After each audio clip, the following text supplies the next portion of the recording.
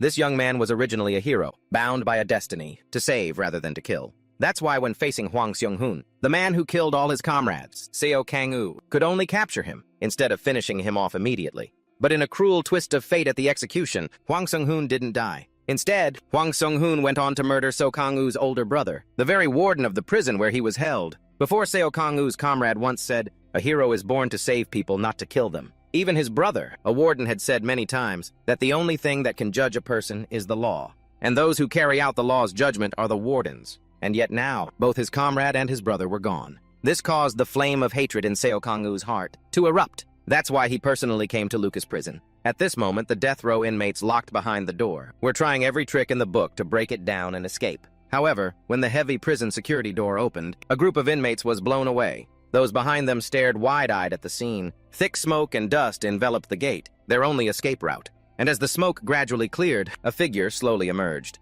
It was Seo Kang-woo, only this time, he didn't enter the prison as a hero, but as a warden, a bloodthirsty butcher. "Hello, you pieces of trash. I am Warden Seo Kang-woo." He spoke calmly, but his eyes were filled with bloodlust. The inmates here had all more or less heard of Seo Kang-woo, so they were all wondering why he was wearing a prison warden's uniform. But that wasn't very important. What was important was that the bastards here all wanted to take Seo Kang-woo's life. But whether they had the balls to do it was another story. Dozens of death row inmates with terrifying strength charged toward Seo Kang-woo in unison. But he just stood there motionless as a statue, until those who didn't know their place got close. Seo Kang-woo unleashed a devastating punch, sending the massive bodies of dozens of inmates flying. The sight of blood and gore, splattering from just one punch, made the remaining guys tremble in fear. They knew Seo Kang-woo was a hero, but they never imagined his power was this monstrous. "Listen up, you animals," Seo Kang-woo said after straightening his clothes. "From now on, by order of the government, the execution of death sentences will begin on the first floor." Seo Kang-woo was determined to take over his brother's work. Meanwhile, his arch-nemesis, Hwang Seung-hoon, was still in the basement, level 5, sitting on a mountain of corpses of the unlucky wardens waiting for him. When the prisoners heard Seo Kang-woo talk about executing them, they found it utterly ridiculous, because many of them hadn't even been scheduled for execution yet. They felt this was total bullshit, and so they became even more enraged. But in Seo Kang-woo's eyes, these animals, who had taken countless innocent lives, didn't deserve to live. "So what if we killed people? It was just a few lives," an inmate named Khalida yelled. It's worth noting he had murdered 12 innocent people. Following him, many others also began to shout, in protest, arguing their hands weren't that bloody. Their reactions were so absurd that they made Seo Kang-woo feel sick. The sound of loud cursing echoed throughout the prison, and among the rioting prisoners, there was a blue-haired guy named Choi Gu-hwan, who had been silent from the start. He himself had ended 8 lives, plus the crime of sexually assaulting his victims. Now a wicked idea was forming in Gu-hwan's mind. He felt that Seo Kang-woo was distracted by the other inmates, so he could probably use this opportunity to break out. No sooner said than done, Choi Gu-hwan quietly gathered his momentum. Then, with whirlwind speed, he dashed past the other inmates, past Seo Kang-woo, and headed straight for the open prison gate. However, his picture-perfect plan was not to be, because the man he was up against was the hero Seo Kang-woo, who had even captured Hwang Seung-hoon alive. And just as Gu-hwan was about to dart through the gate, Seo Kang-woo stopped him dead in his tracks with a powerful kick. Fresh blood sprayed everywhere. This horrific sight made all who witnessed it, even though they were all cold-blooded killers, feel a chill run down their spine. Its suppressive effect was also incredibly good. The inmates were no longer rowdy. Instead, they began to look at him with fearful eyes. "You bastards, I'll give you one last chance. Quietly put on the monitoring devices and return to your cells to await your turn for execution, or be executed right here at my hands." Seo Kang-woo's ruthless tone made the atmosphere incredibly suffocating, until another inmate burst out laughing. All eyes immediately turned to him. What was that bastard thinking? There's one thing I have been wanting to say. If I'm not going to make it out alive anyway, then dying in a riot is better than just lying down and waiting to die, isn't it? Your negotiation is pointless. That wasn't a negotiation, Seo Kang-woo interrupted. This is just the last bit of mercy I'm offering you. The inmates looked at each other, clear confusion in their eyes. Some felt that the other inmate had a point. They weren't going to live anyway, so dying in a riot would be better than quietly waiting for the guillotine. But there were also those who wanted to prolong their lives a little longer, especially since Seo Kang-woo was no ordinary warden, but a hero from equality with terrifying power. They felt it was better to listen to him, and so a few of them began to hastily put on the monitoring devices. However, the inmate named Hillison wasn't finished yet. He suddenly let out another roar, grabbing everyone's attention. When he saw all eyes back on him, Hillison spoke up. "Attention, everyone, listen up. Even if he's a hero from equality, there's no need to be so worried. He's just one guy. I've taken out a rank 2 hero before, so all we have to do is team up. With just one simple sentence, Hillison made the inmates' resolve begin to waver. They felt he had a good point, so they turned back towards Seo Kang-woo, flashing twisted smiles. Emboldened, Hillison continued to stir their bloodlust. That's right, there's nothing to be afraid of.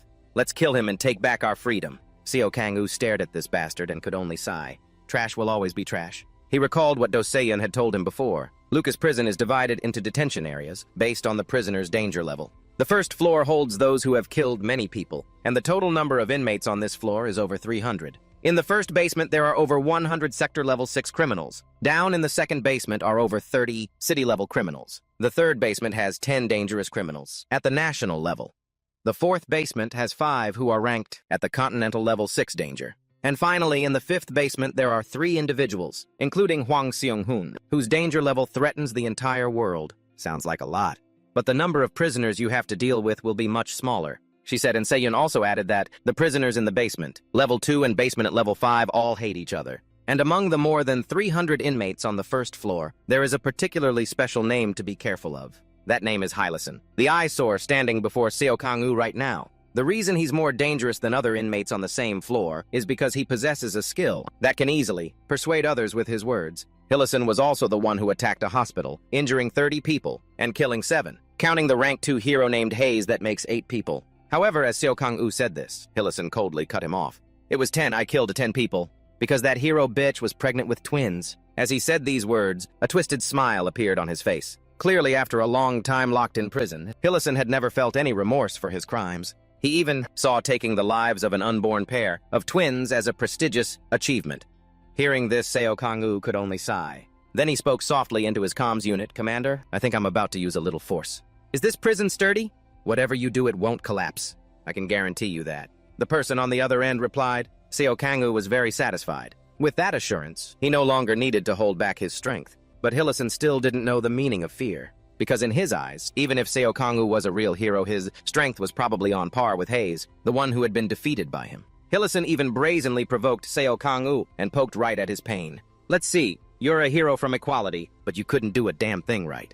To catch Hwang Seung-hoon, you were so desperate that you had to use your own comrades as bait. Right, so today, let us send you to join those deceased colleagues of yours. As soon as he finished speaking, Hillison tilted his head back and roared. The sound he made was like a wild beast, igniting the fighting spirit of all the prisoners on the first floor. He felt his body surging with power. And just like that, under Hillison's command, the crazed inmates on the first floor charged towards Seo Kang-woo in unison, with the ambition of finishing him off. Unfortunately for them, Seo Kang-woo had no intention of letting them have their way. And so just as he had said, afterward, Seo Kang-woo used quite a bit of force, turning the first floor of the prison into a complete mess. Hillison couldn't even see clearly what was happening. He only saw the inmates around him being beaten to a pulp. Screams echoed everywhere. And by the time things quieted down a bit, almost all the prisoners had been knocked to the ground by Seo Kang-woo. They looked back at him, the creator of this bloody work of art. But it seemed Seo Kang-woo had no intention of stopping, because right after he suddenly lifted his leg high and then slammed it hard onto the ground, an immense wave of power was generated, throwing those still standing into the air. The shockwave that Seo Kang-woo just created was so powerful it even startled the inmates in the basement levels below. As for Hillison, after being tossed high into the air by Seo Kang-woo, he had a rather painful landing. But before he could even regain his composure, he saw Seo Kang-woo, his face completely expressionless, lunging towards him. "No, stop!" Hillison screamed. But it was no use, because at that moment, Seo Kang-woo had already activated his death spiral skill. All the prisoners on the first floor were sucked into this skill of his. Hillison was no exception. It carried a terrifying power. Sharp slashes swirled together, forming a vortex. And once struck, by those slashes it was nearly impossible to survive. For instance, that bastard Hillison was sliced in half. A second later, all the prisoners fell, but almost none of them had an intact body anymore. Seo Kang-woo, however, still seemed full of energy. The execution on the first floor was complete. Now it was time for him to head to the solitary confinement cells. Arriving at the first floor solitary cells, Seo Kang-woo repeated the exact same lines he had said to the prisoners outside, giving them a choice between putting on the monitoring devices or being executed by him right here. The further down he went, the more aggressive and dangerous the inmates became. But compared to Seo Kang-woo, a hero burdened by a sea of blood and vengeance, it was hard to say who was more dangerous. The script repeated itself. The inmates who found Seo Kang-woo an eyesore at first refused to listen and attacked him. Then they were knocked down by him. However, it was true that after going to the lower floors, the inmates' level of shadiness increased significantly. For example, this guy with a top knot named Mark. After seeing his fellow inmate get dealt with by Seo Kang-woo, he put on a fearful act and begged for mercy. "Please spare me, I'll put the device on right now. Come here and take it," Seo Kang-woo ordered. Mark approached him, respectfully raising both hands to receive the monitoring device. But Seo Kang-woo had already sensed something was off. Sure enough, the bastard immediately showed his true colors. From between his palms, a blinding purple light appeared, carrying enough power to possibly destroy an entire city block. Mark aggressively shot that beam of light towards Seo Kang-woo, certain that he would die under his firepower. Then he burst into maniacal laughter. "Did you really think I'd actually listen to you? You son of a bitch." However, he hadn't been laughing for more than 3 seconds when Mark's eyes widened in horror, because he saw Seo Kang-woo still standing there, completely unharmed by his power. Not even a little bit. And now it was time for his counterattack. The price for disobedience was having one's skull crushed by Seo Kang-woo's fist, like cracking an egg. Mark was toast. Seo Kang-woo continued to the solitary cell of Basement 1. After he opened the door and entered, the person inside seemed to have been waiting for a long time. He spoke first. "It's pretty noisy outside, huh? It's been 3 years, hasn't it? I knew you'd come. Long time no see, hero Seo Kang-woo. Remember me." This bastard was Kyo-fin-deo, a criminal, arrested for cannibalism and the brutal torture of his victims. The death spiral that Seo Kang-woo had created outside had already alerted him, and Kyo-fin-deo quickly recognized his old foe. So when he saw Seo Kang-woo appear here, he seemed very excited. "Looks like you changed careers, huh? It doesn't seem to be going too well." Seo Kang-woo had no interest in reminiscing with this piece of trash. He cut the other man off. Choose between living and dying. Kyo-fin-deo didn't seem to pay much attention to Seo Kang-woo's request. He pulled down his mask, revealing an incredibly distorted smile. "If I knew we were going to meet like this. Are you and your hero friends from Equality doing okay?" Kyo-fin-deo's smile made Seo Kang-woo remember the first time they met. He and his comrades, after subduing him, began to search the surrounding scene. Then Seo Kang-woo noticed a pot filled with human flesh, so full that blood was overflowing. It was truly a nauseating sight. But back then, Kyo-fin-deo brazenly provoked him. "Doesn't it look delicious? You look like you're about to kill me, but you wouldn't dare." Provoked like that, Seo Kang-woo's anger flared up. He clenched his fist and aggressively charged at him. Clearly, just one blow from Seo Kang-woo would have been enough to send Kyo-fin-deo on his way. And yet his action was stopped. "Seo Kang-woo, don't do it." Seo Kang-woo turned to see the troubled eyes of his captain Lao Sa looking at him. Continuation of previous line. He really didn't continue the attack. That's right. Lao Sa always said heroes are born to save people, not to kill them. However, as Seo Kang-woo withdrew his hand and turned away resentfully, Kyo-fin-deo behind him continued to run his mouth. "Look at your comrade as they seem so disappointed." Back then, if it weren't for his comrades, Seo Kang-woo might have really finished him off. Back in the present, this guy Kyo-fin-deo was still running his mouth just like before. Seo Kang-woo really didn't want to talk to him. If Kyo-fin-deo wasn't going to answer his question, then he would just assume he chose a slightly earlier death. "Do you want to know why I kill people?" Kyo-fin-deo continued to ramble. "I'm not interested." Seo Kang-woo replied, then lunged at his opponent like a flash, slicing his head off. Just when he thought it was over, who knew that Kyo-fin-deo's voice would still ring out casually? "It's because I want them to remember me. So I took their lives, and became the most memorable person in their lives. When they die by my skill, they will never forget me. They have to burn my image into their eyes. As proof, I can show you the memories of the people I've killed." The space in the solitary cell was enveloped in a bizarre purple light. Purple butterflies carrying Kyo-fin-deo's memories fluttered ceaselessly around Seo Kang-woo, and it seemed he really intended to show him the memories of the victims who had died at his hands. A stream of white light appeared in Kyo-fin-deo's palm. It condensed to form the shape of a child. It was one of his victims, and Kyo-fin-deo intended to start with this child's memory first. However, he never asked if Seo Kang-woo wanted to hear it. As a result, Kyo-fin-deo's entire right arm was quickly chopped off by him, causing the image of the coalescing child to gradually fade away. "Were you put in solitary because of that mouth of yours that just keeps running on and on? I really want to shut it," Seo Kang-woo said, his voice low and menacing. He spoke as he moved closer to his opponent. "You don't have time to attack me with your skill, right?" Having been seen through by Seo Kang-woo that he was deliberately stalling, Kyo-fin-deo didn't argue. He just wanted to ask him one thing before he died, whether he remembered the people he had killed. He thought it was a question that would weigh heavily on his psyche, but who knew? Seo Kang-woo didn't even bother to think and answered immediately. "No, because there's nothing worth remembering, especially a piece of trash like you." Seo Kang-woo just wanted to end this quickly. Who knew that bastard Kyo-fin-deo would use his skill to create images of his fallen comrades? What was even more terrifying was that these images were as real as life. "Kang-woo, don't!" Seo Kang-woo could even hear their voices, just like before. They were stopping him from striking, even if the opponent was a criminal. Because a hero's duty is only to save people. Seeing Seo Kang-woo so dazed, Kyo-fin-deo looked extremely pleased. "Do you remember these people?" 1 second, 2 seconds passed. Seo Kang-woo remained silent. This reaction made Kyofindio even more certain that he had truly hit his weak spot. The earnest voices of his old comrades continued to ring in his ears, and yet after a few seconds of being dazed, Seo Kang-woo gripped the sword in his hand firmly. Then with his own hands he cut down their illusions. "Are you done with your little tricks?" he asked Kyofindio with eyes and a voice full of hatred. The smile on Kyofindio's lips froze. He didn't think Seo Kang-woo could bring himself to cut down his own comrades without any hesitation, even if they were just illusions. It seemed his mental fortitude was much stronger than he had imagined. At this point, the two were facing each other at very close range, and Kyofindio had no way out, or any petty tricks left to escape. Just like that, his body was sliced into 2 pieces by the superior power of Seo Kang-woo. "I'm not a hero anymore, I'm a warden. So don't think I can't finish you," Seo Kang-woo said. In response, his opponent gave a contemptuous smile. "What, you're not just a warden, you're a monster.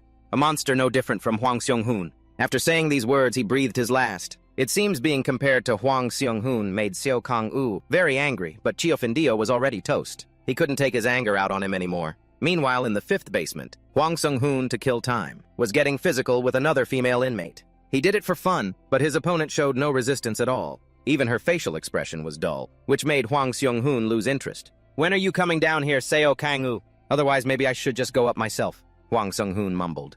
In another development, Seo Kang-woo's actions were now being noticed by another group of 3 inmates. The leader of that group was a woman called Sinka. Just one look at her crazed, excited demeanor and you knew she was not a normal person. "Lady Sinka, when are you planning to start?" the man next to Sinka asked impatiently. Sinka's excited voice answered him. "He's appeared. He is my beloved husband." "Your husband?" Sinka's 2 underlings asked, confused, but she just beamed again and firmly asserted that Seo Kang-woo was her husband. "Isn't your husband Hwang Seong-hoon?" the man named Canis asked, puzzled. "That's right. Isn't that why you plan to attack the prison? To rescue him?" This time the woman named Kato next to them chimed in. They didn't forget to add that Seo Kang-woo is a hero and the person least useful for Sinka's development. But it seemed she didn't care about that at all. After all, Seo Kang-woo was only a hero in the past. Besides, looking at his crazed state now, compared to Hwang Seong-hoon, he looks much more like a monster. "You should just choose one. Polyamory is illegal," Canis and Kato said in unison. Sinka stared at the tablet in her hand, seemingly deep in thought. Then she made a decision. "Between the 2 of them, Seo Kang-woo and Hwang Seong-hoon, whoever survives in the end will be my destiny." "So who will it be?" Sinka's voice rose to a high pitch. It seemed she was greatly anticipating the final death match between the 2 men. After Seo Kang-woo cleared the 1st basement level, Du Seon appeared. She couldn't deny that his clearing speed was truly terrifying, but the strength of the prisoners in the basement below will increase exponentially. Therefore, Seon advised Seo Kang-woo to rest a bit to recover his strength. However, he refused and requested that Seon immediately open the door to the next basement level for him. Seeing the determined look in Seo Kang-woo's eyes, Seon knew that any more advice would be pointless. It's just that before he went down, she had a favor to ask. On this 2nd basement level, there are still surviving wardens sending out distress signals. So Seo Kang-woo's mission, aside from clearing out the prisoners, is to save these people. "How many wardens are on each floor?" Seo Kang-woo asked. Seon shook her head, saying that all communication devices on the 1st basement level were broken, so she didn't know the exact number. But she was certain that there was only 1 person left alive in the 5th basement, because all the communication devices on that floor were still operational. That warden had both his legs cut off. Although still alive, he could only crawl on the ground and constantly call for help. Following him was that animal Hwang Seong-hoon. The reason Hwang Seong-hoon left him in a state of living death like that and didn't destroy the monitoring devices was so that the people above could, through them, see this scene. His cruelty was beyond words. Seo Kang-woo was also anxious to get to the bottom floor. Therefore, he had to speed up and clear the upper floors first. Du Seon, through her comms, ordered her subordinate to open the door between basement levels 1 and 2. Before Seo Kang-woo went down, she was still uneasy, and once again reminded him to be extremely careful. Because the power disparity between the prisoners on these 2 floors is huge. It can even be compared to heaven and earth. Although Seo Kang-woo wasn't weak, his opponents still outnumbered him, so facing them was too dangerous. As the door to the 2nd basement level opened, a noisy, chaotic atmosphere hit Seo Kang-woo straight in the face. The inmates inside were rioting, brawling with their fists while firing wildly. Seeing the door crack open, they focused all their firepower on the newcomer, not caring who it was. Seeing the rain of bullets pouring straight towards Seo Kang-woo, Seon was terrified and shouted his name. But before she could get a response, she saw another tall figure looming over her. "Before you worry about others, worry about yourself first." A criminal with a cynical smile appeared from God knows where and charged in front of Seon. Then he grabbed her by the neck with one hand and lifted her up. "You're a warden, huh? What a rare opportunity. I've always wanted to smash that arrogant face of yours. Should I do it right now? He cackled. Then he turned around and yelled, "Hey, you idiots, it's a warden. Whoever catches them first will be the one." However, before he could finish his sentence, the scene before him shut him right up, because the inmates who were just aggressively rioting here a few seconds ago were now all collapsed on the ground. It was as if they had been swept over by an immense force, so fast they couldn't even resist. "What the hell is this?" the bastard mumbled. He was too busy staring at the scene before him to notice the danger right above his head. By the time he realized it, it was too late. Seo Kangwoo swooped down from above like an arrow. With that same basic fist, he immediately knocked the bastard out, freeing Du Seyun's choked throat. She fell to the ground, panting heavily. It seemed even Seyun never thought that Seo Kangwoo was this strong. "Don't go down to the second basement. It's too dangerous," he said. Yes, I understand," Seyun stammered in reply. She was still in shock from what just happened. But just as Seo Kangwoo was leaving, Seyun suddenly thought of something else. She called after him, "Wait, Warden Seo Kangwoo! One more thing. Tom Moki was captured on the first basement level." "I know," Seo Kangwoo replied. "In a solitary confinement cell on basement level 1, a group of dangerous prisoners are locked up, all together in one solitary cell. Among them is Tomoki, the one Seol just mentioned, and also Tom's older sister, one of Kang Yu's fallen comrades. You hear that sounds like screaming, doesn't it? Did they make it?" The death row inmates buzzed among themselves. They thought the mass breakout of the prisoners from the upper floor had succeeded. "Hey, you morons, you think they actually succeeded? Do you really think any of them could stir up trouble here? I guess you wouldn't know," Tomoki said arrogantly. At that moment, she was forcing a living prison guard to kneel on the ground, using his back as a chair for herself. Tomoki had no beef with these criminals, but she loved to run her mouth and provoke them, just because she was stronger. Simple as that. The other death row inmates, whom Tomoki mocked as not being smart enough, were furious. Among them was a hulking guy named Thanner. He rushed in front of Tomoki, threatening loudly. "Hey, bitch, you want me to kill you?" The threat not only had no effect, but it also made Tomoki snort with laughter and ask back, "Kill me, you've only ever killed nobodies. Have you ever killed someone with superpowers? Or even fought one? And if you don't know why I'm here, it's because I've killed them." Tomoki's face was full of arrogance as she flexed these achievements of hers. But Thanner, that idiot, still thought she was a pushover. He even declared that he would kill someone with superpowers right now. As he spoke, Thanner clenched his fists. His muscles bulged. But in Tomoki's eyes, he was just a useless slab of meat. She flicked her hand lightly, a gentle claw, and sliced Thanner's large body in two. "Kill who's the one getting killed, you idiot!" Tomoki's claws were dripping with blood. She had just taken a life without even batting an eye. This crazy woman was actually a hero. More accurately, a former hero. She had once captured countless villains, so she knew exactly how to catch those with superpowers. Then using that very knowledge, she ended the lives of 28 other heroes and was thrown into this prison. "Now I will teach those who side with me," Tomoki announced. "I will show you how to hunt someone with superpowers. And more importantly, I already know what Seo Kang-woo's superpower is." "How do you know Seo Kang-woo's power?" the surrounding inmates asked curiously. Tomoki replied proudly that because she herself was once a hero, she had access to reliable intel. "Even if we know, what can we do to him?" At that moment, another inmate named Speak spoke up. He knew well that Kang-woo was a hero from Equality, an organization composed entirely of first-rate heroes, completely different from third-rate heroes like Tomoki. But in response, she remained completely unfazed, not even seeming the least bit worried about Kang-woo's power. "Ever since Lao Sa became the head of Equality, there have been changes in the hero profession," she said slowly. "The first change to mention is that heroes are no longer allowed to arbitrarily take the lives of prisoners. Second, they often organize group training sessions between heroes. And finally, the system of ranking heroes from 1 to 5 has been abolished." Tomoki mentioned this because the time Kang-woo joined Equality just so happened to coincide with when this ranking system was under maintenance. He was specially selected, despite having no outstanding achievements. In other words, Tomoki suggested Kang-woo got into the organization through connections, and there are even rumors that he's Lao Sa's lover. Hearing her say that, Speak thought it over and realized he had indeed never seen Kang-woo fight. But then again, he had cleared the first floor of over 300 prisoners in the blink of an eye. This alone proved that Kang-woo's strength was at least rank 3, meaning one level above them. "The first floor is full of insects," Tomoki cackled. "Even you guys could easily do that." Right, the reason she said that was because this solitary cell was full of dangerous people. For example, Tremagang, who has killed 1738 people. Hun-hee, who has killed 1983 people. Go-ryan, who has killed 2270 people. Miju Jonak, the murderer, who has taken 3521 lives. And that guy, Speak, is an especially dangerous criminal, having killed as many as 6435 people. There wasn't a single person here who wasn't formidable. Tomoki wasn't saying Kang-woo was weak. He was indeed very strong. But she knew his weakness. Therefore, if the formidable people here just teamed up and attacked that weakness relentlessly, they could definitely take him down. Hearing Tomoki say this, Speak shot her a skeptical look. You know his weakness? Hey, why are you overthinking it? How long are you gonna take? Make a decision quick, he's coming, Tomoki urged. Outside the solitary cell, footsteps indeed echoed. The prisoners looked at each other. One by one, they agreed to join the mission. Speak was the one who thought the longest, but in the end, he still agreed. Tomoki was very pleased and began to lay out her vicious plan for them. It is said that since the last century, when humans began to awaken superpowers, scientists, through research, divided superpowers into three main types. First is the type that can transform or enhance the body, called the physical ability group.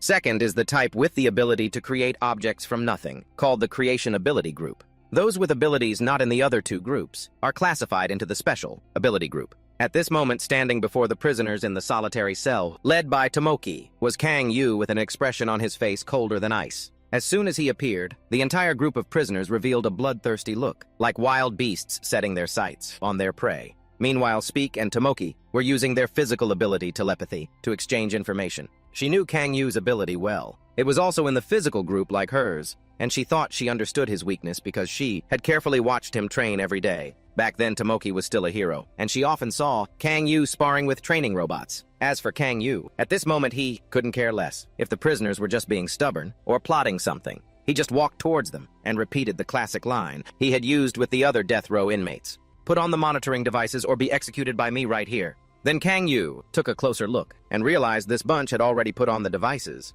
He let out an "oh" and continued, so proactive. But if you want to punch your ticket early, feel free to place an order with me. Who would have thought that the group blocking his path was just a decoy? While Kang Yu was focusing all his attention on their necks, he was sneak attacked from the side by Tomoki. Just like when she had watched him spar at the organization, Kang Yu had absolutely no reflex to dodge. She had used the cell doors to form a defensive line, then had the ones with creation and special abilities attack relentlessly. But Tomoki also knew the reason Kang Yu didn't dodge these attacks was because they couldn't harm him. Just like now, Kang Yu stood in a hail of fire, but his body didn't budge an inch. His face showed no expression whatsoever. She had anticipated that, so she still had another card up her sleeve, a long-range attack that Kang Yu probably couldn't predict. By the time he realized something wasn't right was flying towards him. His entire body was bound tightly by dozens of ability-restricting devices. Those were the spoils that Tomoki had ordered the other prisoners to collect from the corpses of the dead guards on the first basement level. At first, they were skeptical, wondering if this stuff would work on Kang Yu. But Tomoki insisted it would be useful. They just needed to put more on him. That's stuff from the first basement. For rank 2 heroes, just 10 are enough. Even for a rank 1 hero, wearing 15 would drain all their power. All these devices were given to Million, a prisoner who had taken 2421 lives, thanks to his special ability of object manipulation. He was responsible for putting them on Kang Yu. And to prepare for the worst-case scenario, Tomoki decided to put a full 30 on him. Seeing Kang Yu's entire body covered in dozens of ability-restricting devices, the prisoners couldn't help but jump for joy. They all thought he was done for this time. However, there were 3 huge mistakes in that woman's plan. The first was that Kang Yu's power was far greater than that of a rank 1 hero. Therefore, he just needed to use a little more strength, and all the devices restricting his power were blown away. Then an enraged Kang Yu threw a punch, and the small fry blocking his way were all knocked down. To Tomoki's horrified gaze, the prisoners immediately fell into chaos. Tomoki screamed, telling them to calm down and quickly implement Plan B. It was a cowardly and more disgraceful plan than ever, because they were using hostages to threaten Kang Yu. A few guards who were still alive, who had just been forced to be Tomoki's human chairs, were now being held captive. The inmate threatened that if Kang Yu took one more step, he would immediately kill the guards. However, this was the second miscalculation in Tomoki's plan.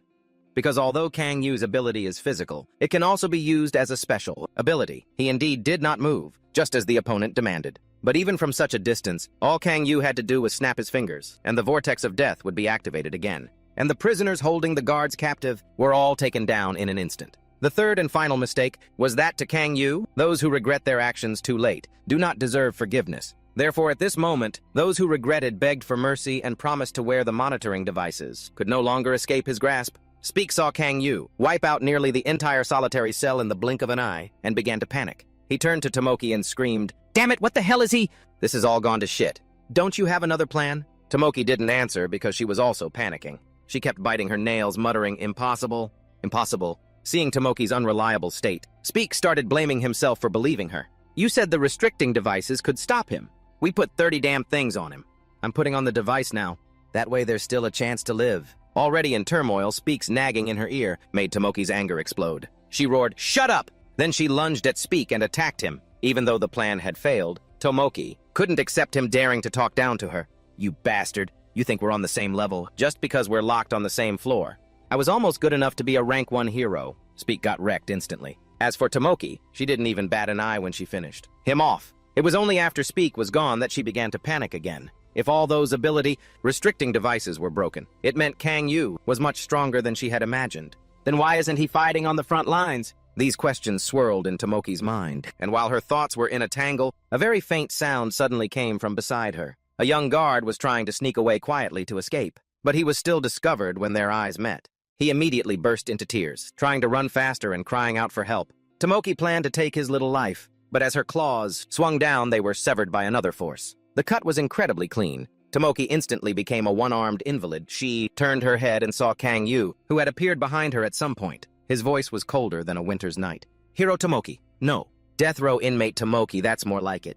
Do you have any last words?" Tomoki clutched her bleeding arm, letting out a dry laugh. "Ha ha ha, damn it, I'm really done for." In the oppressive darkness of the prison, Kang Yu's voice rose. "Are those your last words?" Tomoki didn't flinch. Her eyes looked straight into Kang Yu's sharp face as she asked, "Is it true that all the equality heroes are dead, except for you?" Kang Yu replied without hesitation, "Yes." She smirked. "I see, so Tom is dead too." After hearing this, Kang Yu remained silent, his expression showing a rare hint of regret. Tomoki persisted, asking again, "She's dead." She tilted her head up. "I told her not to become a hero. What a foolish little sister." She continued to ask, "As a member of equality, you kill people. Do the other heroes know?" Kang Yu was silent for a second. Along with it came Tomoki's hoarse laugh. "You know full well how Lao Sa tried to change this hero business. But because of you, everything's back to the way it was. I wonder if Lao Sa is sad in the afterlife." He looked at her with sharp eyes and let out a sentence, "Your last words are too long." Suddenly, memories flooded back like a film in reverse. This hero business is not a normal profession. The image of Tomoki, a young girl with a radiant smile, when she first put on the hero suit, appeared. Her body was brimming with physical special powers. That's what Tomoki felt after becoming a hero. But destroying villains doesn't mean everyone is righteous. The piercing scream of a girl with orange hair rang out. "Please save me." The girl trembled, begging. "Please, I'm begging you." The thug beside her was holding a knife to the girl. He shouted, "Stay put." He continued, "If you move." Before he could finish, a flash of light shot past at incredible speed, dashing straight towards and slashing the orange-haired girl. Before losing consciousness, the girl's eyes widened in disbelief at what was happening. While on a mission, even if civilians die, the hero's status is absolute. Kang Yu smirked and uttered mockingly, "Mission complete." The reason Tomoki became a hero was simple. Tom's voice echoed softly in her ear. "You always help me, sis." It was a warm handhold. Tom's radiant smile was something she'd never forget. Along with it, a sentence mixed with happiness. "It's amazing, just like a hero." Her little sister Tom, who had no special ability, depended heavily on her sister who possessed a powerful one. She looked into Tom's sparkling, smiling eyes and replied, "That's right, isn't it?" Her face was filled with a terrifying look. "Your big sister is amazing, right? A twisted personality like a hero." The scene shifts to a small, damp alley. After saving a girl, she, recovering from her panic, hastily thanked Tomoki. "Thank you for saving me," she coolly uttered as if mocking. "Oh, it's nothing." Instead of pride, Tomoki smiled and said, "Just doing the right thing." She felt love for the act. Tomoki continued to be a hero. Finally, on a mission, she killed a villain. The villain with a twisted face fell. The first time she killed someone. For the first time in her life, she felt superior. She muttered to herself as if speaking to herself, "Killing is so exhilarating." After that, Tomoki continued to kill people, villains, civilians, heroes. She killed them all, sparing no one. The red of blood soaked everything. Among them, Tomoki's favorite was killing heroes weaker than herself. She looked down at a battered hero sitting on the ground. She smiled. Her psychology was that of a psychopath. The feeling of betrayal, shock, and finally she had lost her happiness. In the dark corner of the room, the hero whimpered, begging her, "Please, please spare me." That expression drove Tomoki mad. She smirked with a savage grin. But the truth will always out. Tom became suspicious. Tomoki always came home very late, reeking of blood. So that day Tom followed her. Tom was shocked. She was horrified by what was happening before her eyes. Witnessing her own sister murder someone. Tom's voice trembled. "Sis?" Tomoki was startled and turned around, a hint of guilt in her eyes. "Tom, I told you not to stay out late." It was just a moment of initial confusion. What followed was her true self. She said, "It's no use." For the first time, Tom found her sister's smile so horrifying. She vaguely asked, "Want to join in?" Tom was surprised again. She asked back, "What, Tom?" A crazed Tomoki raised a hand high, preparing to end a life. If not, then I'll do it myself. Tom's piercing scream rang out, "No!" The image of a chain emitting a purple light flew straight to wrap around Tomoki's hand. To her surprise, And on that very day, Tom awakened her powers and her first act as a new hero. Tom shed tears, choking out, "Sis!" From that moment on, Tom became a hero and constantly pursued her sister, who had become a villain. Finally, she did the opposite. The chain wrapped around Tomoki's neck. She spoke, "Villain Tomoki." Her eyes looked straight at Tomoki as she declared, "You're under arrest." Tomoki looked down at her little sister. "So you're not calling me sis anymore? That's sad, your power is getting stronger. So it's a shame that it's a summoning-type special ability, and not a physical type." Tomoki continued to mock. "Those without physical special abilities are truly pathetic." She laughed like a maniac, "because they can only kill from a distance. They'll never know the ultimate excitement of tearing someone apart with your own hands." Tom grimaced as she continued to listen to Tomoki's words. "You never understood me," she replied. "I never had a sister like you." Back to the prison scene with Kang Yu. Tomoki gently asked, "Did Tom die in pain?" Kang Yu replied, "Tom." He recalled the day that Tom died, when she fell in the fight against Hwang Seong-hwan. Tom with a face full of injuries. "It hurts so much." She remembered her sister. "Save me, sis," Kang Yu told Tomoki. As she was dying, she was still calling your name. She was silent for a beat. Her eyes held a hint of sadness. "I shouldn't have asked." A blue light appeared. "It just makes me feel worse."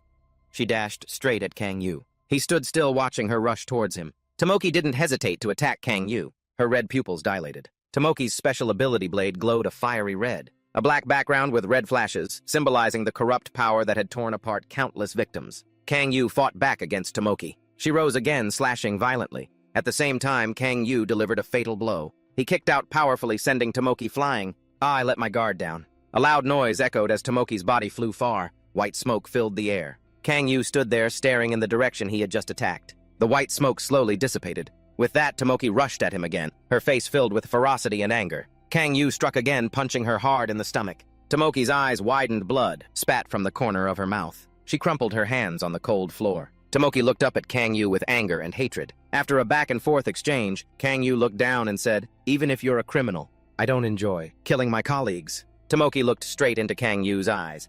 "Then can you—" She smiled devilishly. "Spare me." Tomoki knelt. "You're a hero." "You promised Lao Sa—" Kang Yu interrupted. "I'm not a hero anymore." Tomoki continued to plead, "But please spare me," she cried, panicking, clutching Kang Yu's leg. "I don't want to die. I don't want to die." Kang Yu replied, "Your current state is the very scene you used to see all the time." She remembered the people begging her. Spare me. Please spare me, Tomoki." Kang Yu's cold gaze swept down. "What did you do to those who begged you for forgiveness?" She knew begging was useless, so she let out a small laugh. He angrily cursed, "You bitch." A red aura gathered in his hand, preparing to strike down Tomoki. The scene shifts to outside the prison with a gloomy sky. The sound of Cell Kang Yu's fight echoes throughout the prison. "That sound!" Canis and Kato looked towards the source. "Do you hear the explosion?" Sinka shouted happily. "That must be Cell Kang Yu. Right, how he now makes some fall in love." To Hongjia's terrified face. "What the hell is going on? It makes some afraid." But for some, like Hwang Seong-hwan, beside him was a woman tied up tightly, kneeling on the ground. He looked up and called out, "Cell Kang Yu!" It makes them even more expectant. The bound woman looked at him silently. He said, "It can't be helped." He excitedly raised his hand. "Now I have to go up." Suddenly, some force slammed into him. Seong-hwan's body flew far. His hat flew off with the force. "Whoa!" He sat on the ground, his eyes wide. Surprising. Suddenly, someone's voice spoke up. "Bored kid." It was Kingston. He asked Seong-hwan, "Want to play with me?" He reached for his hat and put it back on. "You're too scary." Kingston also gave Hwang Seong-hwan a savage grin. "Scared, huh, Basement 5 inmate number 01? I'm just a kind old man who wants to play with children," he said. Kwang Ho and another person shouted in alarm. "Ma'am!" Seun turned her head. "What's wrong?" Kwang Ho said fearfully. "Right now on the 5th basement level. Kingston and Hwang Seong-hwan have run into each other." She smirked. "That's great." Kwang Ho was quite surprised by this statement. Seun crossed her arms and continued. "One of them will have to die. Personally, I want Kingston to win. He's not as dangerous as Hwang Seong-hwan." She frowned. "But hey!" The red light of the camera flashed. Seun pursed her lips and asked, "Why is that woman with him?" In the light was the orange-haired girl tied up by Seong-hwan. He spoke up, asking Kingston, "Hey, old man, you gonna play with me?" Kingston smiled. "Of course." Hwang Seong-hwan whined, "I don't wanna." The old man kept his smile. "Is that so?" He began to reveal his true face. "But this old man really wants to play with you." Kingston. He was the first prisoner of Lucas Prison and also the oldest long-term inmate. Unlike the prisoners on basement levels 4 and 5, who had killed millions, he had only killed 3 people. The first to die was the strongest and most evil villain of the time, Caracas. The other 2 who died were heroes, the most talented at that time, Clark Enhalo. He killed the 3 strongest people at the time. He himself said, "I kill all those who are called unbeatable." Kingston stood among a sea of people and asked, "Now am I unbeatable?" He continued, "It's useless." He allowed himself to be captured by the government. In terms of risk, he was the lowest. But he surrendered after killing only a few people. And that was also the time when the relationship between the government and the Hero Association wasn't so good. He managed to avoid execution for 35 years. Back to the present. That old face and deep voice spoke up. "I'm not going to kill you. Just playing gently will do. If I step on a young sprout, I'll feel guilty." Sung Hwan wasn't scared at all. "Oh, in that case," he held out his hand. A purple-blue light enveloped it. He lifted all the corpses of the dead high into the air. With a cold gaze, the corpses were pushed up by gravity, levitating in the air. Then they all turned into small bullets that radiated a red light. Hwang Sung-hwan said slowly, "Let's play a little." He flung all those bullets towards Kingston at incredible speed. Kingston wasn't scared either, standing still and watching. When the bullets got close, he blocked with both hands in front. With one hand, he caught a blood bullet. Kingston crushed the bullet and it shattered. He continued to use his hand like a blade, sharply slicing a bullet in 2. Kingston's hand moved at the speed of light. All that could be seen was an afterimage. He blocked the bullets that were continuously rushing towards him. Kingston's eyes flashed with killing intent. Everything in the room seemed to stop for a moment. Just a second later, the blood bullets shattered. Sung-hwan watched the crimson drops of blood falling like a waterfall, his face showing no emotion. Kingston looked back smugly, his mouth slightly upturned. He said, "I thought you used psychokinesis. But this current attack and defense of yours is like this. So you're not a psychokinesis user, are you?" Kingston laughed loudly. "Do you have any other way to attack?" Sung-hwan replied, "I've thought about it." His blue eyes looked straight at Kingston and continued, "I knew it, playing with an old man is boring." "What's so funny about a man on the verge of death?" Kingston narrowed his old eyes silent for a second. "You're just an arrogant brat," he continued. "I've met plenty of people like you, like a frog in a well. Everyone thinks they're the strongest." Kingston stomped his foot hard on the floor. The tiles beneath his feet immediately shattered. Stones scattered. The smile vanished from his face. Kingston added another prideful remark. Back in Guang-ho and Seiyun's surveillance room, Guang-ho screamed, "At this rate, the basement will collapse." She glanced at him. "Stop making a fuss." She reassured him, "Even with the power of a Tier 1 or 2 hero, it can't be destroyed. This prison has 20 layers of special walls. How could it possibly be broken?" Everyone calmed down. Cutting back to the fight between Kingston and Seung-hwan, he pursed his lips and said, "I'm going to fix that attitude of yours." He lunged at Seung-hwan at an incredible speed. Seung-hwan stared intently at Kingston's approaching figure. His blue pupils widened. A foot. Kingston's foot was flying at his face. The leg with its terrifying power was just inches away. Boom! Everything in the room seemed to shatter. The aftershock made the entire prison tremble. In the surveillance room, Guang-ho was still panicking. "Everything is shaking violently." He yelled, "Come!" Commander Seiyun asked, "Is everything all right?" "Who won?" Guang-ho quickly interrupted, "That's not it. Everything in Kingston's room. And Seung-hwan's is starting to collapse." Guang-ho reported, "The walls have all been breached." A look of fear started to show on Seiyun's face. "We're so screwed."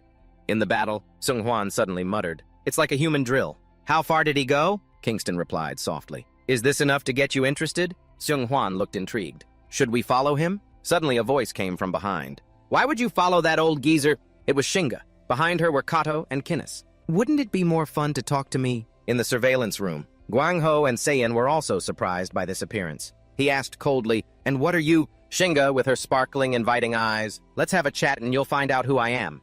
In the surveillance room, Seiyun yelled, "That woman, how is she on the 5th basement level?" Guang-ho was just as shocked, asking, "What is this?" Shinga looked up at the surveillance camera. But before that, she pointed at the screen. "You people watching? Get lost." The signal to the surveillance room cut out. She slammed her hand on the table in anger. The scene changes to a tall, gloomy door. Standing beneath that door was Kang Woo. The scene was quiet. He held the radio attached to his collar. "Commander, work on the 1st basement level is complete. Please open the door to the 2nd basement level." A voice came from the radio, "So Kang Woo, wait." He stood still in front of the door, waiting for the commander's next words. The sound on the radio suddenly became static. Kang Woo asked again, "Commander." He pursed his lips, standing silently before the door. Then Kang Woo used both hands and forced the door open himself. Maybe the signal is weak because he forcefully pulled the door open. Kang Woo speculated to himself. She's gone down to the lower basement levels. As he descended the stairs of the 2nd basement, unlike the 1st floor and the 1st basement, where before even entering, I could smell blood, here there was no smell at all. It was very clean. Not a single body, not even a person in sight. Suddenly a sound caught Kang Woo's attention. Hong Jia was in a panic, fleeing from the beasts chasing her from behind. She yelled as she ran, "Don't come any closer!" The beast opened its mouth wide as if to swallow Hong Jia whole. She cried in terror, "Don't come near me!" While running, Hong Jia was surprised to see someone standing in her way. She screamed, "Seo Kang Ho!" Kang Woo was just as surprised by the situation. The beasts roared, preparing to attack Hong Jia. He immediately used his power to stop them. The beasts. After the panic, she collapsed onto the floor. Kang Woo asked Hong Jia, "Are you okay?" Hong Jia, sobbing, ran and hugged him tightly, choking out. "Kang Ho," she asked, "aren't you supposed to be on the 5th basement level? Hey, what was that just now? Do you have superpowers? That's awesome. But have you been hiding your powers all this time?" He used one hand to gently push her away a bit. "I'm Kang Ho's younger brother." Hong Jia was surprised. "The hero Seo Kang Woo. Why are you wearing a warden's uniform? No. Why are you here?" Kang Woo replied nonchalantly. "So you're my brother's colleague?" He warned, "It's dangerous here." Hong Jia replied casually, "I'm very sorry to hear you say that, young master." Kang Woo's face froze when he heard those words. He frowned and asked, "Who are you?" Hong Jia smiled. "This is the first time we've met, isn't it? I should have been the one to greet you first." She held out her hand as if to introduce herself. "I'm your sister-in-law. You look a lot like your brother. Did you know that?" Kang Woo froze for a few seconds. A huge question mark appeared in his mind. Scene changed to a special room on the 2nd basement level. A voice rang out. Mian spoke up. "It seems a stranger has come here." Mael replied, "That's right, brother. How many sins has this stranger committed?" "He killed my dog." Mian looked at his sister. "Is that so? Then hell awaits him," Hong Jia said to Kang Woo. "I've only ever seen you in photos or videos," she said cheerfully, "but seeing you in person is so much better." "I'm Warden Hong Jia," he replied. "I heard he had a girlfriend, but other than that I don't know anything else." Hong Jia laughed awkwardly, scratching her head. "Actually," she pointed to her stomach. Hong Jia cradled her belly. "In here is the child who will call you uncle." Kang Woo's red pupils widened in surprise. He asked in shock, "What?" Hong Jia quickly explained, "It's not showing yet, is it?" "It's been less than a month. I only found out recently myself. And because of the incident involving Huang Xionghuan, I didn't want to reveal it too soon." Kang Woo asked again, "Is what you're saying true?" She answered immediately, "Yes." "Is there a problem?" His face looked troubled. "No." Hong Jia was still a bit curious. "Kang Woo, what are you doing here? Are you here to quell the riot?" "But you're also in a warden's uniform." Kang Woo hesitated. "I've been appointed as a special warden to execute the prisoners in Lucas Prison." Hong Jia's jaw dropped in surprise. "Huh, you're the executioner. Why would you? Was it an order from the head warden?" Kang Woo replied, "It seems they didn't inform everyone, so I'll give you a brief explanation." He slowly recounted the events that had occurred. Hong Jia felt a bit worried. "A surprise taser attack, who would—" Kang Woo looked into her eyes. "They're still investigating it." Hong Jia couldn't hold back her tears. "Then what about Kang Ho? He must be on the 5th basement level to carry out the sentence." Kang Woo hesitated slightly. "My brother?" She worried. One hand still on her stomach, tears streamed down her face, waiting for an answer. Kang Woo closed his eyes as if in thought. He sighed. A distress signal was sent from the 5th basement level. Hong Jia breathed a sigh of relief. "Thank God." Kang Woo instructed her, "It's dangerous here, so you should go upstairs. I'll take you." Hong Jia flatly refused, "No way. If you want to go to the lower levels, you're going to need me." Kang Woo asked, puzzled, why. Hong Jia held out her hand and began to explain. "When I look at a target, I have the ability to read their memories. It's a special psychometric ability." After explaining, she quickly waved her hands and laughed awkwardly. "I haven't read your memories, Kang Woo, so don't worry. I don't use my power that carelessly.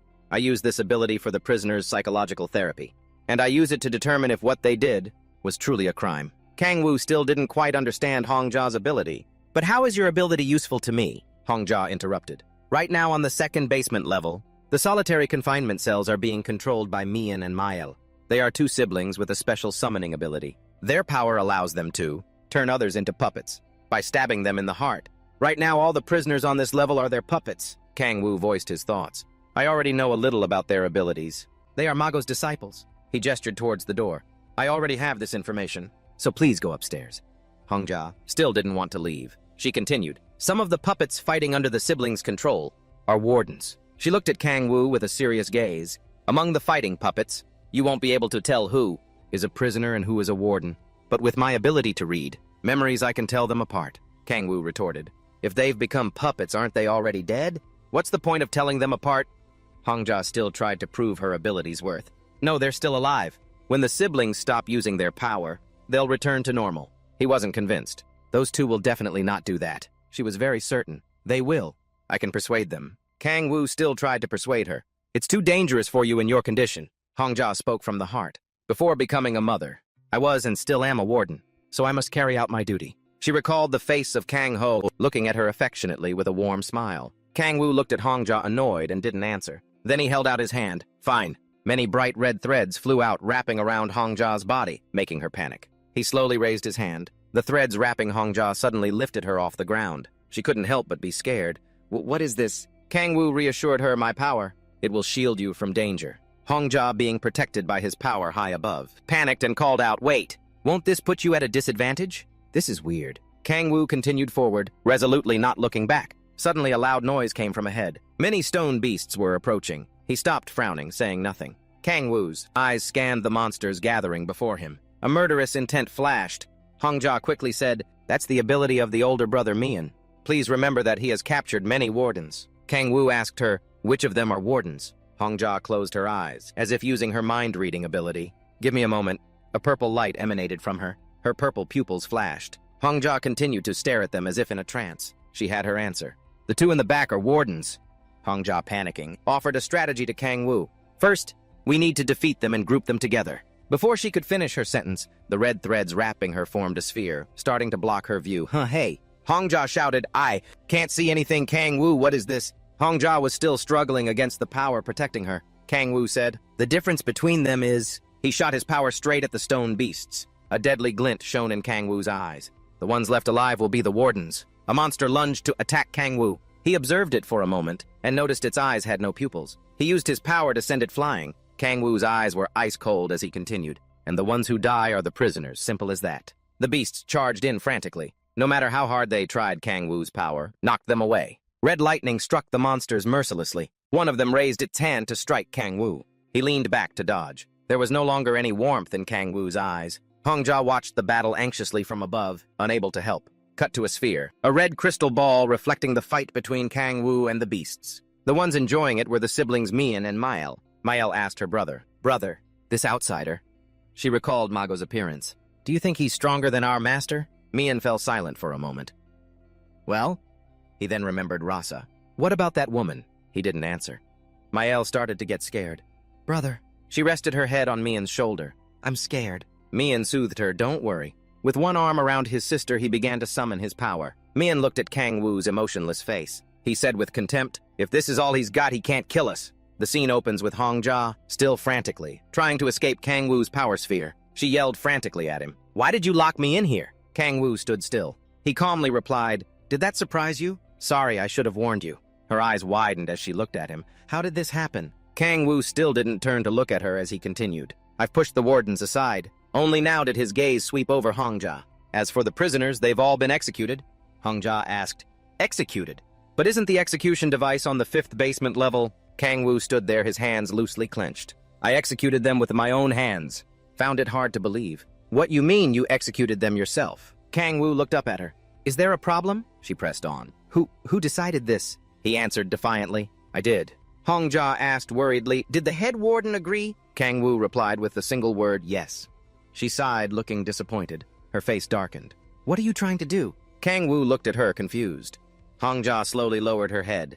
Kang Wu, is everything all right? Kang Wu replied coldly. As a warden, I'm just doing what needs to be done. There's no problem. Hongjia repeated, as a warden. She yelled angrily, We're not supposed to kill them! Our job is to rehabilitate the prisoners, to make them better.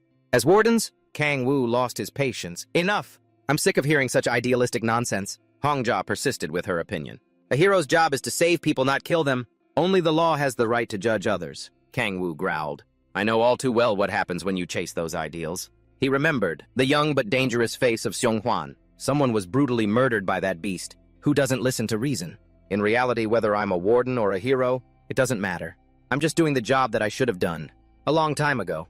Executing the beasts who have given up on being human. Hongjia tried her best to plead Kang Wu. In the end, they're still human. Kang Wu yelled. How can you? Hongjia's eyes widened. He was truly furious, shouting, I even think that. You call them human? One by one, the faces of the villains appeared in his mind. From the 2nd basement level down, there are criminals who have murdered hundreds of thousands of innocent people. All of them deserve to die. In the past, there were those who died unjustly, and there were many debates about the death penalty. After people with psychometric abilities appeared, there were no more cases of wrongful convictions or injustice. Hongjia, you know this, don't you? Hongjia was shocked by what she had just heard.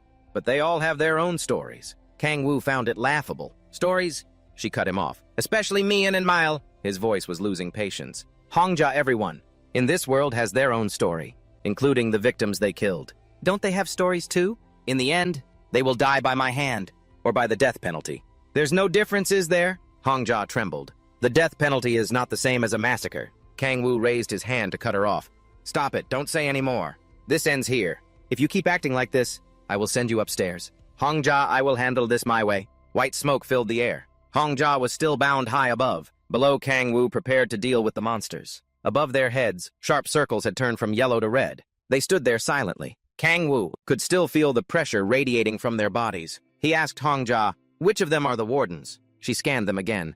The three in the back. Kang Wu said softly, got it. From above, Hongjia looked at him with disappointment and sadness. She said if Kang Ho knew about this, he would be very sad. Hearing that Kang Wu faltered for a beat, the monsters charged. They lunged straight at Kang Wu. For a moment, he had lost his focus. A monster quickly approached him. It swung its sword, slashing at Kang Wu's neck. He looked at it silently. Kang Wu's pupils widened his whole body, trembling uncontrollably. Those words haunted Kang Wu's mind. If Kang Ho knew about this, he would be very sad. His red pupils grew even redder with anger. Seo Kang Wu. He felt his own frustration and anger, building up, hearing others' idealistic words echoing in his head. Anger nearly consumed Kang Wu's reason. An image of Rasa flashed through his mind. Words!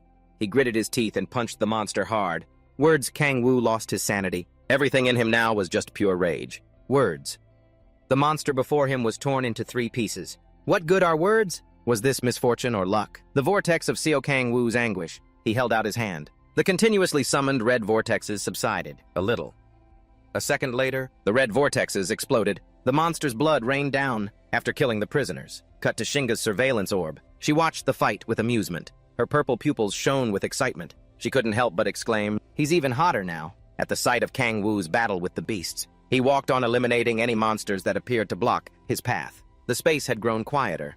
Hongjia spoke up this time. She and Kang Wu both looked in one direction. There were only 3 beasts. The 3 over there are all wardens. Kang Wu advanced alone. Then wait a moment. Suddenly a sound rang out. He glanced in that direction. A door burst open with a faint orange smoke. A voice was heard, nice to meet you. A person with a red circle above their head appeared. It was the siblings Mian and Mile. The outsider. Kang Wu's gaze swept over them without a trace of fear. You came out on your own. That makes things less troublesome for me. I'm glad too. The siblings Mian and Mael slowly approached Kang Wu. Behind them was a giant ferocious beast. Hongjia looked down from above, yelling, Mian Mael! Mian looked up, his eyes still holding a naive look, a complete contrast to the tense atmosphere. Mael clung tightly to his arm, hugging it as if seeking safety. Warden Hongjia, why didn't you come to us? You should have gone to heaven. Kang Wu wasted no time on pointless banter. He commanded decisively, dispel your abilities, and I will grant you a painless death. Mian stared at Kang Wu in terror. Is there an option where you don't kill us? He spoke with the authority of a judge. On the first floor and the first basement level, I gave them the choice to use the execution device, or not. But for the beasts on the second basement level who have killed countless people, there is no choice other than death. Mian suddenly remembered an important piece of information. He spoke deliberately, dragging out his words. Hey, outsider, I heard. You're a colleague of my master. Is that right? Mile added in a resentful tone. The woman a hero just like you was the one who captured us. You and she give off 2 completely different vibes. You're definitely going to hell. Mian stopped his sister. Mile, don't say any more. Kang Wu clenched his fists, power silently gathering. We'll see who goes to hell first. He hugged her and made one last offer. If you promise to let us go, we will dispel our abilities. He snarled, I refuse. Suddenly, Hongjia's voice echoed from above. Her voice was filled with desperation. Mian Mael, this will only make the situation worse. The storage for the execution device. Mian interrupted her. Warden Hongjia, we haven't committed any capital crimes. You understand that, don't you? Hongjia paused, then continued. Therefore, we also refuse. Hongjia whispered again. Mian. Kang Wu didn't let her say more. His words froze all hope. Your way will absolutely not work. He gritted his teeth, his jaw tightening. I will not negotiate with beasts. Her eyes widened as she looked at him. Kang Wu? Kang Wu's power raged like a storm, enveloping his entire body. It's okay. There's no other way. Even beasts should feel pain. Min backed away in fear. Outsider, we don't want to fight you. If you would just listen to our story, we could negotiate. He stuck to his own conviction. I refuse. Hongjia called out, Kang Wu, if you talk to them, this can be resolved peacefully. Kang Wu lost his patience. He sealed the red sphere again, so he wouldn't have to hear her voice anymore. He glared at her. Please stay put. A terrifying surge of power suddenly erupted, rushing towards the siblings, Mian and Mael like an invisible fury. Mian screamed in outrage, outsider! Almost instantly, blood-red ropes appeared out of thin air, twisting and binding both of them tightly. They lifted Mian and Mael cruelly off the ground. The ropes tightened more and more, causing extreme pain to Mian and his sister. Kang Wu looked at them with bloodshot red eyes. As for how to torture villains, I already know. I never thought there'd be a day when those words would become useful. The siblings Mian and Mael trembled looking down from above. The pain and helplessness made them decide to fight back. Realizing that pleading was useless, Mian used his power. A yellow light emanated from his body. Talking is useless. You're not human. Mael continued his thought. We are not beasts or monsters. The siblings Mian and Mael suddenly disappeared and were replaced by two other prisoners. Her voice continued to ring in Kang Wu's ears. We are humans with special powers. The two ropes exploded before his eyes. Mael spoke resentfully. But why? Does this man not call us human? What's the difference between us and them? The beasts summoned by Mian and Mael slowly approached Kang Wu. They began to attack, the feeling. Kang Wu beheaded all the beasts in one move. The stone men closed in. He cursed in anger. Mael, after escaping the bonds, watched the events unfold in terror through the red crystal ball. Mian asked her, Mael, do you need my help? Mael felt she could handle it. No, I'm good. All the stone demons charged in, but they all crumbled under Kang Wu's power. Mian commented his defense is too strong. Mael held the sphere in one hand. She raised her other hand high, beginning to summon her power. Let me help you. After gathering power, she placed her other hand on the sphere. A pinkish-purple magic circle appeared in front of Kang Wu. The red circle shattered. From a liquid form, it slowly crystallized into a circle with sharp spikes. The original monsters, as if their power had been upgraded, became much more terrifying and powerful. So this is the power of a summoner.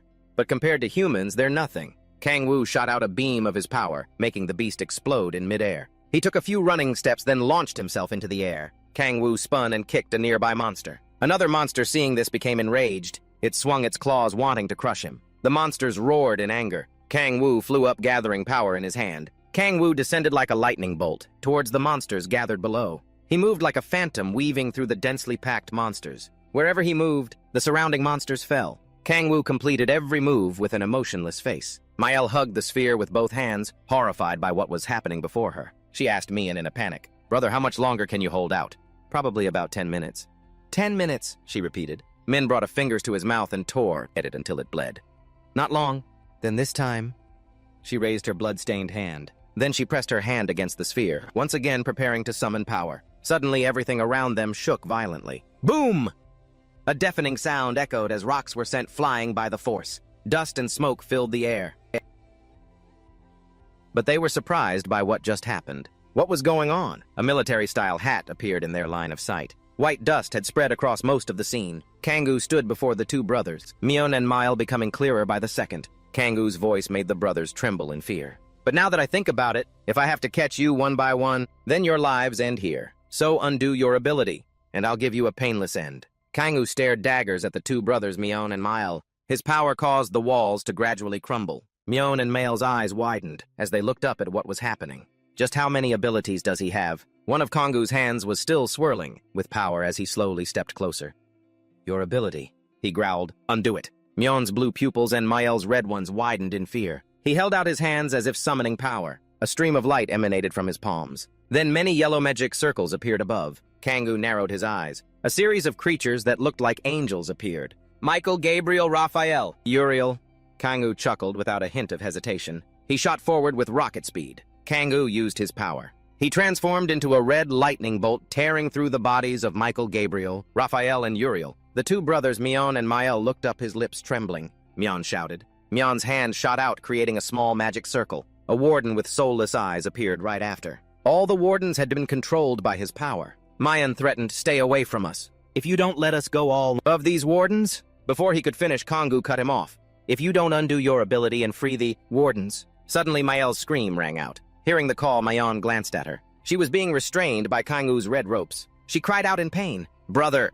He stomped a foot forward and growled. No dialogue. I will make your sister die a very painful death. Mael was in so much pain that tears streamed down her face. She screamed hysterically. Brother, it hurts so much. Mael screamed until her voice was hoarse. Seeing his sister in pain, Mian couldn't bear it. He knelt in agony, begging Kangwoo. I'll undo it. I'll undo the ability. In return, just let me talk to Warden Honga. Kangwoo wasn't negotiating. Undo your ability first. He repeated sternly, undo it. Myeon glanced back at Mael, who was still in pain. Kangwoo continued calmly, and then I'll stop. In the damp room, the two siblings Myeon and Mael knelt facing each other, their hands clasped, undoing the ability together. Myeon emitted an orange-yellow light while Mael's was red. Suddenly, a miracle occurred. The wardens gradually regained their consciousness like normal people again. The prisoners, too. One of them, not understanding what happened, asked, "What the hell?" More people wondered, "Why are we here?" Kangwoo wasted no words, unleashing his power directly at the inmates. Myeon and Mael stood terrified in a corner holding hands. All the inmates had fallen. Only the wardens were left standing. A warden asked Kangwoo, "Hero Seo Kangwoo, what's going on?" He cut them off. "Everyone should head back upstairs." The wardens complied. "Understood." Myeon spoke up. "I've stopped using my ability, so you have to keep your promise." Kangwoo kept his word. "All right, I'll let you see Warden Honga. But first, this scene is full of bloody corpses. Let's move somewhere else. A pregnant woman shouldn't have to see this." The scene changes. His circle around Warden Honga slowly opened. She asked doubtfully what happened. Kangwoo continued, "I've finished the job. The ability has been undone and all the wardens have been saved." She asked anxiously, "What about Myeon and Mael?" He looked straight ahead. "Over there, right in front of me. They want to talk to you before they die, Warden Honga." Honga felt sorry for the siblings Myeon and Mael. "Mr. Kangwoo, can't you just put monitoring devices on these two kids?" Kangwoo was firm. "Don't make me repeat myself." His eyes were sharp as blades. "The beasts in the basement have killed countless people. I will execute them with my own hands." After hearing those words, Honga was speechless. Myeon looked at her and asked, "Warden Honga, did we do something worthy of death?" He pleaded in panic. We didn't do anything that deserves the death penalty. Please say something." Honga was silent for a few seconds. Kangwoo urged her, "Hurry up, Honga." She forced the words out. "Myeon, Mael, you two must be executed." The two siblings, Myeon and Mael, hugged each other tightly. Honga clenched her teeth, unable to continue. Time seemed to stand still. She couldn't say another word. Kangwoo asked, "Do you have anything else to say?" Myeon whispered in fear, "Warden." "In that case," Kangwoo summoned his power, "I will fulfill my promise." His eyes glowed red. "It's time to begin the execution." Mael wailed, "Please spare us, please." She panicked, grabbing her brother's hand. "Brother, brother!" Kangwoo raised his fist, preparing to strike Myeon and Mael. "Brother." Suddenly something appeared, blocking the wave of power. He was stunned, his brows furrowing tightly. A man with a brown mustache appeared. Mago! He had used his power to create a protective shield, enveloping the two siblings, Myeon and Mael. Equality. Myeon hugged his sister and shouted, "Master!" Kangwoo was surprised by this appearance. "Mr. Mago." Mago looked down from above. "What is going on here?" A giant Mago was using his hands to create a shield protecting the two siblings, Myeon and Mael, inside it. Kangwoo looked at the scene before him and began to think. What? Is this the twins' ability? Summoning an illusion. Prisoners from the second basement couldn't possibly have defensive magic at this level. Mago used this ability himself. But why? Why would he use defensive magic on these two? He ignored the thought and continued to summon his own power. Whatever. No matter what I think, nothing's going to change. Myeon and Mael held each other tightly in panic. Kangwoo's power flew towards the shield, causing it to gradually shatter. He glared, his pupils constricting. Mago continued to hold out his hands, summoning many magic circles to block Kangwoo's attack. He cursed angrily, "Damned old man! What the hell have you done? Why is he doing this?" Kangwoo struck again. Every time he broke one shield, a new one appeared. Mago didn't say a word from beginning to end. Seo Kangwoo broke through countless layers of Mago's defense, but he couldn't shake the feeling of frustration in his heart. Flashback to a place with a clear blue sky. Below was a fragrant flower garden where Lyosa was sitting. Right behind her were Ryu, Charutam, and Kangwoo. In the distance, Mago was smiling gently. He was patting the heads of some children. Charu spoke. "Doesn't that old man get tired?" Ryu laughed loudly. "It's nice, though." He then turned to Tom with a smile. "Tom, after we get married, we'll have kids too, right?" She looked at Charu and frowned. "When did I ever say I'd marry you?" He was still being sleazy. "Come on." Tom replied, slightly annoyed. "I hate cheaters like you." Charu refused to admit it. "I've never cheated on anyone." Lyosa looked up and smiled, helpless but indulgent. "Honestly." "Come on, don't bicker." From a distance, Mago looked towards the five of them and called out, "Everyone, don't just sit there watching. Come down here and play with the kids." A clear blue sky with fluffy white clouds. A child was riding on Ryu's shoulders with Lyosa beside them. Everyone was laughing and playing happily. Only at a tree in the distance, Kangwoo sat all by himself. A voice called out, making him turn. "Seo Kangwoo, you don't like children." It was Mago who asked. Kangwoo replied sadly, "It's not that. I just don't know how to interact with them." He smiled gently and taught him, "You just need to imitate what your parents did when you were little." Kangwoo didn't hide it. My parents passed away shortly after I was born, so my only family is my older brother. Hearing this, Mago was very surprised. He covered his mouth with his hand as if to hide his embarrassment. I'm sorry about that. The conversation came to a standstill. Mago cleared his throat and said, Kangu, well then you can practice with me. Try acting like a child. Kangu looked at him with a hint of disbelief. Huh! Mago smiled cheerfully. I'm just kidding, just a little joke for fun. I didn't know you could make an expression like that. But I wasn't entirely joking. If you're having a hard time, you can act childish in front of me. The two of them chatted while watching everyone have fun in the distance. Kangu replied, I refuse. The scene changes to a thorny cliff. Rain poured down heavily. In front was Shung-hoon covered in blood. Kangu stood facing him. He glanced down with cold eyes. It was Tom and Charu, heavily injured and lying on the ground. A feeling of breathlessness rose in him. He glanced again. Right next to them were Laosa and Ryu, also lifeless. Drops of blood dripped onto the ground. They were drops of blood flowing from Kangu's own eyes. He was furious, his jaw clenched tight. A whisper was heard. Seo Kangu? It came from a man with a brown mustache. It's okay. It was Mago gasping for breath, trying to reassure Kangu. It's okay. Everything will be all right. The fragmented memories returned to the present. Therefore, when only one layer of Mago's defense remained, inside the shield Mael had fainted in Mion's arms. Mago was still maintaining his power to protect the two siblings. His smile was as gentle as ever. Kangu looked up at him. The red ropes from Kangu's power moved. He was retracting his power to free Warden Hong-ah. She was released. He called out, Hong-ah, can you read the memories of an ability? Hong-ah was a bit surprised by the question. I can do that. He pointed towards Mago. Then please read the memories of that ability for me. I need to know what that old man was thinking when he did this. She looked ahead, not understanding what was happening. What is that? Hero Mago. In the dark room, along with the hazy smoke and dust, in Hong-ah's hand was the image of Mago smiling gently. On one side he hugged Mion, and on the other he hugged Mile. She said to Kangu, this is the memory contained within Hero Mago's ability. He looked at the image in her hand and commented, it's disgusting. Hong-ah, on the other hand, said, I think it's cute. He asked her, why are the memories of those murderers also here? Hong-ah explained, it's because he used his ability on them. Kangu glanced at her. I didn't intentionally put them in here. Kangu spoke in a low voice.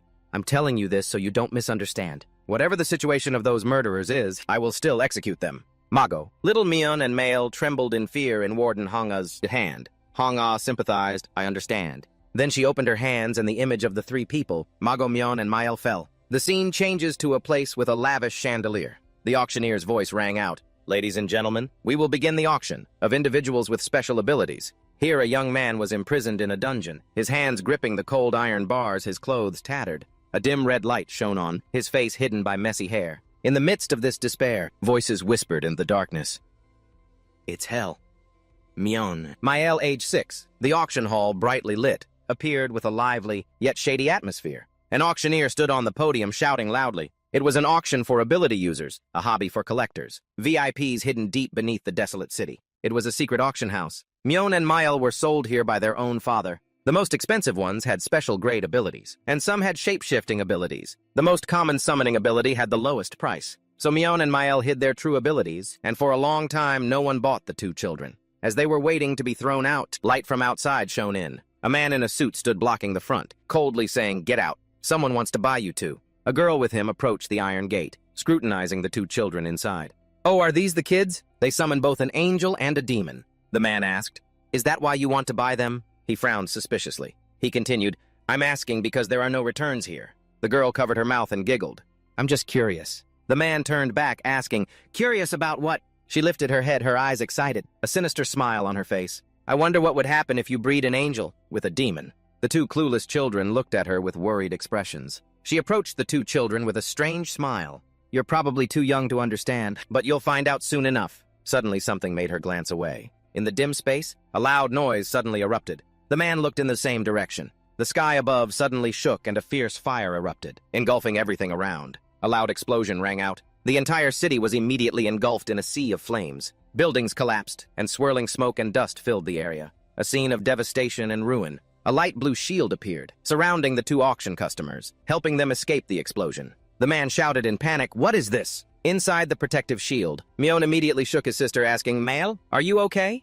Mael, who still seemed dazed, just replied to Mion. The two siblings looked around. Everywhere people were protected from the attack by orbs of blue light and wondered, what's happening? Suddenly a loud laugh rang out, making both of them look up in surprise. It was a man stroking his beard. From high in the sky, a girl appeared, her arms crossed, sitting casually on a blue magic circle. Next to her was a man floating in midair. He smiled brightly and said, "It's magic." Lupus, the rabbit assistant with the anti-cold summoning ability, reminded him, "Come on, Mago." She was confused.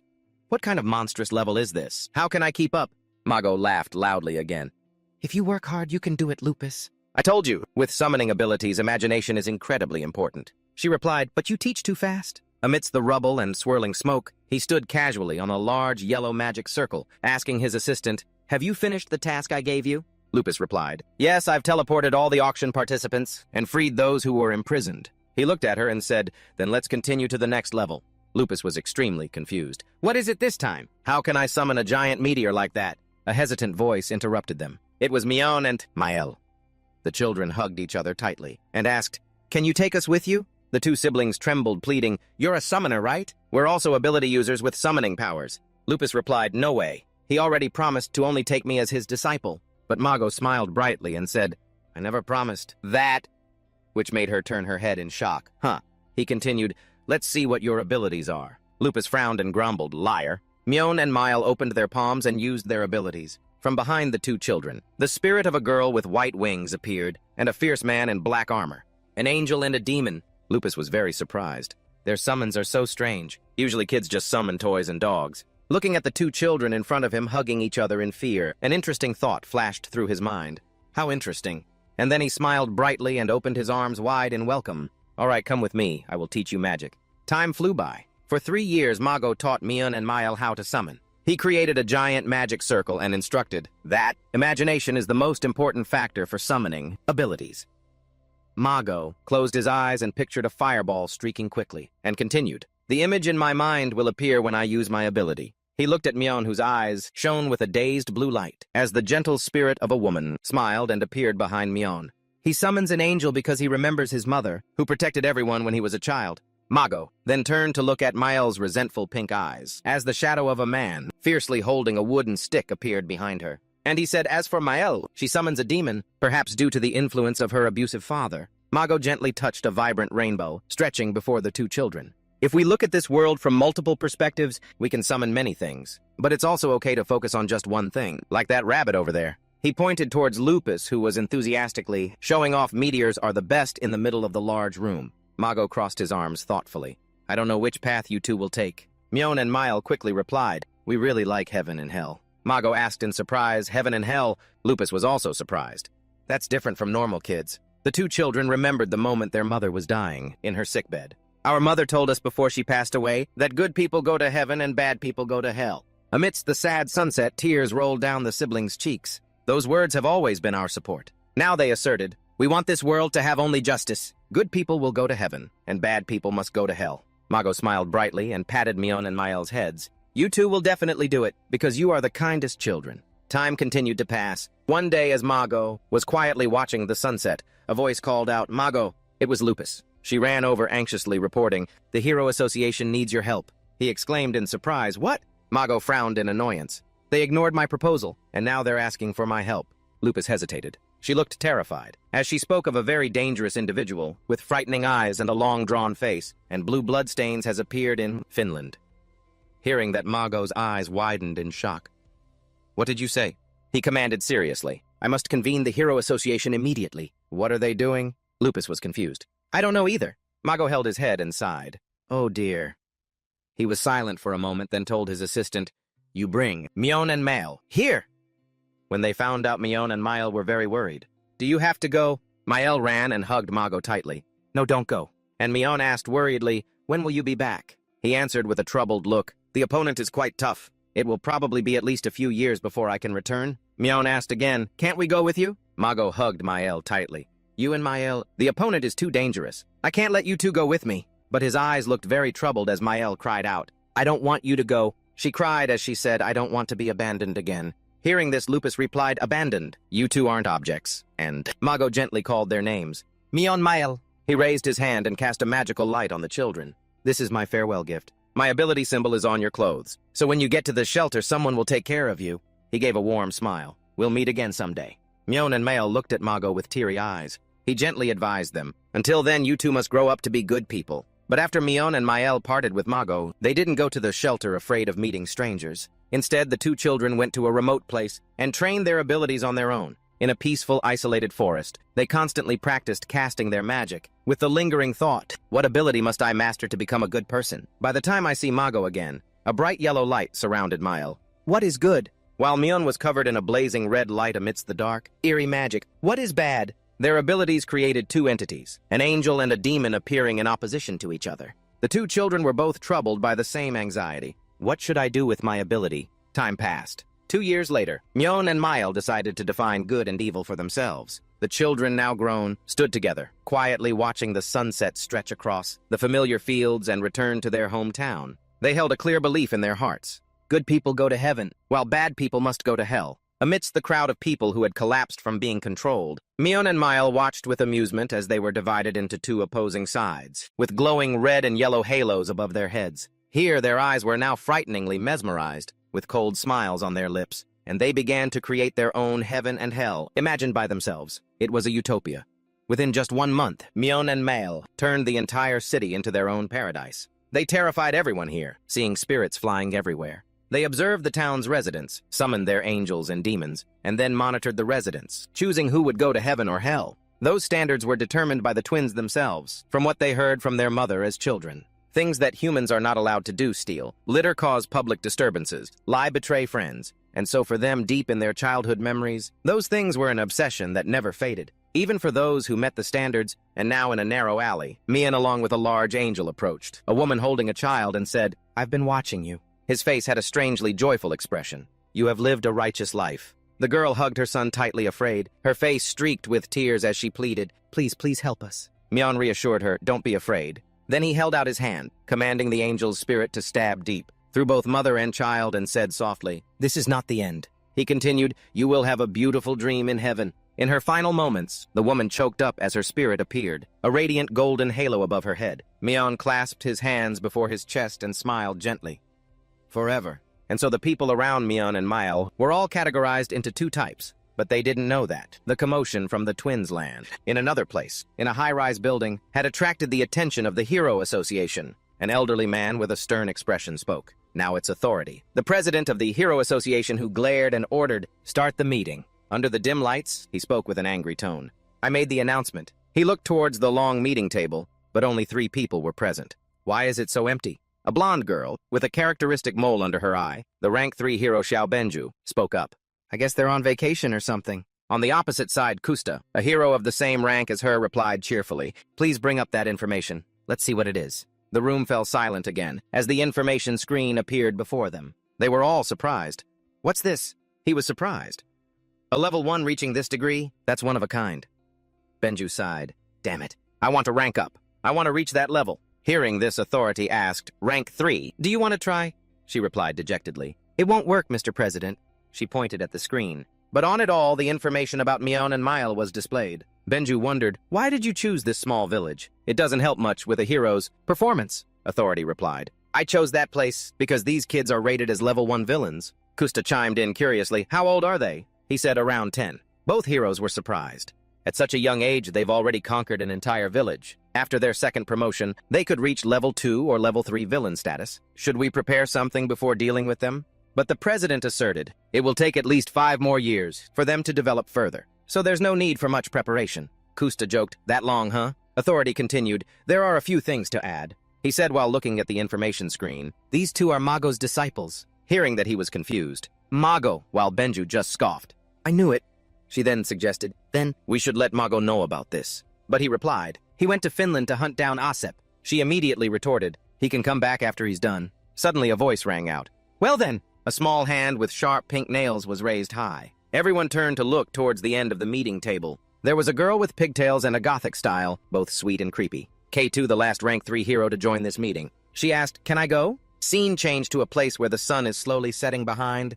The mountain range dyed the whole sky a brilliant orange. A motorcycle came tearing down the road, its tires screeching against the pavement. On the heavy-duty motorcycle plastered with heart stickers, someone slammed on the brakes. K2 was perched on it. Both her bike and her outfit were in eerie pink and black. She gently took off her cat ear helmet. Her eyes sparkled as she saw the sunset here. In front of K2 was a sky filled with halos of red and gold floating like lanterns, making her exclaim, "What a magnificent sight!" The image of K2 standing in the middle of the empty road in the sunset, silently observing her surroundings, gradually appeared in a magic orb. Mian and Mael were watching her together. The younger sister felt uneasy looking into the orb. "Brother, there's a stranger." Mian replied, "Yeah." From the magic orb, K2's eyes flashed as if she had realized someone was watching her. Going deeper into the city, sunk in the evening light, K2 found a creature with a halo above its head. She raised her phone to take a picture. She struck a pose curious. "Ooh, this is a special power. Is it brainwashing, or are they just zonked out? I don't think they're dead. What's this?" Suddenly, someone appeared, causing K2 to glance behind her. On the stone bench where two creatures with red and gold halos were just sitting, now sat Mian and Mael, suddenly appearing before K2's surprised eyes. The two children exclaimed, "A stranger." They asked in confusion, "Why are you here?" K2's eyes lit up, filled with a mix of admiration and excitement. "Those are some sick powers, you know." "What can you guys do? Got any other cool tricks?" Mian said, annoyed. "You should answer our question." K2 cut him off, curious. "Does the master know about this stuff? After all, he has a lot of disciples. He's a summoner, right?" Hearing that the children seemed a little uneasy, K2 continued to press them. "Did you learn summoning arts from the master?" Mian and Mael asked in panic. "Who are you?" Suddenly their expressions changed, trembling with more fear as she uttered, "Your big sis." K2 pulled off her mask, revealing bizarre eyes and a terrifying grin as she stuck out her tongue. "K2, I'm your senior, got it," Mian said nervously. "We don't have any seniors other than Lupus." K2 smiled in response. "So the master erased my name from the student roster, huh?" She continued, "I think." As she spoke, she pulled up her jacket to reveal an arm covered in slash marks. "I got a little too friendly with some sharp things." K2 lightly touched the scars. "And the master said I needed to learn more defensive magic, as a way to protect myself. Too bad I wasn't into that. So I didn't listen to him," she went on. "He stopped paying attention to me." Her voice held a hint of sadness. "How embarrassing." And then the atmosphere around K2 darkened. "The master is so cruel." Suddenly, she covered her face, sobbing and screaming like a psycho. "So cruel, it's not right, it's wrong. No wrong, it's all wrong." Mael hugged Mian tightly, trembling as she watched her. "Brother." "She's so scary." K2 became more and more frantic. "Master, you said I had a talent for magic. All I wanted was your praise. Even just a smile from you?" She screamed in anguish, completely unhinged. "But you just struck my name off the list." Mian immediately summoned a yellow magic circle and shouted, "If you don't get out of here right now!" But he instantly froze in terror at the sight before him. A swirling vortex of purple energy opened in the air. Thousands of surgical instruments surrounded K2 as she floated in the sky. Scalpels, scissors, needles, syringes, and a host of other weapons suddenly aimed down from the sky toward the ground. Min and Mael trembled in terror. "Mom!" Before their eyes was a horrifying scene. All the weapons shot down in unison under K2's control, impaling the bodies of every citizen. Blood splattered everywhere. Screams echoed all around. The surgical instruments were stained a foul crimson. K2 wore a twisted smile, tears streaming down her face. "If I do this, will you notice me again, master?" The entire world turned dark, glowing with a purple light. Blood rained down everywhere. The mournful cries of the dying echoed. K2 laughed maniacally amid the chaos at her feet. One by one, people collapsed. She threw her head back and roared with laughter, her face covered in blood but her eyes shining. "This is so much fun!" Terrified, Mian fell backward. He turned to his sister Mael. "Are you okay?" Mael stammered. "Brother." In the magic orb, an image appeared of K2, standing in the middle of the city, surrounded by dead bodies. A purple magical energy emanated from her hands. The siblings were stunned by the sight. "What is that woman?" K2 exclaimed with joy. "That's it. So this is what it feels like." She spread her arms joyfully, skipping down the street of blood and corpses. "It's even more fun than I imagined, isn't it?" Seeing a survivor, she grew even more excited. More. From K2's palm, a giant pair of scissors materialized. She launched it straight at the person. "I want more." But Mian and Mael immediately cast a spell. A magic circle appeared surrounding them, and the person behind them, blocking the attack. K2 exclaimed in surprise. She looked at the children resisting her. "You kids can use protection magic." Behind K2, a spear-wielding creature appeared ready to attack, while she was talking. "You've learned a lot from the master, haven't you?" Suddenly, a purple magic matrix appeared. In a flash, only K2's voice could be heard. "But..." She abruptly used her scissors to slice the creature in half. Then she smirked. "This isn't nearly enough." Mael shouted, "You're a demon! You're going to hell for this!" K2 seemed a little pouty. "That's a pretty rude way to talk to your senior." Looking at the carnage around her, she was deeply satisfied. "Honestly, I've always wanted to use my powers in a crowded place like this." She stuck out her tongue with a devilish grin. "But I'm a hero after all. I knew I'd get caught if I did this, so I held myself back." K2 looked at the two children who were terrified of her. "But thanks to you guys for setting this stage. And finally, I can make my dream a reality." She suddenly raised both hands to the sky. So now, I think I can summon it. K2's eyes bulged, sweat pouring down her face. Mian and Mael maintained the protection circle, but they were extremely worried and confused. She screamed, so I can use my full power? A colossal gray blade ripped the sky apart from above. The sky had cracked open to let the giant box cutter gradually emerge. K2's eyes were mad with satisfaction. Blood dripped from all over her face. Haha, here it is. Imagination is the most important thing for a summoner. With the surrounding scene of death, the experience of slaughtering countless lives has amplified her imagination and made her powers even stronger. K2 was controlling the sky, coiling it into a vortex of energy that surrounded the colossal weapon as it slowly pierced through the clouds. This is the first time I've summoned something this huge. She looked up at her weapon.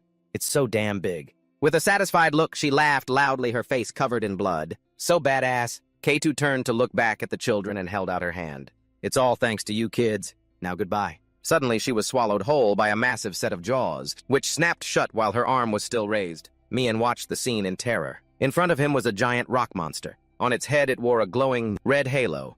But this was from his sister's hand. The terrifying pink magic circle had summoned that demon. Mael's face was now horribly twisted with anger. This was also true for Mael. The demon Mael had lost her sanity. When looking at K2, Mael only saw a terrible demon. That sight had also amplified her powers. Mian looked at his sister next to him, who stammered, "Brother." She turned to face her brother. Her eyes now seemed to have lost part of her soul. "Did I just kill someone?" Amid the desolate scene, Mian exclaimed, "No." He hugged his sister tightly. That wasn't a person, it was a demon. 1 year later, Mian and Mael had created an even bigger paradise for themselves, in a cold, high-rise building in another city. And the Hero Association had once again registered them as villains from Level 2 of Lucas Prison. Mago was stunned. Mian and Mael, the chairman sitting at the head of the meeting table, asked, "They're your disciples? Are they not?" Mago still couldn't believe his eyes. How did things turn out like this? The old chairman replied, "We're also very curious." Mago hurriedly turned and stood up. "Let me go there." But the chairman immediately stopped him. "You can't go." Mago was angry. "What?" The old chairman said. "I can't let you handle this case." He asked back, "What do you mean?" The chairman replied, "It's obvious, The chairman emphasized in a stern voice, "Told you to kill ASEP and come back. But you didn't follow my request.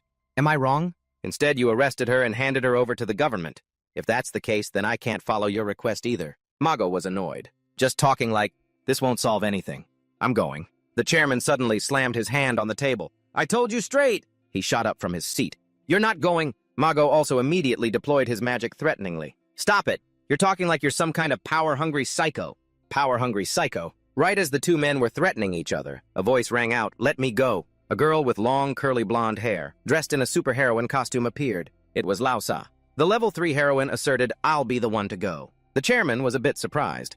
Actually, using this as a mission for a Level 3 hero's promotion is a good idea. You should be the one to go." Mago fumed. "I said I would." Lao Sa cut Mago off. His eyes stared intently at the woman before him. She took a step closer to Mago. A hint of unease showed on his face. Lao Sa smiled. "Trust me." And so back in that city, where heaven and hell intertwined, a voice was heard. "Mael." The two children hugged each other, looking at the red orb floating in the middle of the room. Mian said, "An intruder." Mael replied, "Yeah, brother." They looked at the orb with a hint of worry. "The person who's come here." From within it, an image of Lao Sa appeared standing alone on the street, empty. Mian and Mael hugged. "I wonder how many crimes she's committed." Lao Sa looked up, a faint smile on her face. The pale yellow sky created the backdrop of a city with dense high-rise buildings, but desolate and sad. Lao Sa walked forward and suddenly she saw something. Above her head, 3 controlled beings were floating in midair. Looking at those 3 who had lost consciousness with soulless eyes, are these the heroes who took on this mission before? At least they're all still alive. Suddenly a yellow light surrounded them, which was then replaced by an image of Mian and Mael. They appeared and asked, "Outsider, who are you? Why did you come here?" Lao Sa looked up and answered, "I am the hero Lao Sa. I've come to take you two back." Hearing this, they scowled. "A hero, another hero." Mael spread her hand, immediately casting her purple magic. Around the two siblings, countless demons suddenly appeared, with red halos over their heads. Mael shouted, "Get out of here now," she continued. "If you don't leave, I'll send you to hell." Lao Sa immediately relented. "All right, then I'll go back." She smiled brightly. "In return, I want you two to come back with me." And she said gently, "Let's go home together." Instantly, a bright, brilliant yellow light incinerated all the demons that Mael had created. The two siblings were utterly terrified. The woman before them was no ordinary hero. The sky was clear again, and the sun shone vibrantly. Lao Sa approached Mian and Mael. She said softly, "You are children with kind hearts. I didn't feel any killing intent from your attacks at all. Her eyes held a hint of sorrow. It's sad. If the people who came here were good heroes, the situation wouldn't have gotten this bad, Lao Sa said as she walked towards the children who were scared of her. It's strange, isn't it? You think what you're doing is right, but countless people come to stop you. Mian hugged his sister in panic. Don't come any closer. But Lao Sa reassured them. Don't be afraid, I won't hurt you too. She gently chided them. But what you're doing is not right. Your master is very sad. The two siblings were startled when they heard her speak. Mael asked Master Mago, Is he back? Mian stopped Mael. Don't believe these lies. Lao Sa continued. I'm not lying, her hand pointed out. Lao Sa smiled. Release your powers and come back with me. It's time to go back to Master Mago. Hearing those words, Mian and Mael reached out and took her hand. The two children, one on each side, walked forward with Lao Sa. They felt an indescribable warmth from Lao Sa. The sun rose higher and higher, shining brightly. In the surprised eyes of Mian and Mael, as they looked at the person in front of them, Lao Sa just smiled. I knew it, she said to Mago, who was standing there in the middle of the rising dawn. You followed me. The two children immediately ran to Mago. Master. He also opened his arms to welcome them. Mian Mael, they cried and said, Master. Actually, our abilities are a type of psychic power. Mom told us to keep it a secret from others. Mago was worried as the two children cried. You only accept summoners as apprentices, right? We're sorry for lying to you. He asked in return, Me and I only accept summoners. Who said that? Mian answered, a hero named Quithu. She said she was your apprentice. Mago was very surprised. My apprentice? Me and I've never accepted anyone other than you two and Lupus. He explained, I've only met her once at the association, and gave her some advice. The two children were also surprised. What? They were reunited after 3 years. They shared with each other what had happened in those 3 years. The two kids told him about how hard they tried to grow up to be good children, and how they were misunderstood by others. Until now, Mian and Mael still didn't understand it. Mago silently looked at the kids in front of him. Lao Sa approached and asked, Are you done talking to the kids? He immediately called her name. Lao Sa! He turned his head. Can you entrust them to me? Mago was very determined. Even though they haven't killed anyone in the village, they still took thousands of people hostage, and even killed a hero. It's very difficult for them to avoid the death penalty in court. He took all the blame. They were simply lost, because they are still too young.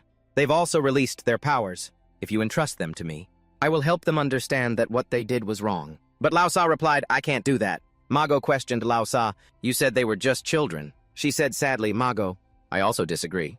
The government changed the law to allow the execution of underage children. And the law is the law. Lao Sa was very serious. Furthermore, a hero's job is not to rehabilitate criminals. Mago interrupted Lao Sa, but she continued. However, Lao Sa showed some understanding. I empathize with you. Right now, this world has too many problems. She looked at him. Therefore, Mago, and she asked, from now on, can you work with me? Mago was quite confused. But what does that have to do with the two children? Lao Sa said sternly. Her eyes were now more determined than ever. Will change this world. Mago was deeply impressed by that ideal. He replied, I have one condition. He turned to the two children sleeping peacefully together. Until they grow up, don't let them die. Please let me use my ability on them. Lao Sa agreed. All right. Mago immediately spread his hands and cast a spell on Mian and Mael. Until they grow up, then neither of them has to die. We will change this world before they grow up. Returning to the dark prison cell, Kangju sat silently with his head down. Hongjia repeatedly called his name. Kangju Sel Kangju, as if flashbacks were running through his head. An image of his younger self standing in a small room. In front of him, the blonde girl was speaking. I've heard a lot about you from Kangho. Lao Sa smiled brightly and held out her hand. Do you want to change the world with me? The memories from this past made Kangju struggle to his feet. Mian and Mael were still hugging each other. The children were enveloped by the gentle image of Mago. Mian hesitated while hugging his sister. We simply judge people, based on our own rules.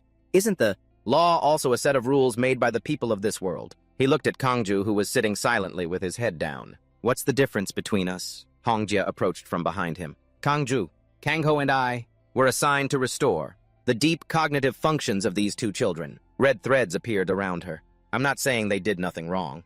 They need to understand that what they did was wrong first. Kangju quickly created a magic orb to enclose Hongjia inside. Then he slowly walked towards Mian and Mael, a powerful magical energy radiating from his outstretched hand. Sel Kangju. Each of his steps was slow as he approached. The two children hugged each other tightly in fear. Kangju still had his head down. No one knew what he was thinking. Why, Kangju? They started to tremble and beg, please spare us. But he continued to get closer. Mian screamed, please, I'm begging you. We know we were wrong. Kangju remained silent and began to raise his fist. He's going to... Mian and Mile were in extreme terror. Mom, Mommy. The image of Mago still had his hands outstretched to protect them from above. Master Kongju put all his strength into the punch. A loud crash echoed through the prison. Red lightning flashed around the room. His fist shattered the ground. Looking at the two crying children in front of him, he was furious. Kongju was incredibly pissed off. This is so damn annoying. I've been thinking a lot. Mian and Mile trembled as they looked at him, and that image gradually shattered into different pieces. Those thoughts. While he was clutching his head in pain, a loud laugh rang out. A psychotic girl appeared, escorted by a man and a woman. Behind them, disembodied hands floated in the air. Kangju looked surprised at the tattered cloths in the air. She said, "Why do you have to think so much?" Her smile was bizarre.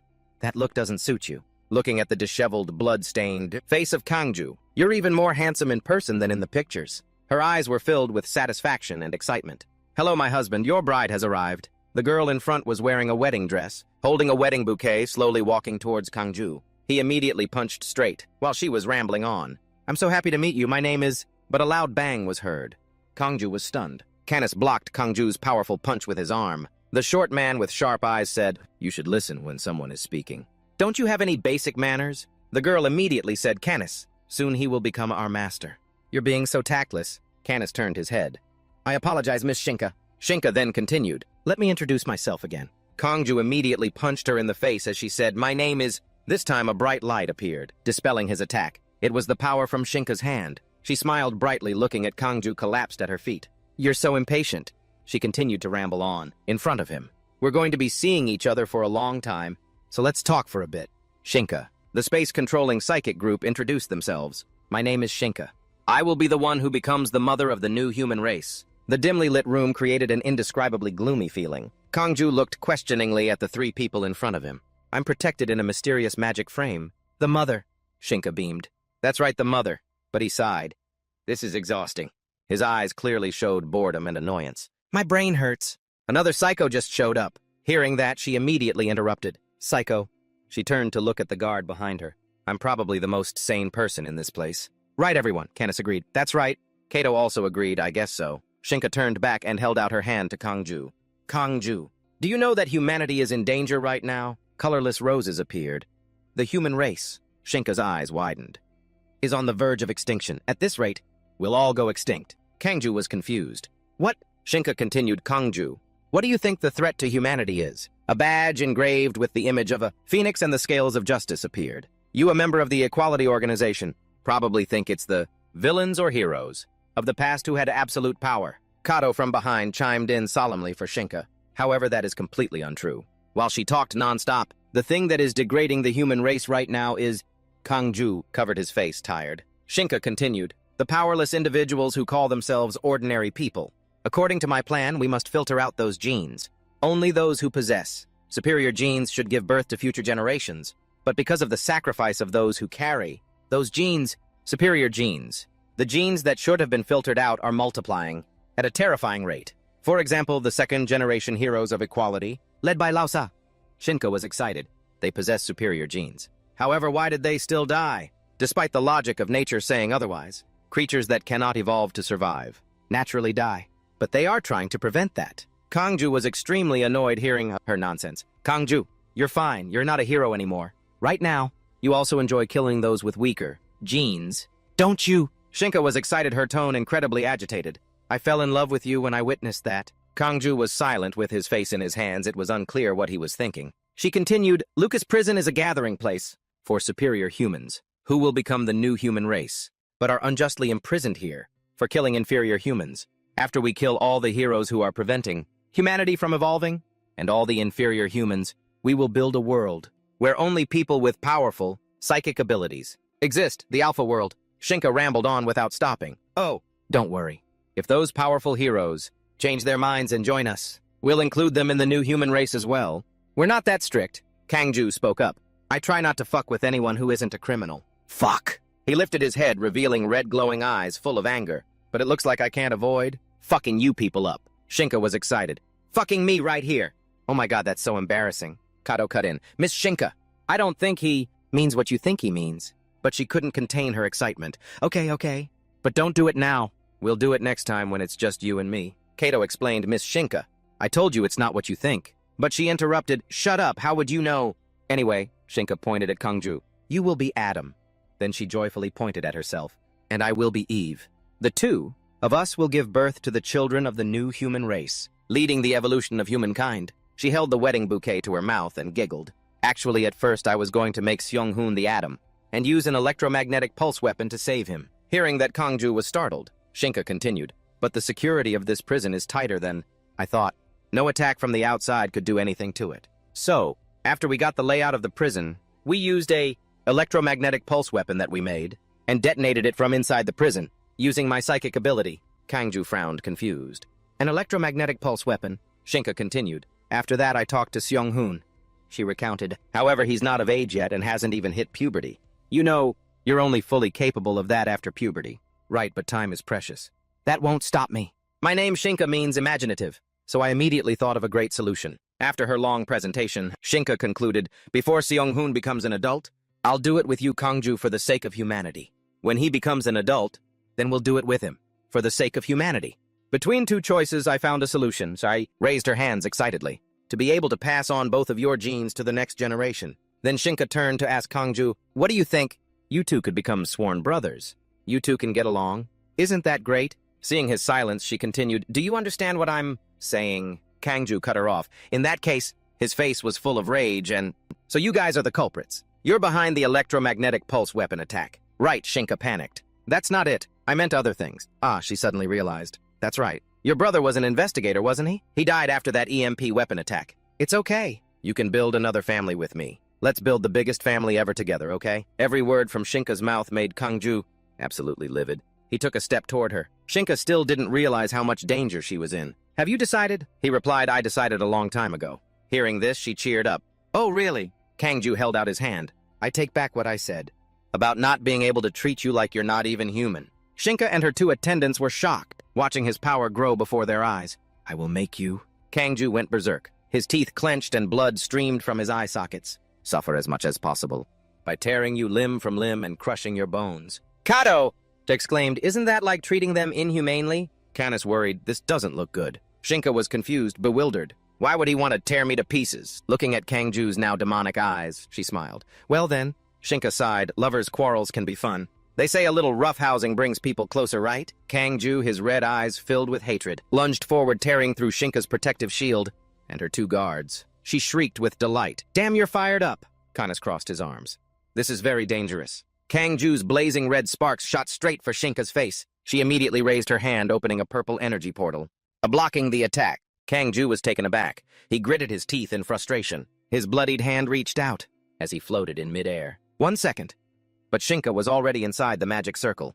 Let's finish this outside, okay? She smiled, waving goodbye. Calm down a bit before you come, Kay. The purple energy portal slowly closed and vanished into the mystical night sky. The room fell silent, with only flickering red lightning remaining. That stunt made Kangju even angrier. He glared, his pupils constricting violently. A source of crimson energy, as powerful and massive as a giant lightning rod, shot down from the sky to the ground, creating a massive explosion in front of the three prisoners. Kangju stood at the epicenter of the shockwave, his entire body enveloped in a murderous aura. His power made Shinka exclaim in surprise. Kangju transformed into a bolt of lightning, charging at them. In the blink of an eye, he plunged a blade of energy straight through them. Suddenly, a mocking laugh rang out, startling him. They were completely unharmed, emerging from the magic circle.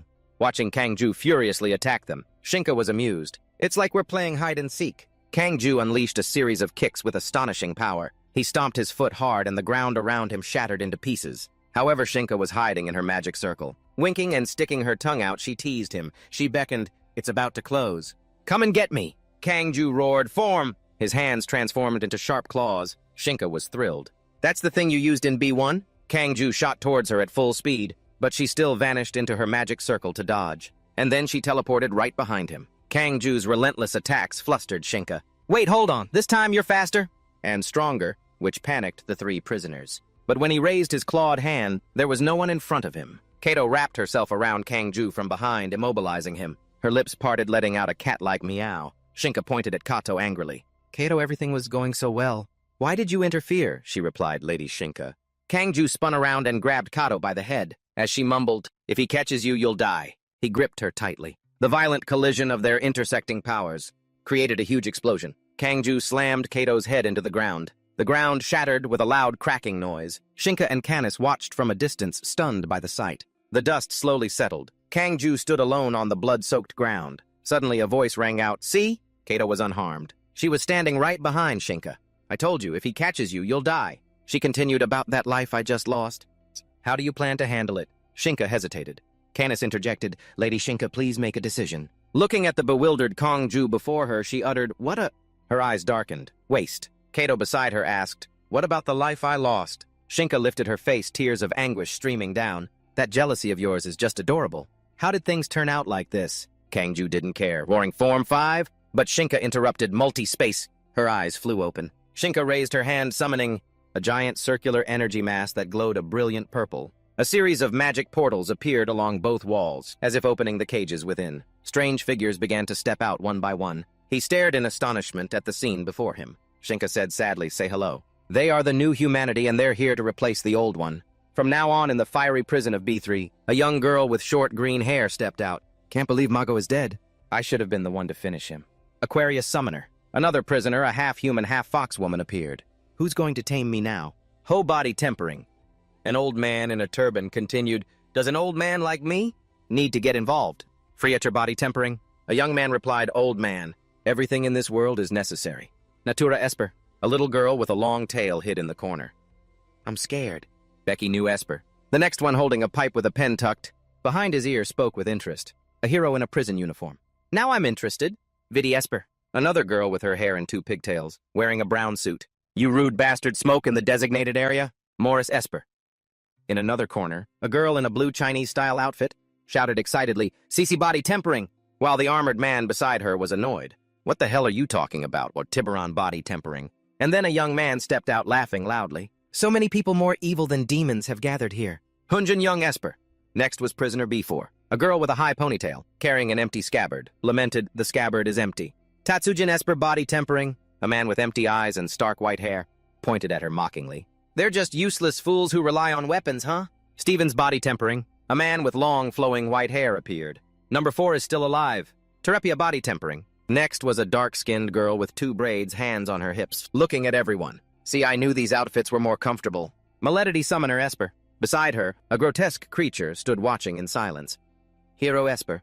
And finally, Kangju's eyes suddenly recognized that blood-stained hat. 2 prisoners were emerging from the magic circle, slowly approaching him. Prisoner B5. Their energy seemed to spread throughout the world. It was a soulless young girl with cold blue eyes, Ahura Esper, and the one beside her was none other than him. Hwang Seung-hoon Esper. Seung-hoon smiled brightly, his eyes gleaming, and called his name Seo Kangju. Instantly, Kangju erupted with terrifying energy. Seung-hoon looked at him in surprise. Kangju roared, "Mode!"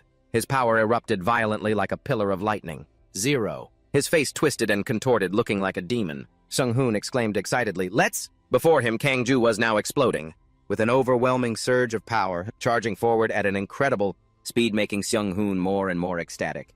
Play! Kangju transformed into a humanoid entity, but with the soulless face of a demon. His entire body was covered in dark red energy lines. His fierce eyes burned in the darkness. His hands had become massive, sharp claws. In front of him, Seung-hoon's eyes widened with anticipation, awaiting the moment of confrontation. His hand clenched a glowing red orb, a brilliant, crazed smile on his face. A cold blue light surrounded him, in stark contrast to the fierce red from Kangju. In an instant, the 2 streams of red and blue energy clashed violently, creating a colossal explosion that tore through space. In the silent night, a roar that seemed to swallow everything echoed throughout the prison. Becky New was terrified by the scene. Morris next to her was also surprised. What a savage way to fight. On the other side, Friator just watched in silence while Ho chuckled.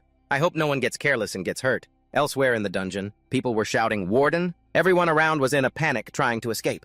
"We have to get out of here." Meanwhile, Seiyan was frozen by the scene. "Why?" Her eyes were filled with terror and confusion. "How did it come to this? Nothing is going according to plan." Back to the battle. Kangju's claw rested on his knee. He knelt slightly after the bloody confrontation. Blazing red energy coursed through his bulging muscles, making his entire body look like it was born from lava. Kangju looked up. His face was horrifyingly contorted with glowing eyes. Mode 0. All criminals in B3 and B4 were caught by the heroes of justice on the floor above. Hero and Maledity watched the battle with crossed arms. He spoke up, "I get it." However, none of them ever saw Seo Kangju. In combat mode, Hero immediately understood. "I see why that bitch." Xian stopped Seo Kangju from fighting. Then Terapia also spoke. Death. So this is what death looks like. All the prisoners focused their gaze on the deadly red and black energy of Kang Ju. Those who saw his appearance were astonished. Vidi immediately opened his notebook. This is amazing. Truly inspiring. Meanwhile, Stevnik smiled admiringly. That man, Albert, was watching with some dissatisfaction. Is that a special ability? Then I can't steal it. I'm jealous. While all this was happening, Sujin just stared intently. Shinka covered her face, sobbing. Why did he have to make a decision like that so sad? Sung-hoon turned his hat to get a better look and, happily, his eyes widened in excitement. Seo Kong-ju. Seung-hoon raised both hands to the sky as if in praise. Why didn't you show me this skill when you fought me before you got more? He praised, you're awesome. As he spoke, Kang-ju moved like lightning, landing a brutal punch. The pupils in Kong-ju's eyes looked like they were about to be swallowed whole. Sung-hoon's face grew even more joyful and ecstatic. Looks like you're still holding back. Right. The more he heard, the wider Kang-ju's eyes became. Streams of blue energy shot from his hands, repeatedly targeting Kang-ju's body. He was surrounded by a barrage of attacks from multiple directions. He used his entire body and immense strength to defend himself. Kang-ju put immense pressure on his legs, stopping the pushback. After steadying himself, he gathered his strength once more. Kang-ju used all his power to continue charging at Seung-hoon. The ground around him crumbled with each step he took. The path Kang-ju took formed a massive red laser beam that tore through space. Kang-ju's face was obscured by a dark shadow on his skin, making it impossible to read his expression. Just as his sharp, clawed hand was about to reach him, Sung-hoon launched a counterattack. He spread his hand, creating a brilliant blue energy source. All right. His eyes were sharp and cold, looking at the muscular creature confronting him. Freeze the space in front as a precaution. The entire area around Kang-ju was sealed, crystallizing space into a giant block of ice, which then suddenly exploded. Witnessing that overwhelming destructive power, Miledity's jaw dropped. What a terrifying bastard. He's already this strong without using any combat abilities. Why, she thought, and he's not even a legal adult yet. If he becomes an adult, Miledity looked at the crazed Seung-hoon after the clash and wondered, how much more of a monster will he become? Meanwhile, he was ecstatic. Seo Kong-ju, he yelled, where did you go? I know that's not enough to take you down. Seung-hoon grinned brightly. Seo Kong. Suddenly, Kong-ju appeared, delivering an extremely powerful punch straight to Seung-hoon's face. He flew backward, blood spurting out, eyes wide with shock. Kang-ju's eyes flashed. Raising his hand, he threw another punch that tore through the air right into Seung-hoon's gut. A monster's predatory instinct was completely taking over his reason. His relentless, continuous blows left Seung-hoon no time to react. He was sent flying by the punches, his arrogant eyes turning to terror. Kang-ju's punch ripped through the surrounding space. A brutal sound echoed. The prisoners watching from the sidelines were stunned. Xingxi exclaimed with glee. Beside her, Tiburon commented with his arms crossed. This is a battle between monsters. As soon as he finished speaking, a flash of red light zipped by and decapitated them. It was Kang-ju, dashing up the corridors to eliminate the prisoners. He sped towards Aquarius. Spreading his clawed hand, he focused his power to attack her. Kang-ju suddenly froze. Although he had attacked with great speed, she immediately put her hand out, unleashing that familiar blue-gold magical energy. Defensive magic. Mago's defensive magic, it was top-notch. Too bad he died so soon. Kang-ju's eyes remained soulless as Aquarius taunted him. Are you feeling a surge of nostalgia? After seeing your teammate's magic, he used his claws to shatter the protective sphere around her. The sharp claws dug deep into the protective layer. Watching her shield crack, Aquarius grimaced. Seriously, I'm so jealous of that power. And then, her magic shattered into pieces, under the pressure of Kang-ju's energy. He immediately raised his hand to strike her. Just then, Hero flew in from nowhere, delivering a full-force kick aimed straight at Kang-ju's chest, saving Aquarius from certain death. Amidst the thick dust, he too was a terrifying muscular monster. The image of Kang-ju straightening up appeared in Hero's eyes. Though he was still standing, his body was becoming more and more twisted and demonic. His eyes remained sharp and soulless. A voice suddenly rang out, "Stop!" Seung-hoon was still alive. He flashed a crazed smile. "Seo Kang-ju, you have to play with me." Kang-ju glanced at the taunting Seung-hoon.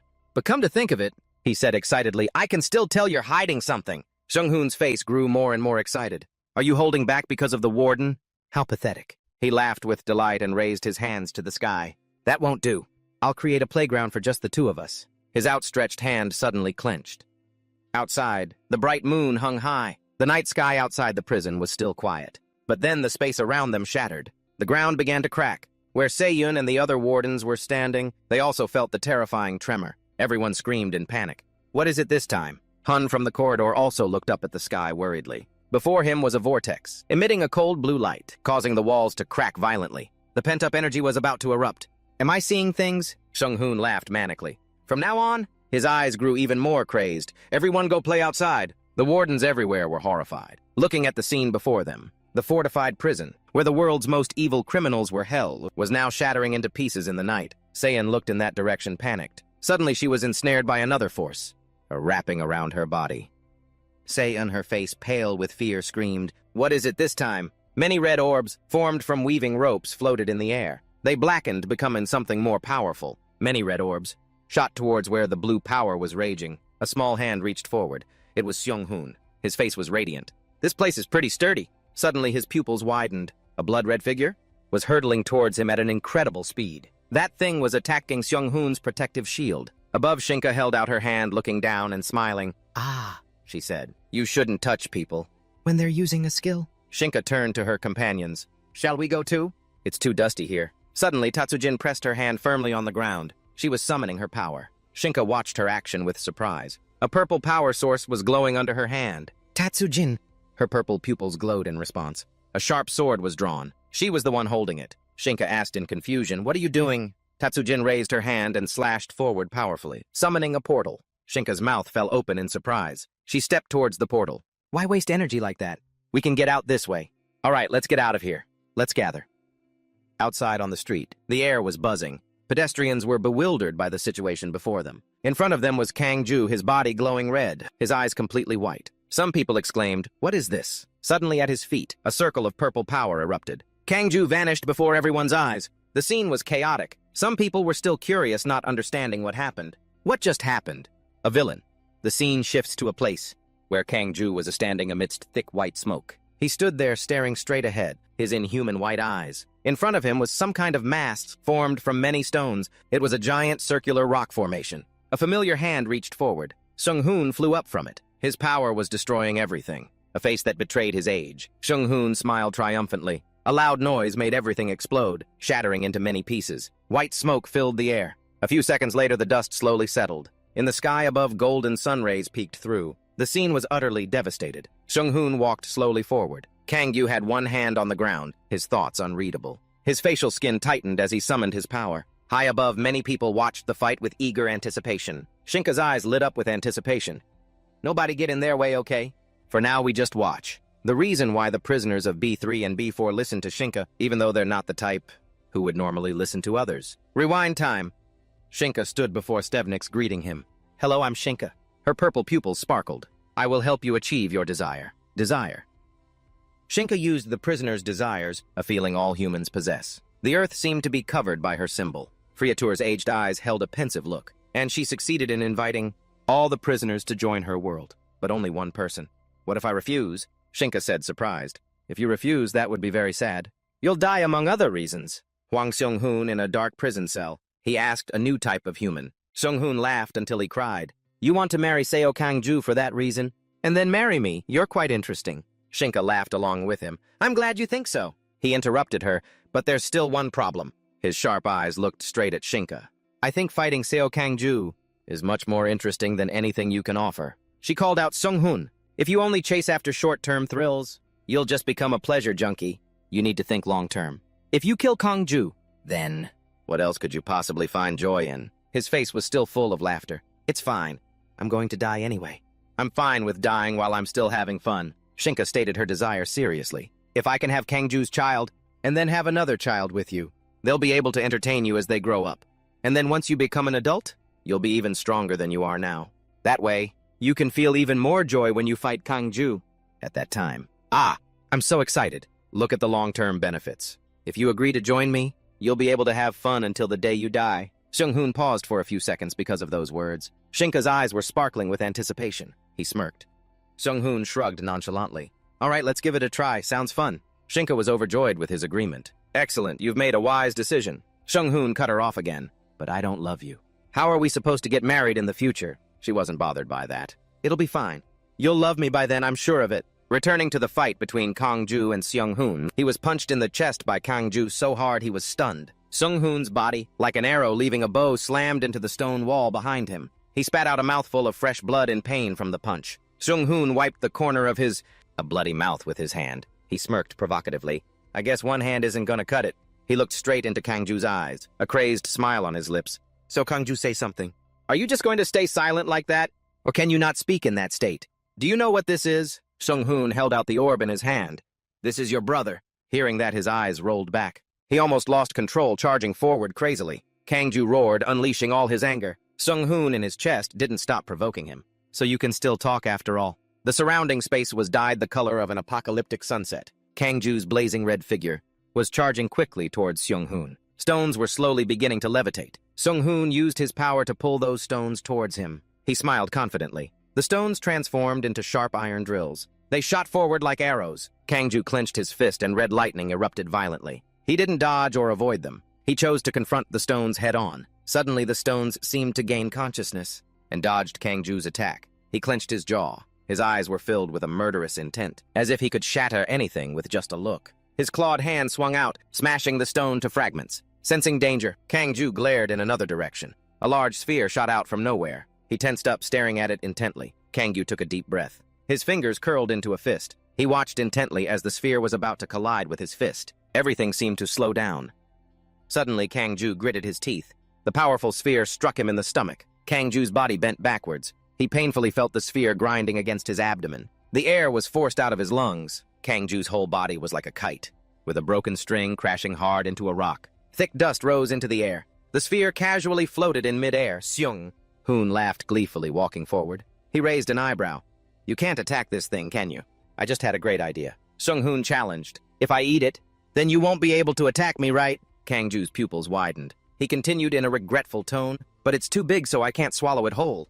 I'll compress it a bit. Suddenly, a loud noise rang out, causing the surrounding rocks to explode. Kangju suddenly attacked Sung-hoon, catching him off guard. After his taunts, Sung-hoon could only stare in panic now. He was thrown back by Kangju's power. Sung-hoon had fallen at Kangju's feet. He raised his hand, preparing to give him a blow. His hands, surging with unrestrained power, punched Sung-hoon right in the middle of his face. He seemed to pour all his anger into every punch. Sung-hoon could only lie there and take it under Kangju's power. Above, Shinka's group was still following every move of Kangju and Sung-hoon. His eyes seemed to contain all his rage. Sung-hoon suddenly grabbed Kangju's arm. He lay beneath him, his face covered in blood. Then a blue light emanated. The stream of power reflected on Kang's angry face. Sung-hoon looked at him and laughed loudly. Everything in front of Shinka's group exploded like a volcanic eruption. She and the others were surprised by that terrifying power. She exclaimed, so beautiful.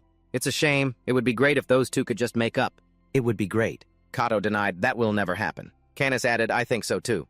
And it looks like this fight is about to end. Sung-hoon lay in a corner, blood dripping from the corner of his mouth. On the other side, Kangju had returned to his normal form. One of his hands rested tremblingly on the stone floor. Kangju's eyes, still full of resentment, looked at Sung-hoon. He gathered his strength to stand up.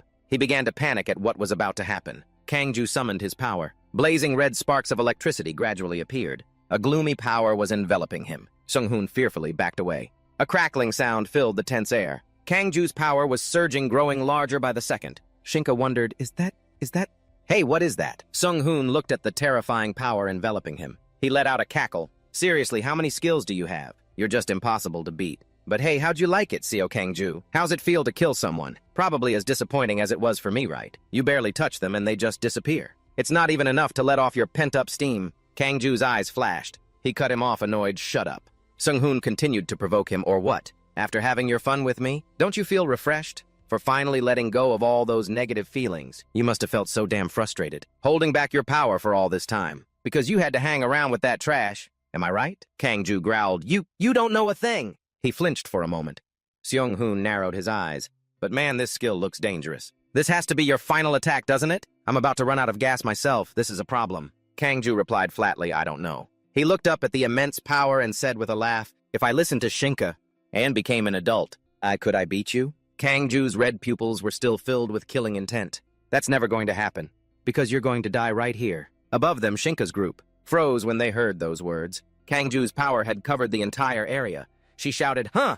What's happening in there? Shinka held out her hand, summoning her power. Her magic circle flew towards Kangju's stream of power. Shinka was horrified by what she was seeing. Sung-hoon, she couldn't believe her eyes. He was being brutally tortured inside. Sung-hoon collapsed, gasping for breath. Kangju's face remained cold and expressionless. Sung-hoon's body was being pierced by Kangju's power. He was in extreme pain. High above, Shinka couldn't take it anymore and intervened. Sung-hoon, She held out her hand, summoning her power. An invisible force poured into Kang Ju's matrix. Shinka caught Seung-hoon's gasping body as spatial power pulled him out. She held his body, pleading, "Heal him." Therapia, who was right behind her, said, "Move aside." He placed his hands on Seung-hoon and began to heal him with his abilities. Therapia exclaimed in amazement, "Unbelievable." He was able to use his power to protect his vital spots. In the middle of that chaos, his combat instincts are flawless. After a moment, he pulled his hands away and stood up. "It's done." Shinka shook Seung-hoon's body, shouting, "Seung-hoon! Wake up, Therapia!" Raised an arm covered in the red threads he had just removed from Seung-hoon. Honestly, what a formidable power. Tatsujin and Hiro watched as he, without hesitation, chopped off his own arm. Therapia watched his arm grow back and then asked the two, "So what do we do with Seo Kang-ju now?" Hiro offered his opinion. "What else, we kill him on the spot." Shinka cut him off. "Wait, before we do that, I want to talk to him one last time." Covered in wounds, Kang-ju lay face down on the stone ground. The sky had turned a dreary gray. The scene was one of utter devastation. Kang-ju struggled to his feet. He dragged himself towards a red orb lying in a corner. Kang-ju stared at it in silence for a moment. Then he reached out and gently picked up the orb. Kang-ju looked at it as if deep in thought. His lips were pressed into a thin line. Kang-ju felt the weight of the red orb in his hand. His chest ached. Suddenly, Shinka's spatial gate appeared. She approached Kang-ju. "Kang-ju, it's not too late. Come with us." Before she could finish, Shinka's pupils contracted. An enraged Kang-ju summoned his power. His body tensed, preparing for the next attack. Shinka placed a hand on her chest. "I really don't understand." A blast of power shot out from nowhere. It wrapped around Kang-ju's body, restraining him and making it impossible for him to move. Multiple golden matrices appeared, along with the voice of Atlas. "Looks like negotiations have failed. Now we have to kill him quickly before he recovers his minimal energy." She asked, "Any objections?" Tatsujin, Kato, Therapia, and Hiro all agreed in unison, agreed. Behind them, Friatur spoke up. "I feel sorry for the young man." Bekanu beside him was just as worried. "I'm also scared of killing people, but I think I'm more scared of him staying alive." Natura, however, seemed excited. "Returning to Mother Earth isn't so bad." Maledity put both hands behind his head. "I'm hungry. Let's do it again." Steven stood next to Vidi, who grinned, showing his perfectly white teeth. "That guy could have been interesting." He seemed more regretful. "It ends here. What a shame."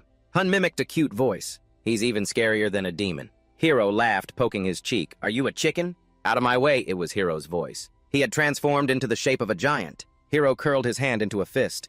He used all his strength to bring it down, with a powerful blow making the ground shake. That force shook everything around them. Kang-ju curled up, still clutching the red orb tightly. Shinka's group had a meticulous plan. Hiro would strike the first blow. The criminals from B Block 3B4 began their assault on Seo Kang-ju. How long has it been? Kang-ju lay gasping under the gloomy sky.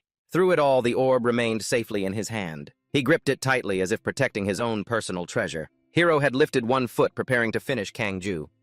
"All right, let's end this." Kang-ju remained on the ground, seemingly having accepted this outcome. Suddenly, the air vibrated. A whirlwind flew towards them. Hiro noticed it too. Beneath his raised foot, a blinding light suddenly erupted. Seung-hoon held out his hand. From a distance, he watched Hiro and Kang-ju. "Shinka, didn't you once say that I'd get stronger when I grew up?" Shinka was surprised to be called out. "Seung-hoon, over here." Tatsujin and Morris were also watching his every move. Seung-hoon spoke his mind. "You know, for the first time in my life, I have a dream to strive for." His eyes widened in excitement. "I want to defeat Seo Kang-ju." Hearing this, Shinka looked at him in surprise. Seung-hoon continued, "So don't kill him. I'll be the one to finish that guy." Albert, of course, didn't want that to happen. She snapped, "Enough of this nonsense. We have to kill him now." Shinka's face darkened as she cut everyone off. "Let's go home. You all promised you'd listen to me." In response, an overwhelming silence fell over them. Shinka repeated herself, "Let's go home." The gloomy sky was now churning with gathering clouds. Down below, Shinka was using her power. She asked Seung-hoon with amusement, "Do you want us to help you?" He refused. "It's fine." Suddenly remembering something, he glanced over at Kang-ju. He was still lying motionless, clutching the orb. Seung-hoon thought to himself, "Seo Kang-ju, the next time we meet I will win." After the EMP attack at Lucas Prison, 8 B3 criminals, 5 B4 criminals, and 3 B5 criminals escaped. In contrast to the chaos of the battle, the air now seemed to be submerged in silence. Kinston looked down at Kang-ju as if admiring his own handiwork. He let out a loud laugh. Kinston narrowed his eyes. The world's gotten a lot more exciting. Just as Kinston thought, in the near future, Shinka would turn the world completely upside down. Change of scene. Amidst the deep green grass and sunlight filtering through the leaves, a prominent pink accent caught everyone's eye. It was a creature shaped like a 5-pointed star. It was Astro. It seemed to be communicating in its own language. "Meow, meow, meow." Faye raised an eyebrow. What really? It continued happily. Meow, meow, meow. Faye hesitated slightly. But I'm still not ready. The surrounding scenery suddenly became distorted and noisy. It was like a fleeting memory. A sound echoed, a new world. Alpha World welcomes you. In front of them were Shinka, Canis, and Kato. She smiled brightly, raising both hands in a wave. Hello, everyone. I'm Shinka, and from now on, I'll be your Eve. Next to me are a few guests. Canis. I'm Kato. A question appeared Q. What is Alpha World? Canis explained. Alpha World is a world created to save the infected members of humanity, with Miss Shinka as humanity's Eve. Another question, Q. Who has the right to stay in Alpha World? Kato continued. To become a part of Alpha World, the following conditions are required. First condition, the person must possess powerful abilities. Second condition, the person must not harbor those with rejected gene sources. Third condition, the person must be healthy enough to reproduce. One more question, Q. What happened to those who didn't meet the conditions? Shinka answered this question. I think those with unselected gene sources were chosen because they committed crimes in the old world. They deserve to die. She pointed forward. And if they've committed a capital crime, what should we do? Yes, that's right, they must be terminated. Anyone with an unqualified gene source deserves to be terminated. Over the next month, we will select the new humanity, qualified to become members of the world, of Alpha, and send them invitations. Anyone who dares to refuse our invitation will be considered guilty of a crime, harboring those with rejected gene sources. They will also be terminated, so we sincerely hope you consider our invitation carefully. All right, whether the future of the new humanity is bright or not, is all thanks to Eve. Your future, Shinka, goodbye for now. Static. The signal from Shinka became noisy and disappeared, back in Faye and Astro's forest. Meow, meow, meow. Faye replied like it, meow, meow, meow, meow. The signal was cut off abruptly. After a long, drawn-out beep, the scene shifted to a dark room, cold and completely unfamiliar. Inside that room, voices were conversing. All right. Regarding the prison break at Lucas Prison, and the broadcast that was shown to all of humanity, after the escape, Ibez, the president of the VKFC, spoke up to open the World Security Council meeting. On the screen was information about Shinka's background. Down below, people were sitting around a conference table. That's the woman who attacked with the EMP, right? Is she on the villain list? We asked the Hero Association and they said no. One of them was perplexed. This is a mess. This is unbelievable. While the Justice Heroes have only recently been lost, another incident has struck. The person next to him quickly offered an opinion. How do we handle this? N2 slammed his hand on the table. Before we deal with that, let's face a few issues head-on. The warden of Lucas Prison, Do-seun, Lucas Do-seun, gave herself the authority to execute prisoners. She did as she pleased without reporting to her superiors. N2, leader of the Peace Party, was indignant. Since when can an individual unilaterally decide a death sentence for someone else? That has caused immense chaos and deep concern. A deep, warm voice interjected in rebuttal. We're in a dire situation, and you're harping on about such a trivial matter. Another voice cut in. Warden Do. She simply made a decision, the most sensible one in that situation. If it were me, I would have done the same. Authority. Former two-term president of the Hero Association, current leader of the World Party. N2 looked at him. Even if the situation was urgent, what was she doing that was so important that she didn't have time to report the incident? Authority shared his perspective. Not even a second could be wasted. That must be why she chose to go after Seo Kang-ju. I can sympathize with that action. His sharp gaze swept over another person, one who seemed calmer. Do you have an opinion? Elgido Minister of Justice. He seemed more amicable than the others. Although I don't agree with allowing an individual the right to execute others at will, due to the very special circumstances I completely understand. Boda, commissioner of the Fire Prevention Committee, spoke up. It must have been a tough decision. Looking at the circumstances, I'm concerned the other side will suffer heavy losses. Groom, the police commissioner, interjected. Aren't we already suffering losses? Since Central Security fell apart after the broadcast, have we had a moment's rest? Guerra, the Deputy Minister of Defense, continued. It's time we realized we're in the middle of a war. Or are we still just circling around the prison break? Authority angrily slammed his hand on the table. I'm telling you, those prisoners deserve to die. He pointed at Groom. We've pushed ourselves into this current situation. Isn't it because you insisted on clinging to those sentences? And from back then? She shook her head. It wasn't me. Authority continued through gritted teeth. If I were still the president of the Hero Association, they would have been dead before the death penalty was even needed. I can't understand how you people bring disaster upon yourselves. Just because you won't kill wanted criminals. As soon as you catch them. Ever since Loxa became president of the Hero Association, the world has been a complete mess. Boda looked at Authority with a flat expression. You still haven't changed a bit, have you? N2 followed up immediately. You think the decisions you made when you were still president of the Hero Association were correct? Take a good look at the heroes from back then. Most of the heroes you led were never mentally stable. He turned angrily. So what? It's better to control them than to let them become villains. Is being a hero that important? Authority said immediately. Obviously. After Lyoxa took over as president of the Hero Association, people who could have become heroes turned around and became villains, causing trouble everywhere. Boda maintained his focused gaze but shook his head slightly, enough to refute everything he had just heard. Authority, the image of a hero in your head, is completely different from mine. The entire meeting room fell silent, leaving only his heavy shout. You people are just a bunch of dreamers, with your ideals of a better world, without even bothering to look at the reality right in front of you. Bez, who had been watching until now, finally spoke up. Lyoxa? Everyone turned towards Bez, waiting for him to continue. Bez pressed his lips together. If she were here, I wonder what her opinion would be. In the distance, at the head of the table, an empty chair sat unoccupied. Hero Association President Vacan. Authority clenched his fists, breathing heavily. Outside, as the day drew to a close, the afternoon sun gradually softened, giving way to a warm honey-gold color. Chijin was opening the car door for Authority. Did the meeting go well, sir? He replied in a heavy tone. Not at all. Those people are a real pain. I don't think there's anything to discuss here. Just kill off the damn prisoners and be done with it. He looked at his secretary reproachfully. It's all that bitch's fault, that bitch Lyoxa. She asked about Authority's next plans. What are you going to do now, sir? He was silent for a moment, thinking. Then he spoke. Since Lyoxa became president of the Hero Association, the members of the VFC, the pro-rehabilitation faction consisting of the Peace Party, the Fire Prevention Commissioner, the Deputy Minister of Defense, and the Hero Association President, the pro-punishment faction consisting of the World Party and the Police Commissioner, and the neutral faction is the Minister of Justice. Because those four joined forces against the two of us, our opinions have always been ignored. And the current president is gradually leaning towards Lyoxa's side. But right now, the Hero Association president's seat is still vacant. We just need to help our person get that position. And we're done. If it's 3 against 3, perhaps our views will be taken seriously. Therefore, Authority glanced out the car window. We're going to meet Seo Kang-ju, the former justice hero.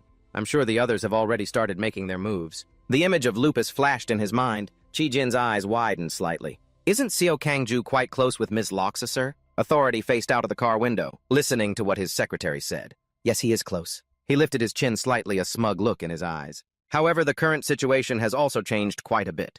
Hasn't it? Let's go meet Seo Kang-ju. Inside a gloomy room, Kang-ju was lying on a hospital bed. 4 doctors surrounded his bed, preparing to do something unknown. His lips were dry and cracked from dehydration. Kang-ju's eyes were weak, as if lifeless. Why can't heroes kill villains? In front of him was Rio, arms crossed, smiling to reveal a set of perfectly white teeth. When I first joined Equality, I had the same thought, Seo Kang-ju. You'll also find the answer to that question as you journey with Equality. Charu frowned, glancing at him, seeming to disagree strongly. You want me to kill someone with my own hands? I don't want to. He raised his hand as if rejecting the idea. If heroes have to kill people, I'd rather not be a hero at all. Tom, standing there, also spoke his mind. My sister was a death row inmate in prison. It's true she committed a crime worthy of death, but I think she should have been given a chance to atone for her sins. Mago rested her chin on her hand, looking thoughtful. Why can't heroes kill villains? Let's think about it the other way around. Why should heroes have to kill villains? Because there's no point in them living, or because they've given up on being human? What kind of person has value in living? What does it mean to be human? It's a tough one. Let's think about it together. Lyoxa, full of energy, answered the question. A hero's job isn't to kill villains. Our job is to save people. She flashed a radiant smile, holding out her hand in an offer. From now on, let's save people with us. Seo Kang-ju, I'm sure you will. The memories played out like a slow-motion film. Why did everyone leave? Without giving me the answer. After that line of thought, an image of Hongjia appeared. A warden's job is to rehabilitate prisoners. I'm not against the death penalty system. But as an investigator, I have a responsibility to tell criminals what they did wrong before they're executed. Across from her was Kang-ju. He listened patiently for her answer. The law is what defines a person's crime, and we are the investigators who carry out the given sentences. That's why before an execution, the memory crumpled like a piece of paper and flew into the void. An investigator's duty is... Kang-ju looked up, stunned. The memories seemed to terrify him. His body froze in place. Suddenly, someone called his name. Seo Kang-ju! It was Seung-hoon. In his hand, he held the red orb. He smiled mockingly at Kang-ju. Even you find this interesting, don't you? After everything that's happened. They keep spouting such ridiculous nonsense, huh? Hearing Seung-hoon's words, Kang-ju could only stand there frozen without blinking. A chill ran down his spine as he jolted awake from the nightmare. By the window, a pair of rabbit ears sat silhouetted against the sun, watching Kang-ju's every move. A clear voice rang out. Kang-ju. Lupus asked worriedly. "You're awake. Are you okay?" Kang Ju's eyes widened as he looked towards the window. Surprised by Lupus's appearance, she lowered her eyes. "I'm sorry. I should have come to help. But even though I knew something would happen in the prison, I couldn't know the details. Because the investigator covered up the riot." Kang Ju covered his eyes with his hand, unable to hide his exhaustion. "It's okay. Even if you had come, you wouldn't have been able to help." Lupus lowered her voice, concern evident in every word. "Are you really okay?" "I heard about the mission you were given in prison, executing the criminals." Kang Ju replied slowly. "Actually, I'm not okay at all." Lupus sympathized with him. "Kang Ju?" The anger inside him flared up. He clenched his jaw tightly, his muscles prominent. "I should have killed all of them, but I couldn't do it." Her eyes widened. He turned to look at Lupus. "Lupus, did you also come here to tell me I shouldn't kill villains? If so, then go back. I'm not a hero anymore. Now I'm an investigator." Lupus made her offer. "We need to form a new hero association and choose heroes in a new equality. Right now, I'm serving as the interim president of the Hero Association.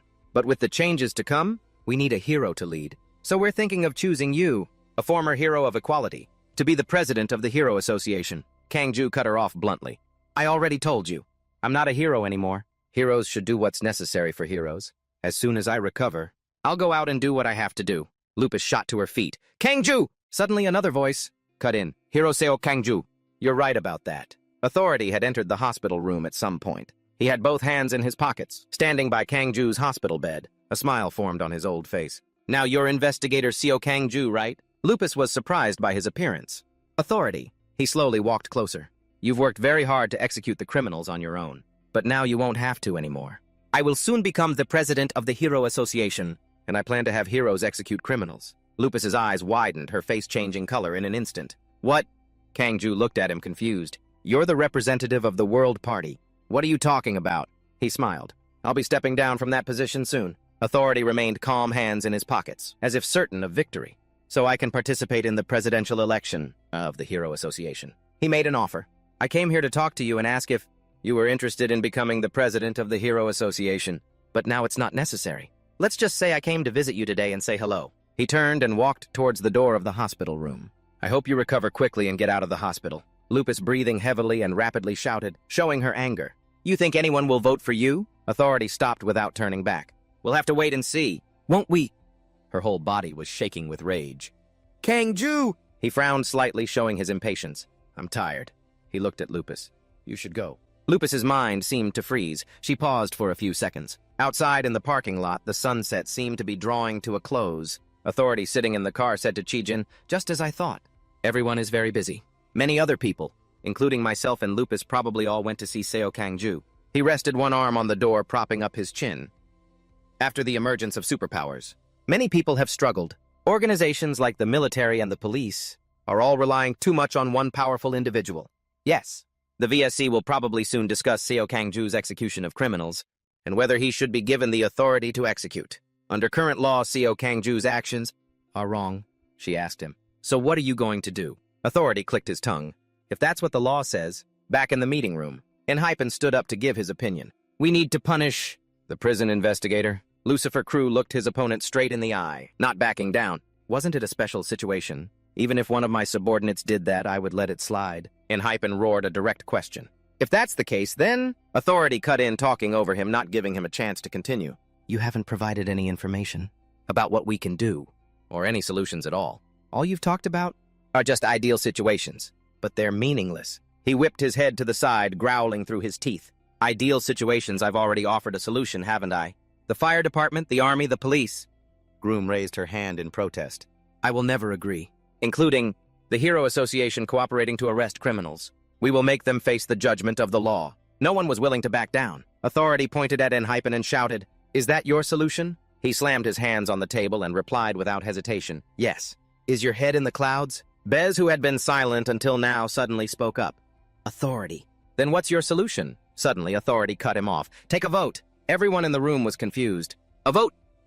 He put both hands on the table. "Let the nations vote on whether investigator Seo Kang Ju should have the right to execute. We'll change the law. Do you agree or disagree with the decision to give Seo Kang Ju the right to execute?" Amidst the magnificent city with its bustling skyscrapers, the heated debate in the meeting room continued to echo. "A vote," Authority re-emphasized his point. "That's right. Instead of us just arguing here like this, a vote would be much clearer." He was passionately making his point. when a voice suddenly cut him off. Aren't you all also working for the people? Enhypen declared his opposition sternly and uncompromisingly. Things like this are very dangerous, if decided by a majority. Authority looked at Enhypen. Are you looking down on the people now? He snorted coldly. I see it clearly now. You're avoiding it because you think you'll lose. Right. After saying that, Authority looked in another direction again. Am I right? He was looking towards the center of the meeting room, as if silently asking for an opinion. President Bez closed his eyes, thinking for a few seconds. Then he made his decision. All right, let's hold a vote. And 2 weeks later, Angie stood in the middle of the meeting room, holding the results of the vote. Her voice was serious as she began the results of the vote. Summary: 88% in favor, 12% opposed. The number of votes in favor is overwhelming. Authority, satisfied with the results, glanced at Engie. This was a given. Engie continued, according to the opinion of the in favor side, this situation should be considered a declaration of war, and the enemy must be annihilated. There is no need to apply the law to them, for they are beasts who have forsaken their humanity. Furthermore, because these issues arose, while in pursuit of our ideals, the right of execution should be granted to all heroes, not just Seo Kangju. As for the opposing side's opinion, Seo Kangju's current emotional state makes it difficult for him to make rational decisions. Granting him the right of execution is quite dangerous. If the right of execution is given to one individual, it could cause problems, similar to those with previous heroes. If an individual values their own judgment over the law, then society is at risk of collapse. That is the opinion of the opposition. He remained silent for a few seconds, then spoke. We can accept this outcome, in a way that satisfies everyone. Authority stood up angrily, shouting, damn it! His face was red, a vein throbbing at his temple. He continued, satisfy everyone. The result is already so overwhelmingly clear. What else is there to discuss? Bez stepped in to mediate. Stop making a scene. Get Seo Kangju in here now. In a spacious and luxurious office, Bez stood against the light. He greeted Kangju. It's been a while, hasn't it? Seo Kangju. He stepped closer. Did you hear the news? Kangju replied politely. Yes, I heard. Bez asked him, so what is your decision? Kangju's face was straight without a hint of a smile. As per the results of the vote, I will execute them all with my own hands. He continued, I have one more question. What would you have done if the vote's result was the opposite of what it is now? Kangju didn't hesitate. If that were the case, I would have killed them all and then turned myself in. Bez's eyes softened. I see. One more thing. If Lausa were here, what do you think she would do? Hearing that name, Kangju's breath seemed to catch in his throat. Only the sound of his sharp inhale was audible. He struggled to speak. About that, it would be better if you asked Lausa directly, sir. Bez didn't press him. Perhaps you're right. Final question. After this is all taken care of, will you return to being a hero? Kangju was already walking toward the door, not looking back. I'm not sure about that yet. In the news headlines, a special act concerning Seo Kangju has been passed. During the press conference, the reporters below were in an uproar, vying for the chance to ask a question. World President Bez stood at the podium looking down and announced, has granted the authority to carry out executions to Warden Seo Kangju in order to deal with the prison breaks that recently occurred at Lucas Prison and to prevent future terrorist acts. Authority was in his car watching the press conference live. He was delighted. All right, starting from here, step by step. I guess we can bring things back to the way they were. The scene changes to a lush green meadow, dotted with flowers. Lupus was sitting there watching on a small screen. She was watching the news about Bez's press conference. The scene shifts to a place that begins with tears. It's Hong Jia sitting alone on a chair. Her hands still clutched the urn with Kang Ho's ashes. A tear rolled down her cheek. Hong Jia looked at the urn in agony, calling out, Kang Ho! Scene change. Sinka's group was also watching the news on their phones. So that's how it is. If so, then we need to get ready now too. She excitedly asked everyone. Is everyone ready? The executioners? Steve Nash Adam, Ho and many others, they are all here? Most importantly, Seolwan appeared not long ago. In Spain and Portugal, a blue vortex has appeared. It carried a piece of paper with an invitation written on it. Word is it's from the world government. And in the sky, a blue vortex appeared, drawing everyone's attention. From the center of the vortex, a beam of light flashed. That light appeared like a small magic circle. A massive explosion occurred. People standing nearby were thrown back by the blast. Everything was left in ruins. It was the power of one of Sinka's group members. Ho walked cheerfully through the center. Hot, isn't it? Morris slightly annoyed this psycho. She pointed toward Agrit. What if someone had received an invitation? Why would you attack so indiscriminately? She said, grinding her teeth. If they die from something like that, they weren't worthy of an invitation. Below, in front of a shopping center. During the day, everyone was looking up at the advertising screens, which were broadcasting the news. The night was no exception, nor the late afternoon. Almost everyone had seen the news broadcast on the LED screens. It was Sinka. She stood in the center of the screen waving hello. Hello everyone, I'm Senka, she pointed at the screen. From now on, the execution of those with unselected genes will begin. Ho laughed loudly, very excited. Hun blew a kiss. A cruel glint flashed in Morris's eyes. Agret was more stoic. Kangju touched the brim of his hat, pulling it down low. His gaze was straight ahead, ice cold. In the stuffy meeting room, Enji stood in the middle reporting. Her expression was serious and professional. Regarding this incident, based on the documents sent from the Hero Association, Agret, a summoning-type villain previously captured by the Hero of Justice Mago, has the ability to transfer the summoning power stolen from an opponent into a sigil on her body. Just by holding out her hand, she can use that ability to counter an opponent's attack. In a battle, after observing the chaos before her, she was unsatisfied with the result. Not enough, too weak. Possesses the ability to copy an opponent's summoning power. When she first discovered this, Agret even felt a little regret. I should have stolen Mago's martial arts abilities. Ho! Physical-type villain previously captured by the Hero of Justice Ji Eugene, possesses the ability to transform into a nine-tailed fox. After defeating everyone present, she widened her eyes, feigning weakness. Where can I find someone who can tame me now? Hun Juyong, special-type villain previously captured by the Hero of Justice Charu. When casting his skill, he holds both hands forward. Then Hun chants the spell Hongai. Fanged monsters with sharp claws are released. They furiously charge and attack their victims. Hun has a very formidable power, the ability to summon demons. Ho stood beside him, watching Hun gleefully. He put a hand to his head. Strong right. Morris, special-type villain previously captured by the Hero of Justice Tom, resembles someone with a typical special-type power. A man was on the ground crying out for help. Save me, Morris stood behind him. Her face was cold. You're so loud, not elegant at all. Eva was right. Morris summoned her power. That power flared up, terrifying the man. Suddenly it tightened around his neck, causing him agony. He screamed.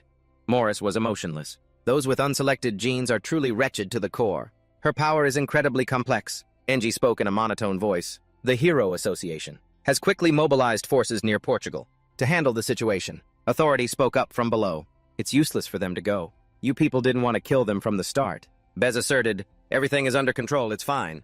In that case, firefighters will be prioritized to rescue civilians. Boda, hearing his name mentioned, looked straight at Bez. He answered firmly, understood, President. The military and police are tasked with protecting the people. Vera complied, yes, sir. Rum felt anxious. We don't have enough power to stop them.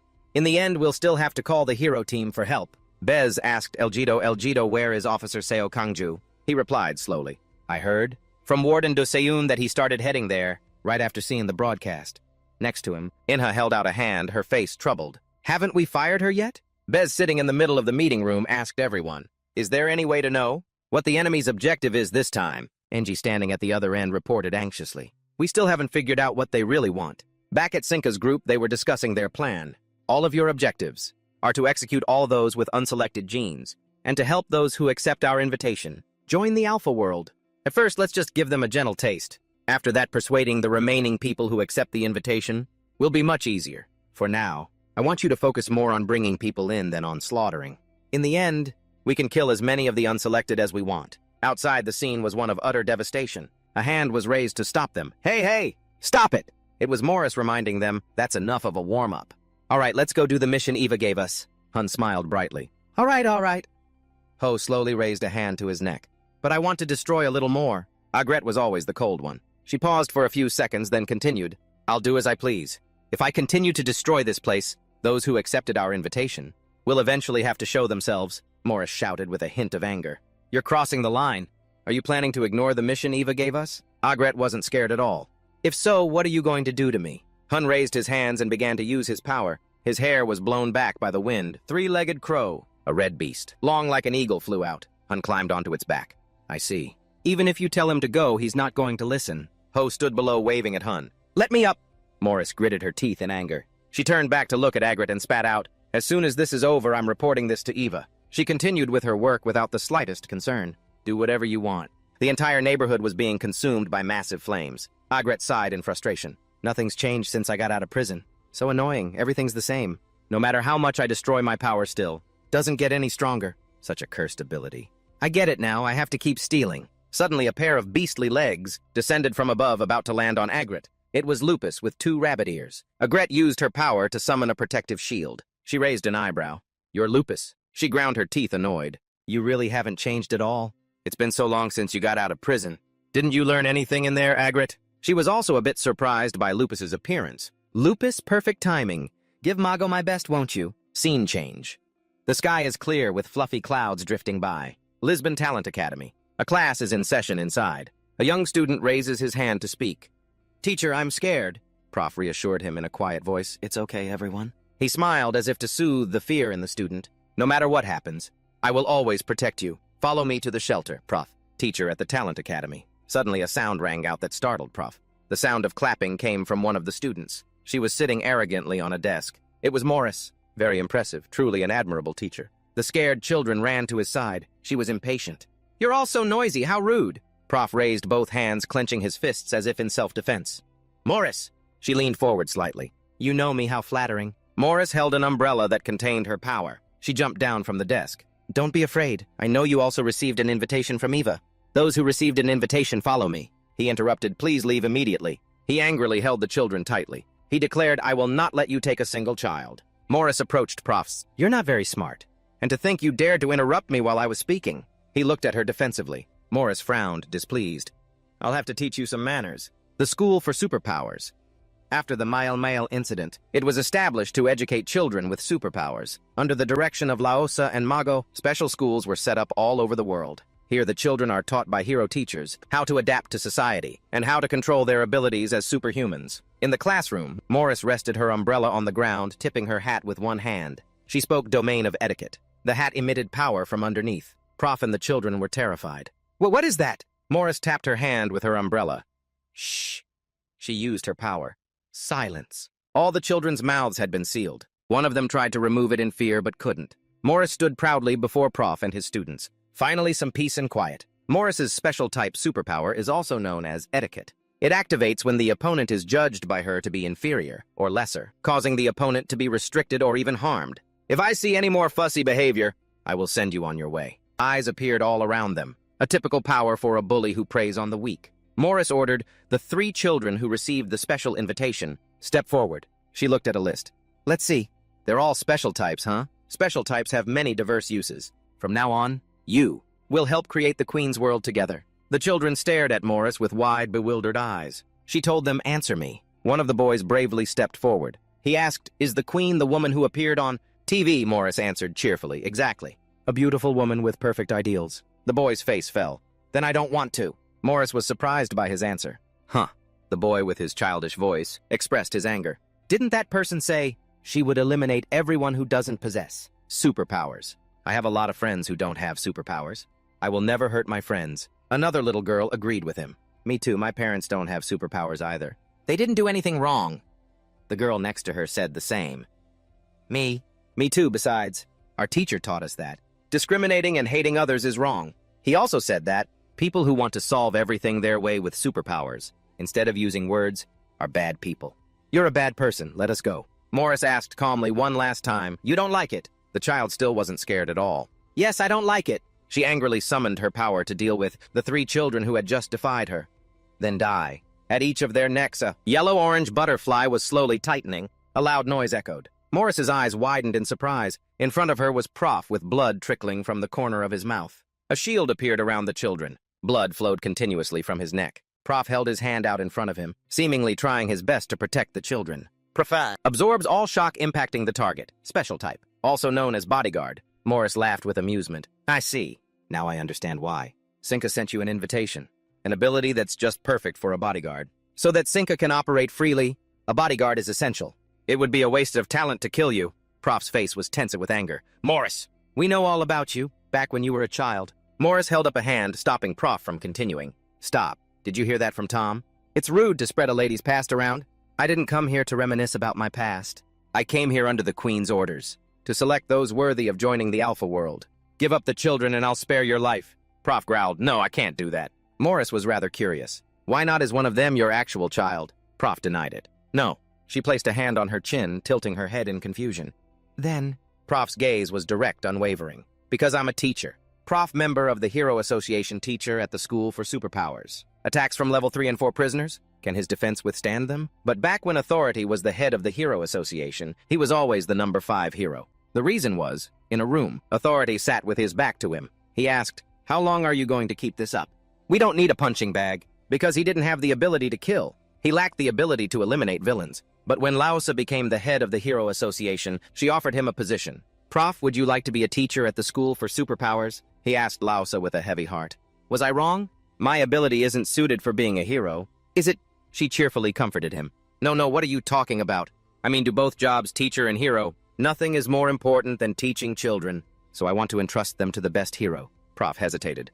"But I'm not suitable." Laosa persisted, showing him his good qualities. "What are you saying? Who could do it better than you?" Prof was surprised by those words. "Huh." She continued, "You are the hero of heroes, the one who sacrifices himself to protect his comrades. Isn't that wonderful?" Hearing that, Prof froze for a few seconds. Back to the present. Morris spoke up. "I have a great idea.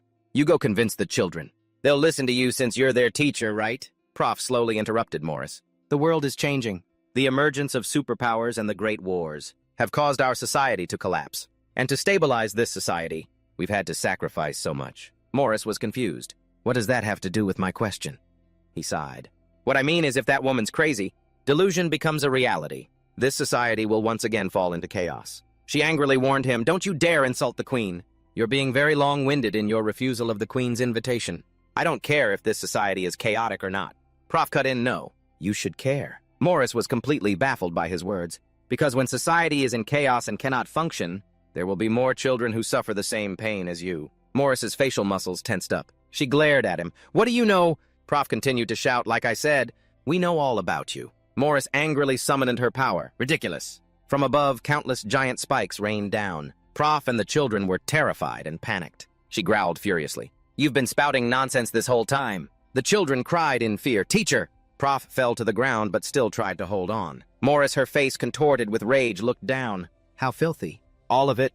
Suddenly a boot appeared out of nowhere and stomped on her head. Morris's head was slammed hard into the ground. The ground shattered, red lightning crackling around. Prof and the children lay on the ground, each pinned down by a large spike on their back. That person's voice rang out. "Prisoner of the Special Detention Zone Level 3, Morris?" Her face was distorted, crushed under a boot. The familiar hat came into view. Kangju growled, "Bring that bitch out here." Kangju pressed down hard with the foot stomping on Morris's face. Despite the pain, she retorted furiously. "You psycho bitch! Are you talking about our queen?" He looked down coldly.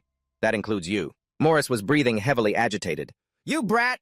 "You shameless bastard." She raised her hand to summon her power. Chains appeared wrapping around Kangju's arm. Like a snake, it locked around his neck. Morris said arrogantly, "Your judgment day has come." Kangju's expression didn't change as he casually flicked his arm. The gate of judgment instantly shattered. He clenched his fist and the chains on his arm and neck broke apart. They shattered into many pieces, making a crisp sound. Kangju grabbed Morris by the head and slammed it hard into the ground. Her face was beaten to a pulp. Morris's hat also flew off. Prof and the children stared intently at the scene before them. Kangju called out, "Prof." He was on the ground, trembling slightly as he answered, "Yes." He glanced back coldly, saying, "Get the kids out of here." Prof informed Kangju, "That power cast on us hasn't been dispelled yet." Kangju clenched his fist. He mercilessly punched Morris in the stomach. Prof and the children watched this scene bewildered. Morris's face was bruised and battered, blood flowing from the corner of her mouth. Her power was retracted. The spikes holding Prof and his students down slowly floated up and disappeared. Kangju reminded them, "Run as far as you can." Prof grabbed the children's hands. "All right, kids, let's go." He bent down and grabbed Morris by the collar. He lifted her up, looking straight into her face. Kangju growled, "I'll say it one more time. Bring that bitch here." Morris trembled as she opened her mouth. "Lady's dignity." A red circle appeared surrounding Kangju and Morris. He let out a tired sigh. Blood streamed from the corner of Morris's mouth. She widened her eyes, looking at him expressionlessly. "It's been a long time since I've been in this form." Kangju's eyes widened.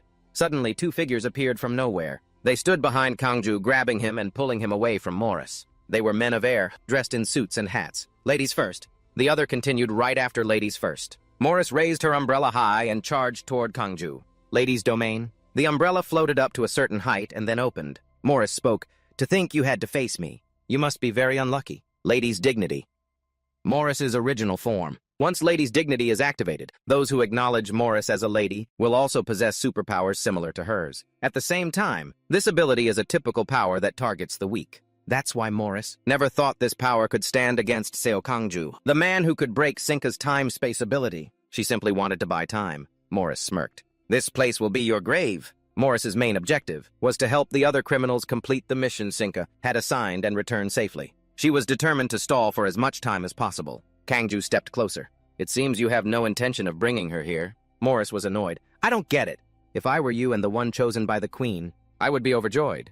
It's unbelievable that you would throw away such a precious opportunity. Kangju didn't respond. He coldly summoned his power. Unleashing his technique, Morris was terrified. Wait a minute. She held both hands out in front of her, trying to stop Kangju's next move. I'll talk. In her mind, Morris thought, I have to stall for as long as possible. She looked straight at Kangju and said firmly, I know where the queen is. Kangju wasn't very interested. Well, I don't need to know that.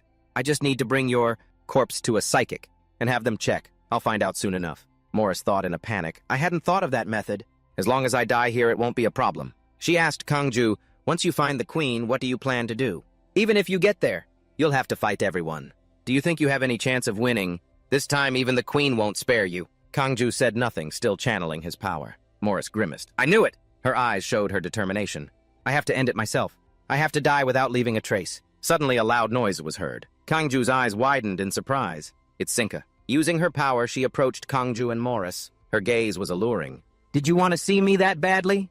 I guess your heart has had a change of mind, hasn't it? Morris beside her was stunned by what Sinka had just said. Queen! She cried out, warning her. It's dangerous here! Morris suddenly saw something and had to look up. A bolt of lightning struck down from above. It was Kangju transformed into his powered-up form. Sinka was cheerful. She pointed at her own face. Unleashing all your power right after we meet. I guess your mind hasn't wavered yet. But are you okay? He clenched his fist and lunged forward. Sinka continued. Honey? Kangju shattered the power circle with his strength. He roared with rage. I'll kill you with every last ounce of strength I have, no matter how small. Sinka wasn't scared at all. She still looked at Kangju with eyes full of affection. How scary. But why don't I feel upset at all? Seeing how your mind is always obsessed with me, I really like it.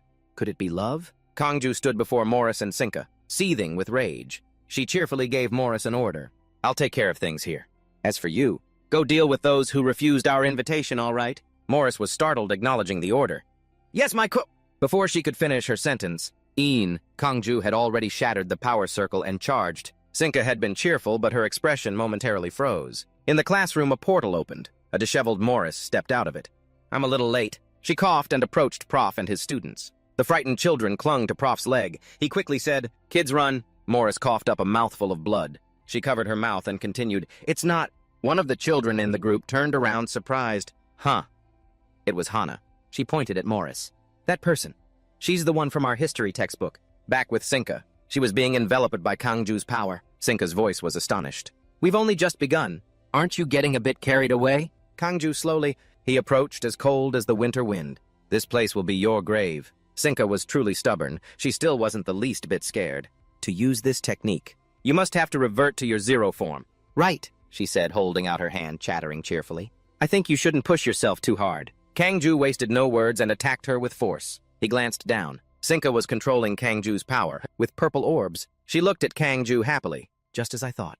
This power is still beneath you. Kangju stared silently at Sinka. She turned around and called Canis and Kato. From a portal behind her, Canis and Kato flew out. They were both bewildered by the recent situation. Canis asked, Lady Sinka, what is going on? Kato added, We weren't supposed to show ourselves. Sinka covered her mouth and chuckled. This is a tough spot, huh? She raised a hand to touch her hair. Instead of killing him, we should have stalled, for time. He's using his finishing move right from the start. We can't possibly defend against that. She turned and waved at Kangju. In that case, let's run. She held out her hand, but no power appeared. A look of confusion was clear on Sinka's face. What's this? He interrupted her. I already told you, didn't I? This place will be your grave. Black Heaven's prison, a space created from the power of Cell Kangju. Once you enter this space, there is no chance of getting out again. Sinka, who had been outside the space during the battle between Seo Kangju and Huang Songhuan, was able to use her power to pull out the trapped Huang Songhuan from inside. But now that she was inside Cell Kangju's space, she would never be able to escape. Sinka placed a hand on her chest. What a ridiculous power. Power surged from Kangju's fist. He was rushing towards Sinka with blinding speed. Kangju punched Sinka's shield hard. His power was so immense that it shattered. Canis called out worriedly, Lady Sinka, I think it's time you removed these collars from us. In contrast, she showed no anger or fear at all. I already promised Seonghuan that he would be the one to finish off Kangju once he's grown up. Canis tried to persuade her. I don't think we'll get out of here alive if we don't kill him. Sinka wasn't bothered. That's true, but I believe Seonghuan will understand. As Canis and Kato tried to remove their collars, she spoke up. All right, the collars. At that moment, Canis and Kato seemed to lose control, looking up and roaring. Sinka turned her head, looking confused. What's going on? She herself was surprised. From high above it looked like something terrible was about to happen. From the roof of the domain, a deep, dull sound created by Kangju echoed. He was silent for a few seconds.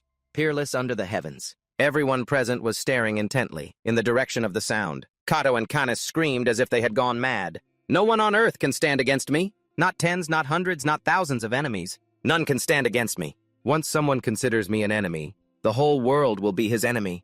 Who would dare to make an enemy of me? An old face appeared. That's what it means to be peerless under the heavens. The person looked at Kangju and asked, "What do you think?" In front of him was Kingston. He sat cross-legged on the ground, looking at Kangju. Kingston raised his eyes and asked, "Don't you want to be peerless under the heavens?" He looked at the old man, silent and confused. Kingston continued, "You're strong, but you're not yet peerless under the heavens." He laughed loudly, "But I can make you so." Kangju listened to him stunned. Sinka shouted in alarm, "What nonsense is this? Have you gone senile?" She shouted angrily.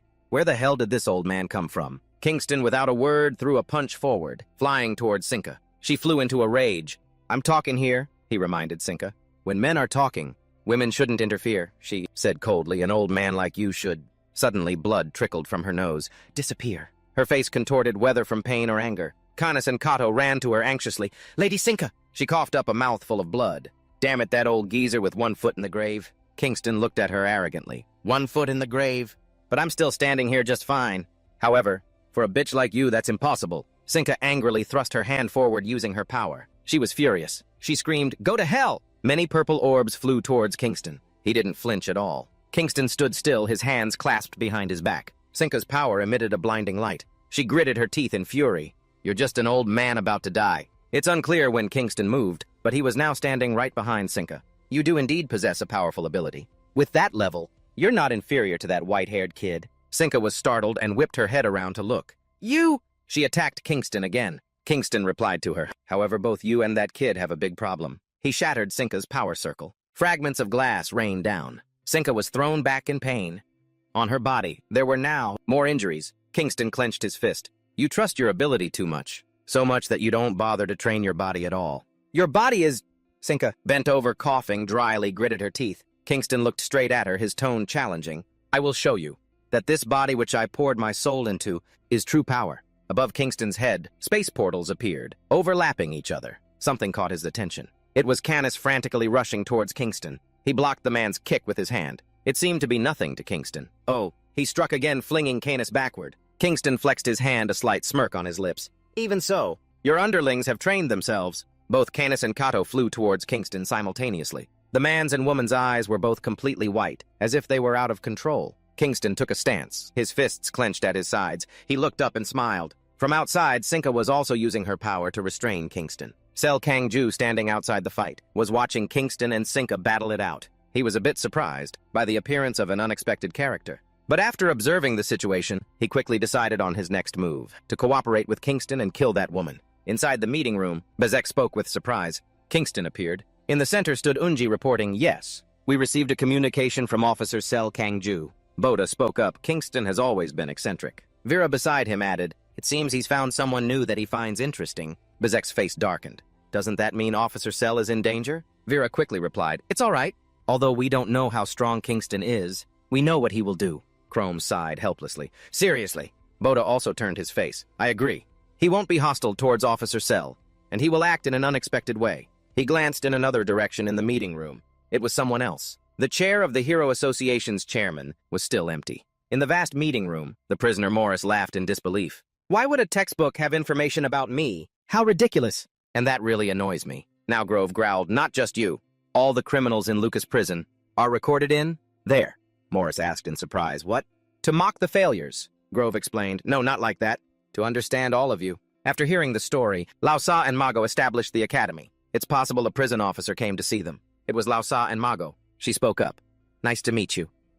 Opposite them was an officer. He pulled his hat down low to greet them. "I am an officer of Lucas Prison. My name is Sel Kangju." The three were sitting in discussion. Mago asked Kangju, "You want to add criminology to the required curriculum? That's why we need to understand them." After hearing Prof's story, Morris still refused to believe it.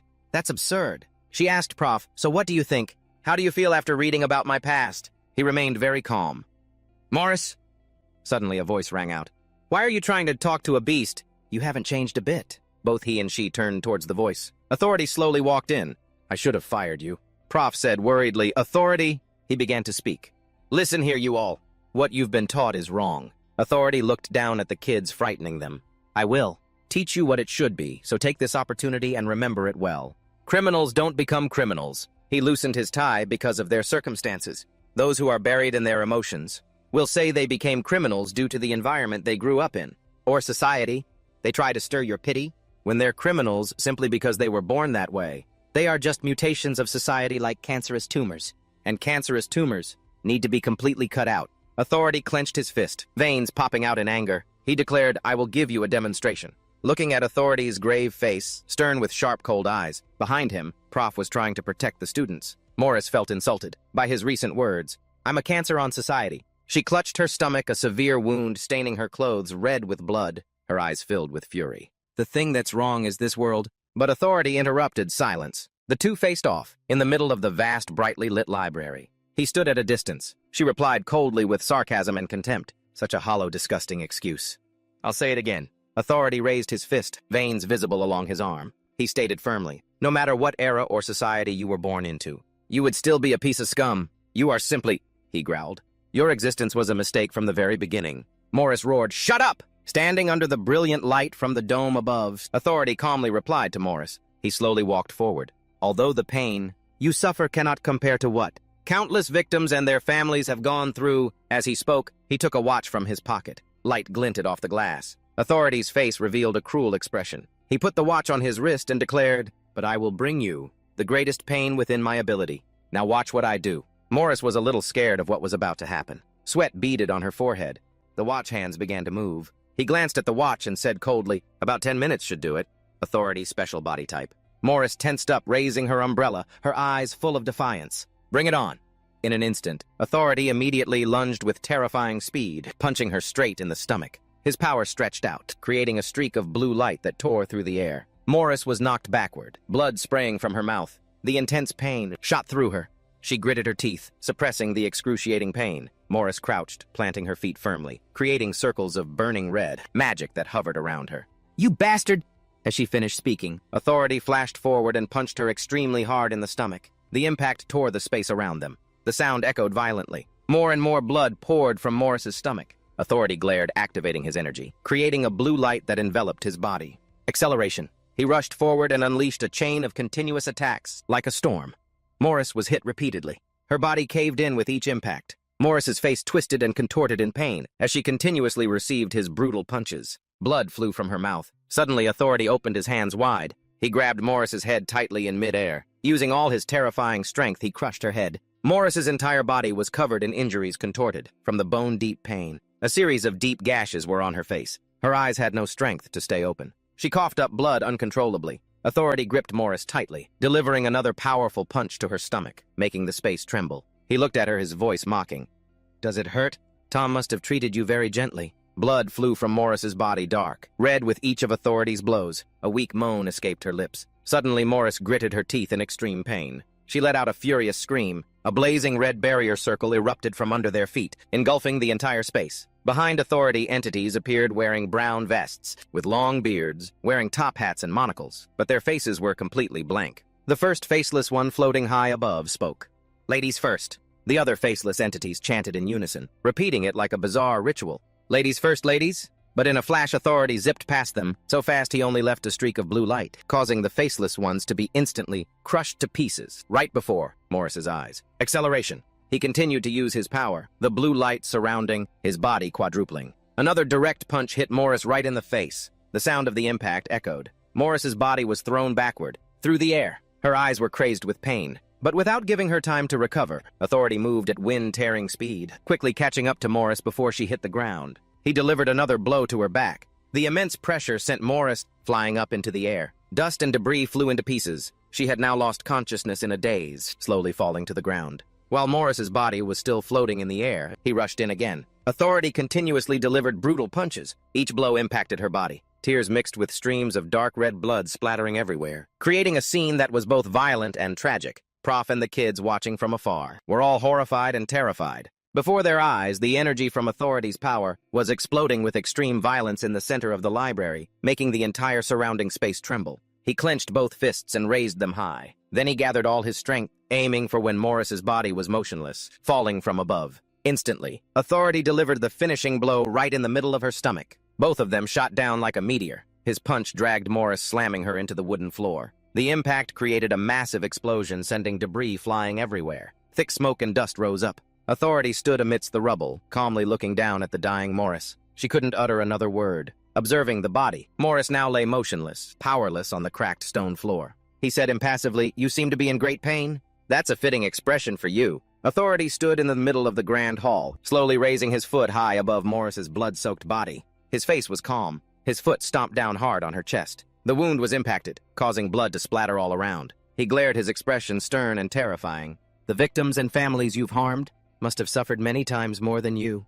Morris screamed in despair. Authority glanced at his watch and calmly announced, "About 3 more minutes." Morris's body was broken. She managed to force out time acceleration ability. Authority confirmed, while his foot was still stomping on her. "Correct." He held up his arm, revealing the watch on his wrist. "When I use my ability, I can control the flow of time for any object I touch, including myself." Suddenly, Authority held his hand open in front of Morris, which means she trembled in fear, her eyes showing clear terror. The muscles on his arm stood out, every vein visible. Authority touched Morris's face. He looked like a cold judge. "I can also slow down time." Then his face darkened, his eyes radiating a cold blue hue. His final words rang out like a declared sentence. "Death. Slowly feel the pain and die, you cancer of society." It was only a fleeting moment, but to Morris it felt like a lifetime. Authority slowly lifted his hand. He stood up straight, checking his watch, while looking down at her body sprawled on the floor. "What a shame. If the situation were less tense, I could have spent more time." Morris was weak. She began to laugh. "Ha ha ha!" This made Authority pause slightly, asking suspiciously, "Why are you laughing?" Morris lay there motionless, her eyes crazed. He grabbed her by the collar and pulled her closer, leaning his face in and asking with contempt, "Have you gone mad with fear of death?" The impact on her wound made Morris spit more blood. Morris gasped for breath, blood covering her body, but she still smiled brightly. "I won't lie and say I'm not afraid of death, but that's not why I'm laughing. I didn't expect to complete my mission this way, but it's fine either way." Authority frowned in surprise. "What are you talking about?" Meanwhile, the teacher, Prof, and the students were afraid, sensing that something was about to happen. Morris said, "When I die..." Authority listened coldly. She continued, "Caught in my ability, every member of Morris's special lineage." She lifted her head, her body covered in blood, and gave a threatening smile. "All of them will follow me to the grave, the death ritual." Prof behind them heard this and was stunned, uttering, "What?" Authority turned to glance at him, his gaze incredibly cold and terrifying. Meanwhile, in another development, within Kangju's enormous, gloomy red barrier, amidst the smoke, the prisoner Kingston raised both his hands, getting into a fighting stance. From both sides, Kato and Canis launched themselves at him. Their 2 streams of purple and red energy exploded, a violent collision. Attacked from both sides, Kingston still didn't budge an inch. He held his stance and began to unleash a series of counter-punches at them. Kato's face contorted, fierce and full of hatred. She lunged claws out with a scream, "No!" But just as she got close, Kingston's hand touched Kato's forehead, decisively. The force of his power vibrated, shaking the space. It created a brilliant explosion. Canis shouted in alarm and desperation, "Kato, take off the collar." But everything happened too fast. Kingston delivered a powerful punch, landing on the man's face. Dust and smoke billowed up. His cold voice rang out, "Arrogant fools." Kato and Canis fell sprawled out, grimacing at the speaking Kingston.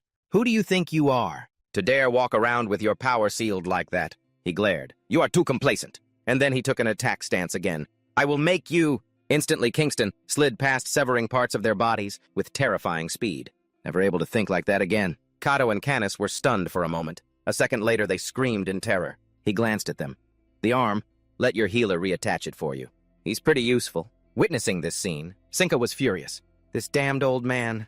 She grimaced, spreading her hands to cast a spell. "You damn old geezer!" But in a flash, Kangju appeared from nowhere and punched her straight in the stomach, shattering her power into pieces. Blood spewed from Sinka's mouth as she was thrown backward. Sinka clutched her stomach, groaning in pain. As she was trying to sit up, she suddenly panicked. Kang-ju shot towards Sinka again at a terrifying speed. She trembled and cried out, "Oh, don't come here!" But he ignored her and continued to charge. Kangju glared, gritting his teeth in anger. He turned into a streak of energy tearing through the air. Kangju delivered a kick aimed at her stomach again, creating such intense pressure that the ground beneath her exploded. Sinka continuously spat blood, terrified, watching him walk towards her. "Kangju, don't do it again." Sinka tried to plead, reconsider, but before she could finish, Kangju immediately punched her repeatedly. The powerful trauma caused blood to spray everywhere. His eyes remained cold and emotionless. Kato and Kanes saw this and screamed in fear, "Sinka-sama!" Kangju raised his fist for the decisive blow. Sinka panicked, losing her senses. "No, no!" She sobbed, "I can't die here." A cruel glint flashed in his eyes. But just as Kangju was about to attack, Kingston stopped his fist. He glanced at the old man in astonishment. Seeing his surprise and confusion, Kingston said, "That's enough." His gaze was sharp. "You can't kill him by yourself." Right, a champion never accepts help. Back in the library where Teacher Prof and the students were in the desolate scene, chaotic and ruined after the battle. Authority looked at the dying Morris in a pool of blood. He growled, "The death ritual ability." With a blood-covered face, she smiled in confirmation, her tone defiant. "That's right. If I die, it will activate. What are you going to do now?" Authority's eyes darkened. "Listen here." He turned to look at Prof and uttered a very grave sentence. "I apologize in advance." He was startled and confused. "What?"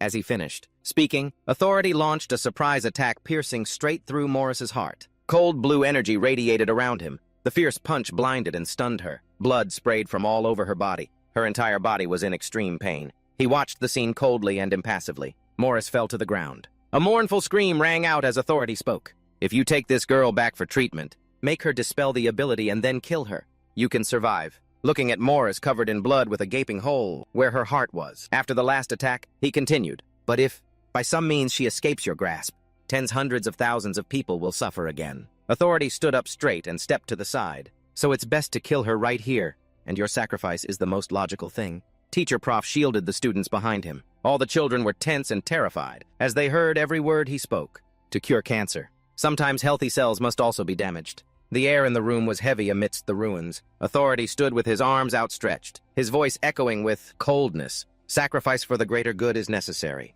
He gently slipped the watch from his wrist. He was disturbingly calm. "I thank you for your sacrifice." On the floor where the blood was still spreading, a mysterious blue light radiated around Morris's body, creating a strange mist, making the atmosphere tense to the point of suffocation. Authority glanced at the corpse and was extremely vigilant as he sensed this energy. Very dangerous. This uneasy feeling. Good thing it can only be used after death. Seeing Morris was dead with her eyes wide open and white, her face frozen in horror, but her whole body emitting an intense, mysterious energy, he continued, "If it could be used while alive, it would be even more dangerous. Then I will bid you farewell first." Authority continued to speak loudly to Teacher Prof, who was worried behind him. "Prof, I don't need to apologize to you, do I?" He said coldly, "Your body is quite sturdy, isn't it? Surviving is what you're good at." Suddenly a voice rang out. "Now then." Prof looked towards the woman who was speaking. The scene became gloomy and eerie. Morris had now become a giant demonic entity, enveloped in supernatural blue flames, smiling coldly. "Let's go to hell together." Instantly, the long chains wrapped around her body flew out, the cold iron chains binding the students' hands. The children screamed in terror. Prof stood in the middle, and though he was also surrounded by chains, he smiled reassuringly at everyone. "Don't worry, I promise to protect you all." Morris was surprised. "What?" He continued, "Just as I said." He looked at the innocent faces, but which were filled with fear. "The children will be safe." Hearing that, she felt a little uneasy. Prof stepped forward, his eyes becoming sharp, looking straight at Morris, his voice firm.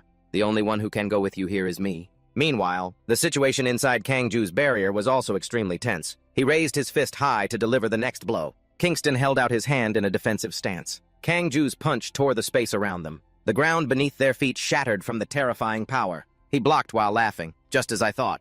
Kangju turned to continue attacking Sinka, while the old man was chattering on. "If it were you, you would reach the true peak."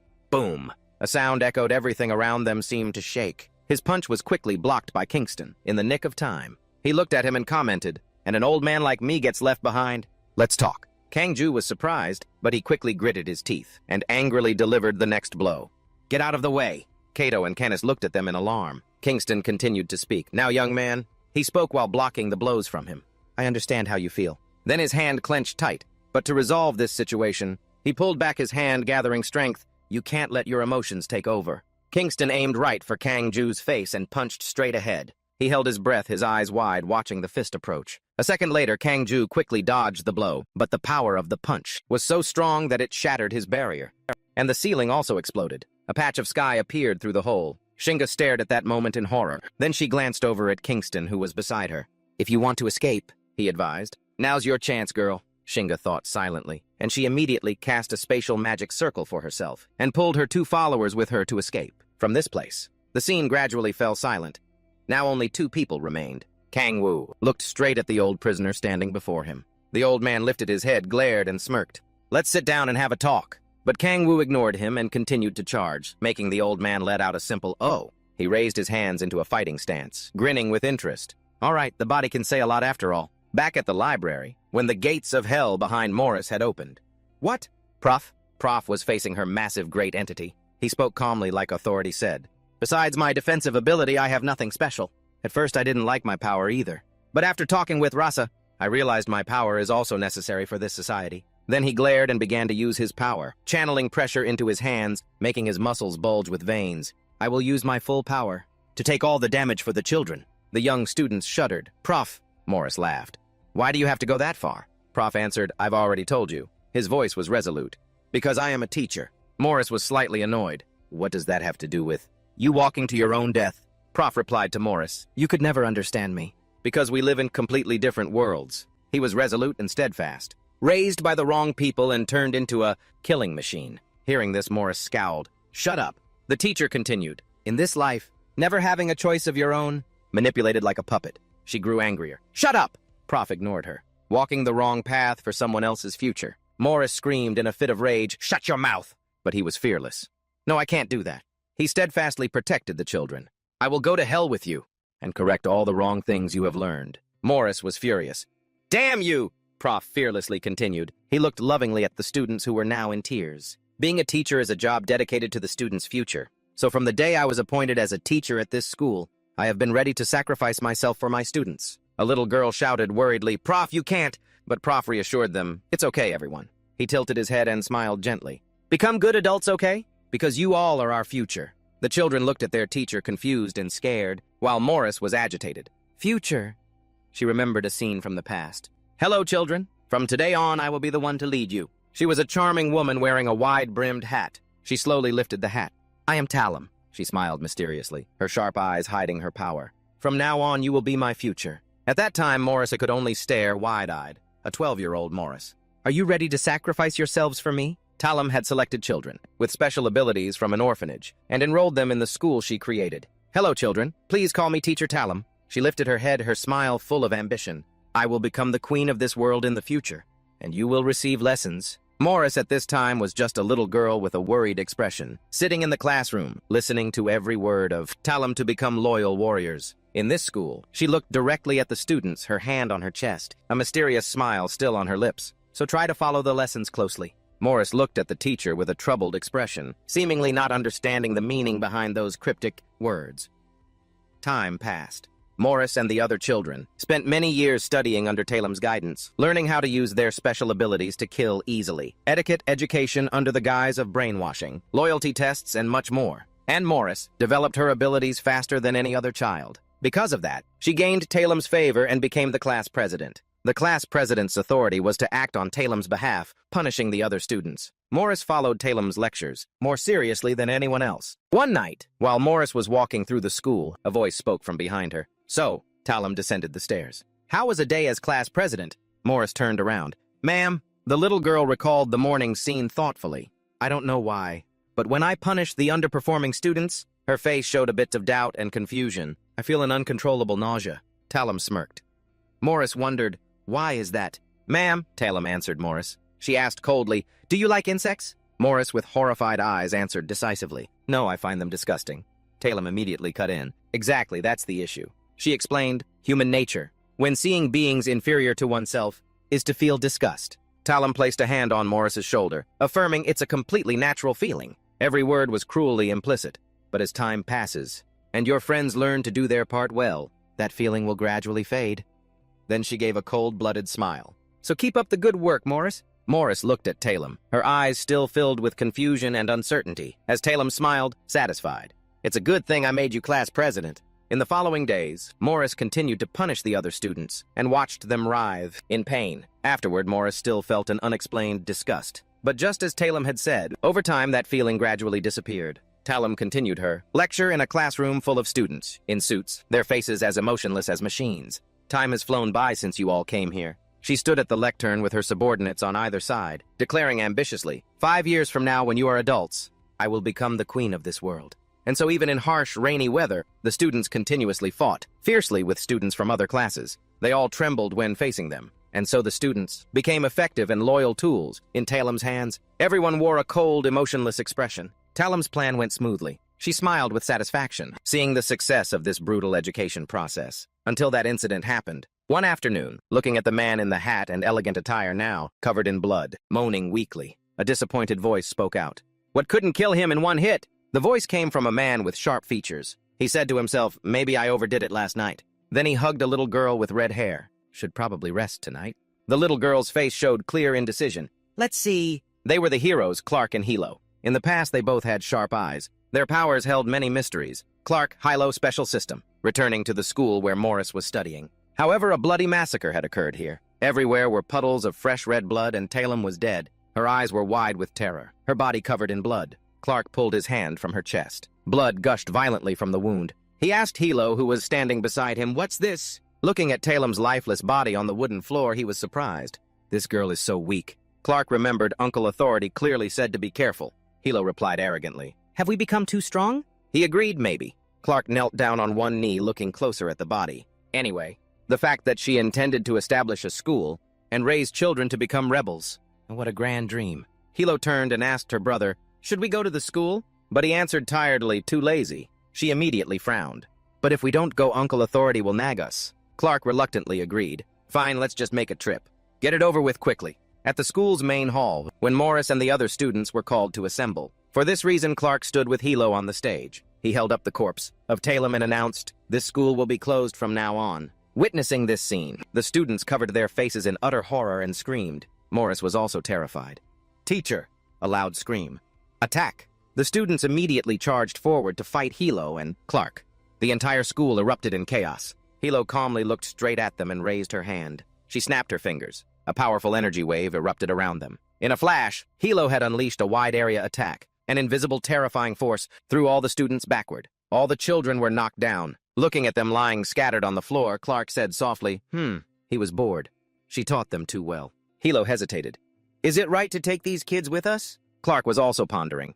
"If we re-educate them to integrate into society, it will take a lot of time and resources." Both heroes were hesitant. Even if educated, they're still walking killing machines. They're clearly ticking time bombs. No telling when they'll explode. Then Clark turned to look at Hilo. "Have these kids killed anyone yet?" She replied, "We caught them before they could act, so probably not." He continued to deliberate. "Were we too hasty? This situation is really tricky." Clark was confused. "What now, Hilo?" she asked. "What is it?"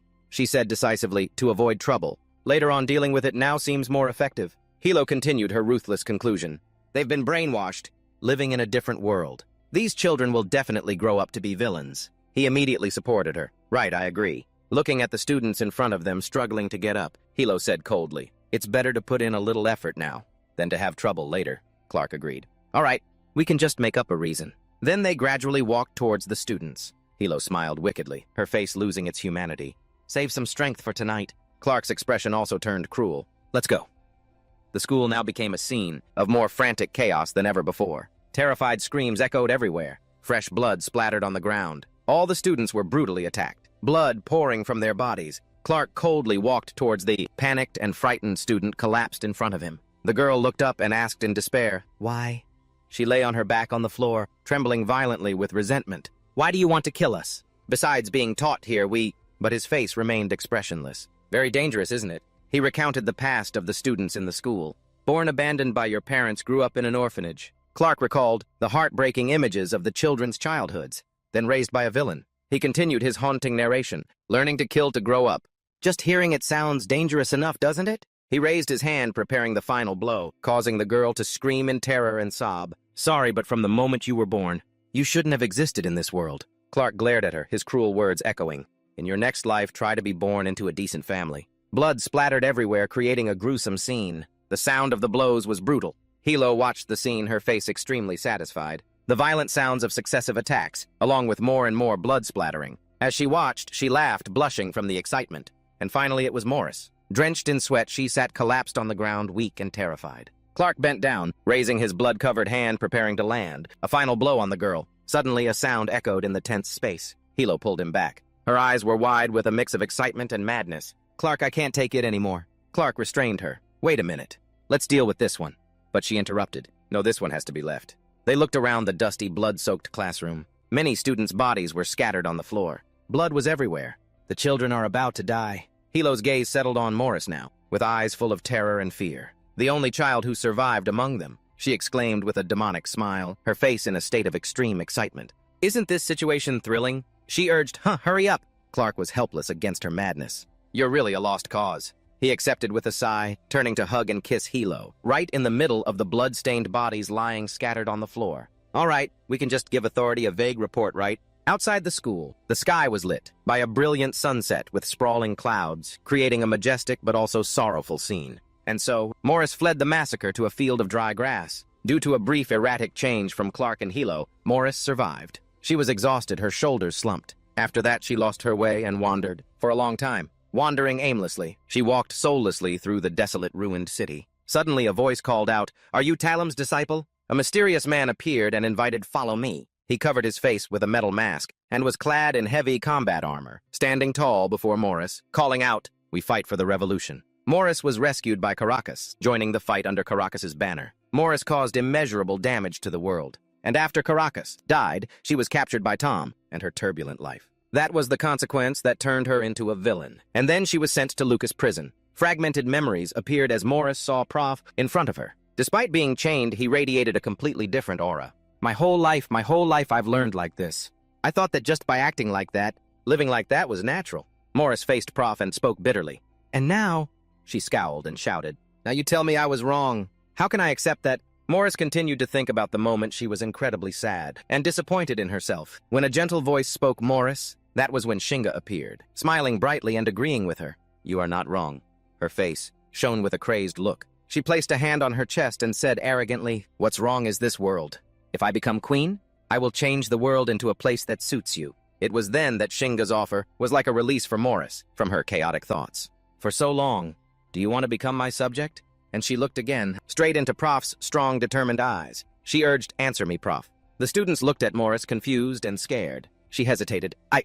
She remembered the sight of authority, looking at her with emptiness and contempt. Like authority said. And she remembered Hilo and Clark judging her in the past. Like the heroes said.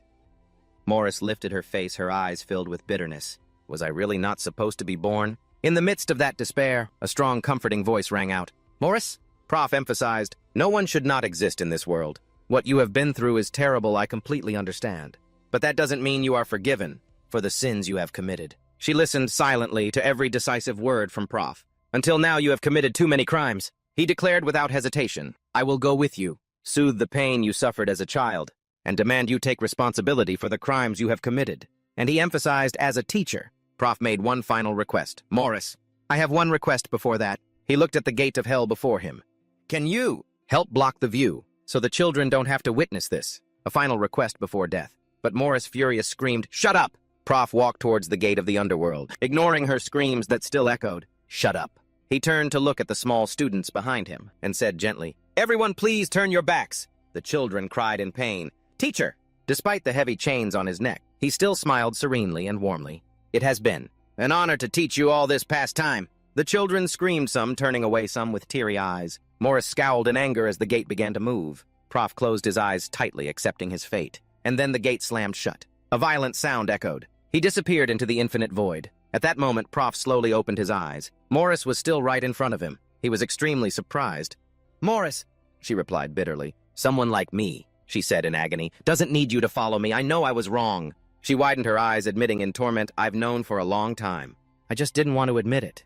Because once I admitted it, I realized I had gone too far. Those actions in this past were so disgusting." After she punished her friends, the children still reassured Morris. "We're fine." Despite their pained grimaces, they didn't blame her. "If you didn't do it, Teacher Talem would scold you right. We'll be okay." At those times, she was lifeless, seeing her reflection in the puddles of blood on the floor. My image stained with my friend's blood, until Morris grew up. So disgusting. When she was captured by Tom Morris, she said strongly, "It's time to stop living like someone's puppet." Looking into Tom's eyes, I found my own image so disgusting. Then when she was brought to Lucas prison, someone greeted her. "It's a pleasure to meet you, Morris." Hongja smiled brightly, looking at her with worry and care. "I'm Hongja, a warden here. Are you feeling uncomfortable anywhere?" In the dark prison cell, seeing her reflection in the bowl of soup the warden gave her, I felt disgusted with myself. It was too painful. Therefore, I couldn't admit it. I'm not disgusted. What I learned wasn't wrong. What's disgusting is this world, and what's wrong is also the world. I tried to believe that to keep living. She saw the scene of the beloved young students gathering around Prof. They all smiled and looked happy in his arms. Morris suddenly reverted to her innocent childhood self. The way Prof taught the children with a bright, radiant smile, hugging them so warmly and peacefully, was a stark contrast to her own brutal childhood. It made her incredibly surprised and envious. Suddenly, there was a flash of light that shattered all of Morris's chains. Truly! That brilliant light gradually erased the empty, tragic look in her eyes. The image of Morris now slowly faded with the cracked mirror shards. She gave a pained, distorted smile. It was a life too disgusting. Prof looked up as she slowly disappeared. The students all ran to hug their teacher. Kingston, in a superior position, blocked the blow. "Even if you're angry with me, the situation won't change," he said to Kang-woo. "If you don't get stronger from now on, you can't kill that kid nor that girl. In the end, the problem," he repeatedly stabbed at the boy's pain point, "is still within yourself." Kingston recalled the moment he blocked Kang-woo's attack on Shinga. Just now it was the same. "If you were stronger than me, you could have ignored me and killed the girl." His words continued to drill into the boy's mind. Anger is just a stage of denial. The boy's eyes were furious and annoyed as Kingston's words hit a weak spot. "You're only angry because you can't accept your own shortcomings. Angry at yourself, right?" Kang-woo angrily charged to attack him, while the old man remained calm. "You don't seem to want to admit it, but I understand. Admitting your own shortcomings is not easy." Kingston was approached by the boy who raised sharp demonic claws, glowing red and slashed. The old man easily dodged. "But you have to accept it." He dodged all of Kang-woo's punches with incredible ease and patiently continued to explain. "Shortcomings are also a part of you. Only when you accept and acknowledge it can you move forward, and only then can you achieve your goal." Kingston frowned seriously. "I'll ask you one more time." Kang-woo suddenly froze when he heard the old man's question. "What is it that makes you so angry?" A series of shattered memories appeared in his mind. It was the image of a desolate battlefield. His comrades had fallen. Bodies lay everywhere. The survivors were covered in blood, sobbing in terror. Painful memories came flooding back continuously, making Kang-woo furious. He gritted his teeth. The anger, the pain, and the desire for revenge helped him create a terrifying surge of power. He roared, "Shut up!" Moments from the past battle with Sung-hwan gradually replayed in Kang-woo's mind. And the reason? Kingston slowly clenched his fist, concentrating energy. His face was stern as he questioned the boy. "That led to all this is what—" Then he threw a punch with immense power, right into Kang-woo's stomach, sending him flying backward. He jolted awake, remembering the fight with Seong-hwan. He was nothing but a demon. But in the end, he was still weak, only to be defeated by him and the other prisoners. The familiar face of Kang-ho appeared. "Kang!" Kang-woo opened his eyes wide, looking at the clear blue sky revealed in the ceiling. The warm light gradually shone in dispelling the recent gloomy and dusty atmosphere. He lay motionless on the ground, his face dazed after the fierce battle. Kingston looked down and smiled. "How about it?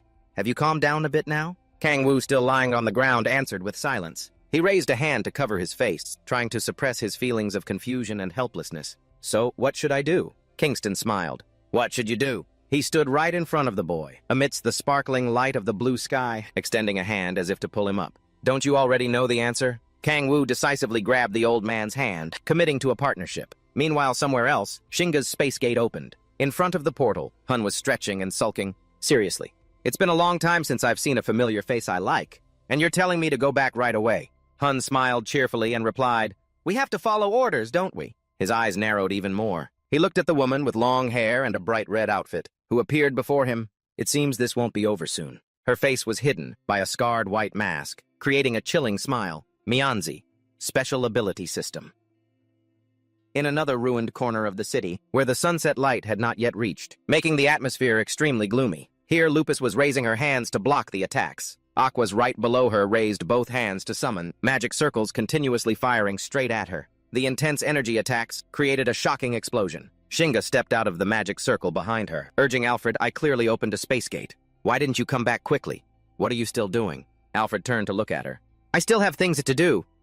But she immediately screamed, "Alfred!" Alfred flinched in fear. Shinga glared angrily, veins popping on her forehead, and ordered in a low voice, "Come back now, or I'll kill you." The issue with Shinga's invitation has been resolved. Kingston returned with Seo Kang-woo, requesting a meeting with the world government. In the meeting room, looking at the people sitting around the large table, he exclaimed with interest, "So that's how it is?" Kingston smirked. "I was wondering why we were meeting without any restrictions." He looked at the meeting participants. "Turns out it's because there are some familiar faces." Vera greeted, "Long time no see, Kingston." Boda also smiled and asked, "Are you still well?" Kingston was a bit contemplative. "Finally climbed to that position, huh? Such greedy people, Vera retorted. I think it's less ambitious than your goal. Boda laughed loudly in agreement. Ha ha ha, that's right.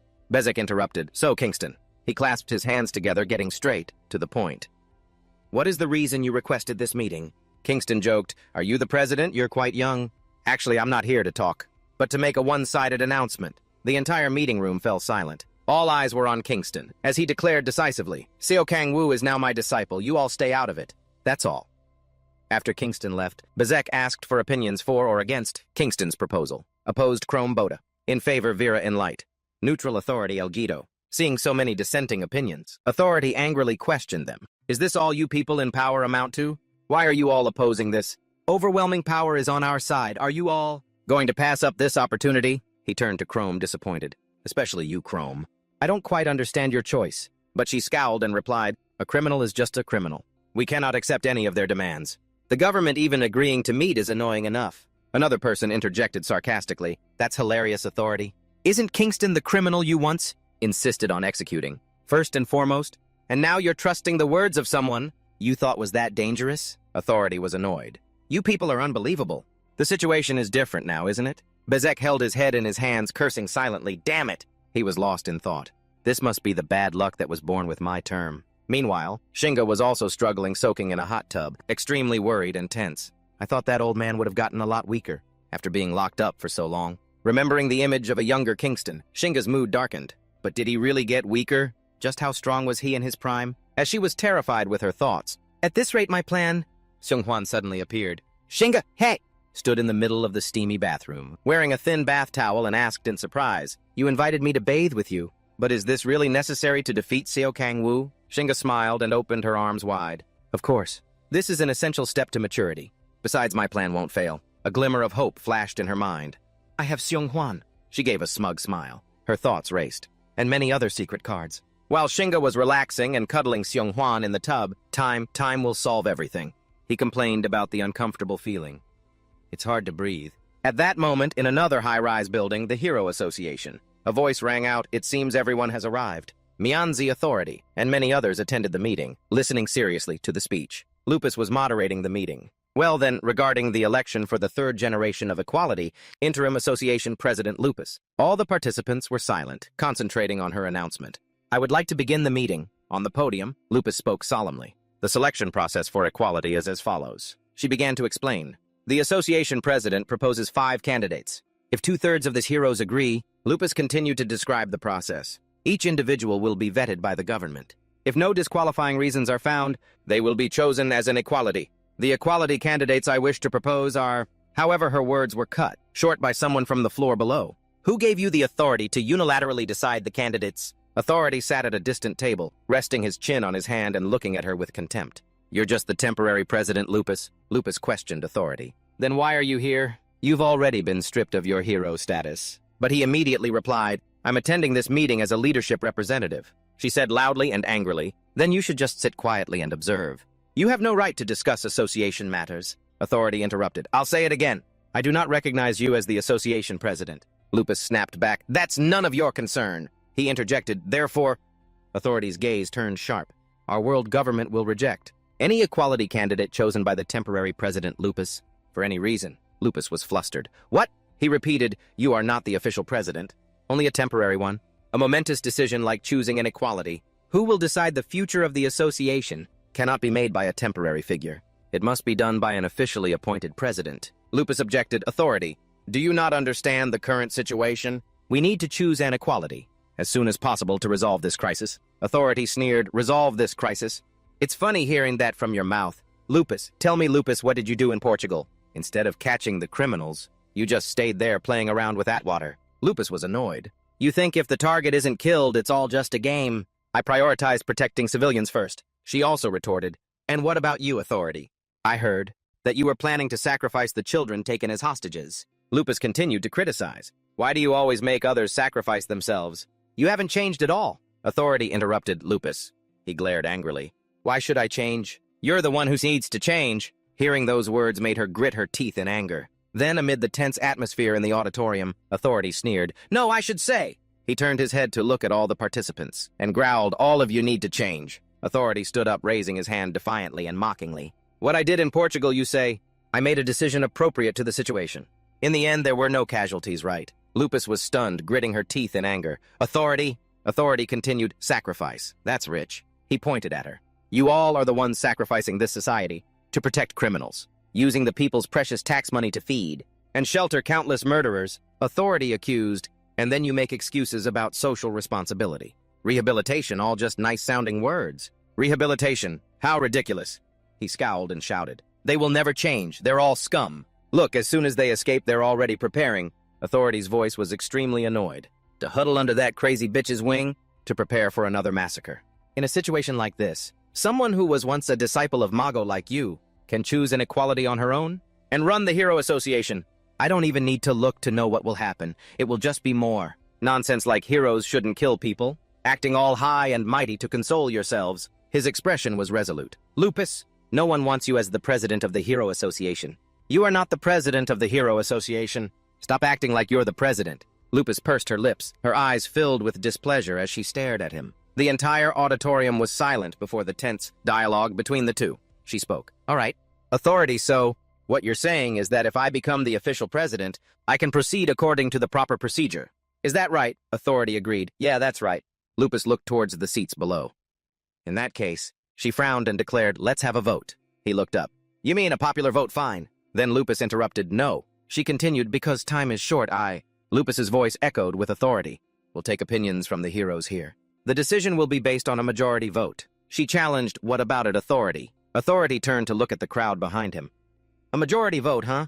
Aren't all of them heroes who were carefully selected by Rasa? He felt it was unfair. This is too biased. Lupus conceded, then just like the equality selection process, a two-thirds majority is needed to pass. Authority silently agreed to her proposal. However, his gaze swept over everyone with a hidden agenda. Hero Society, vote content. Do you accept Lupus's choice of equality selection? Approval, 52%. Opposition, 48%. Did not reach the required two-thirds approval vote. Result failed. Lupus was surprised by the announcement on the screen. She read it again carefully. Opposition, 48%. Did not reach the required two-thirds approval vote. Result failed. Authority sneered. Well, well, he smirked. Didn't get the majority you wanted. Looks like we'll have to re-elect the association president. As Authority said, the heroes here were all selected and active since President Ross's time. Lupus could not have foreseen this result. The reason for this result was, did not reach the required two-thirds vote. Approval. Result failed. Authority. As soon as the Lucas prison incident occurred, he quickly approached all the heroes and carefully presented his point of view. Initially, most opposed Authority, the second-generation president. But in this situation, gradually more people were persuaded by him. The important thing is that even if they didn't agree with Authority's ideology, quite a few heroes agreed that a new president needed to be elected, according to his viewpoint. The reason was that to lead her policies, Rasa had overwhelming power and a track record that proved her ideals, whereas Lupus lacked both compared to Rasa. The legitimacy to inherit Rasa's ideals seemed to fit Seo Kang-woo better, a former member of Equality. But because Seo Kang-woo had changed his stance and killed the prisoners, opinions among the heroes began to divide. Authority provoked Lupus. It seems your comrades also doubt your ability to be president of the association. What will you do now? She hesitated. Vote? He questioned a popular vote. Lupus immediately explained, but time doesn't allow it. We can select a candidate and let the heroes decide. Authority interrupted, no. That's not it. His words were slightly teasing. You know it well. Your esteemed third president. Rasa clearly stated that the position of association president must be elected through a popular vote, and in case of an emergency or natural disaster, the government can shorten the election period. Lupus was flustered, not knowing how to respond. Authority deliberately asked, you knew this, didn't you? He mocked, anyone, even if not a member of the association, can run for the presidency of the association. That was also a rule established by the esteemed Rasa. The heroes attending the meeting all listened silently to Authority's words. Hey, temporary president, what are you still standing there for? He gave an arrogant smile. Quickly inform the government that a new presidential election will be held, so they can set a date. You have to fulfill your duty as president. Lupus was confused, and Authority finished with a smug remark. Even if it's only temporary, right? Authority resigns from world leadership and announces his candidacy for president of the association. In another office, Bezek was leaning back in his chair, his expression quite weary. His eyes were closed, lost in thought. Bezek was recalling a conversation from not long ago. On a beautiful day with blue skies and golden sun, he stood amidst majestic mountains to meet Kingston. But he was met with a taunt. You've got a lot of nerve. He was sitting on a cliff, a giant precarious one looking down, smiling challengingly, requesting a private meeting. Is that okay for a president to do? Bezek expressed his trust. I've heard a lot about you from Boda and Vera. I don't think you would harm me. Kingston grumbled. Those old folks really have no shame. He continued to mock. I heard you don't have special abilities, and yet you still climb to the highest position. Truly impressive. But Bezek interrupted Kingston. It's just the two of us now. I'll ask you directly. He glared, questioning him, what is your purpose? Kingston smirked. Hey, President, do you understand the development of special abilities? Bezek answered. When it comes to the development of special abilities for the summoner type, the clearer the image, the greater the power. As for the special and physical types, after passing puberty, they will be strongest at their physical peak. Kingston disagreed, half right, half wrong. That surprised Bezek. What? He was surprised, looking up to listen intently to his explanation. The physical and special ability types are indeed stronger when they grow up. Kingston's finger twitched slightly, emitting a wisp of black smoke. His eyes glinted sharply. But the physical type can break their set limits through hard training. Silently looking at the peaceful, clear blue sky, the sound of rustling leaves, he paused for a moment and then asked, Aren't you curious? If a person reaches the highest level of the special ability type, while also raising their physical type to the highest level, what would happen? Bezek rested his chin on his hand, thinking his expression more worried than ever. Then it would be difficult for the nation to control. Kingston called out loudly, Hey, President! He gave a cold laugh. You should be asking So Kang-woo about this. I'm not the one who will answer that question. I simply want to see where the ultimate limit of humanity lies. Bezek was quite apprehensive and confused as he listened to Kingston's calm words. That's all. Each word evoked memories of the past, when he was sitting in his office, talking to Rasa with his authority. You want to add someone to equality? Bezek was surprised. I really didn't expect this. Doesn't a procedure, that important need to be approved? She asserted he's worth doing it for. He thought for a moment and then said, If you say so, his skills must be very good. As a teammate, is he trustworthy? Rasa smiled confidently. As trustworthy as his own skills. Her gaze was resolute. I consider him a reliable comrade. Because of Rasa's promises back then, now facing Kingston, Bezek decided to speak. As for me, then he looked up at the man strong and resolute. I believe in Seo Kang-woo. Kingston observed Bezek's somewhat anxious expression. Then the answer is clear. Isn't it? He gave an interested smile. Besides, protesting won't change anything. Then back to the present, as Bezek was in his office. Ha! Finally! He stood up, his face relieved. An important decision has been made. I can breathe a little easier now. Suddenly, Eunji opened the door and entered. Mr. President. She approached Bezek. I heard the Hero Association is electing a new president. He was quite surprised. Eunji hesitated. And her face was bewildered, sweat dripping down. Authority has just announced his candidacy for the presidency of the Hero Association.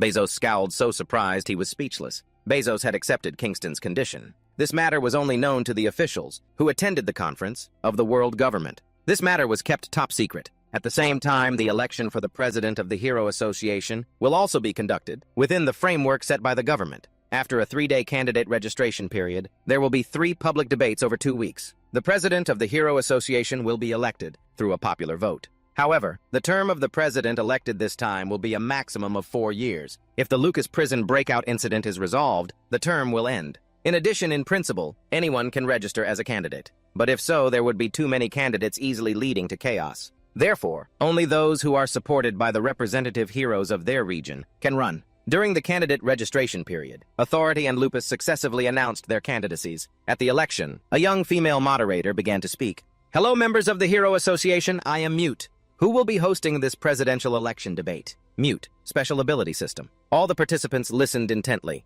The candidates will have a chance to speak before the entire association. As Authority stepped up to the podium, she introduced, First we have the speech from candidate Authority. He looked at the other heroes below, his voice decisive.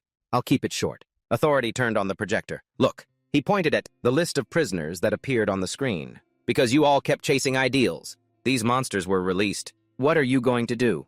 Capture them alive, lock them up, and then release them again. I trust that you all will not repeat such a foolish act ever again. Lupus's speech. During Authority's time as president, he condoned the massacre of civilians by heroes. Perhaps the number of civilians killed by heroes is not less than those killed by villains. I know the current situation is very critical.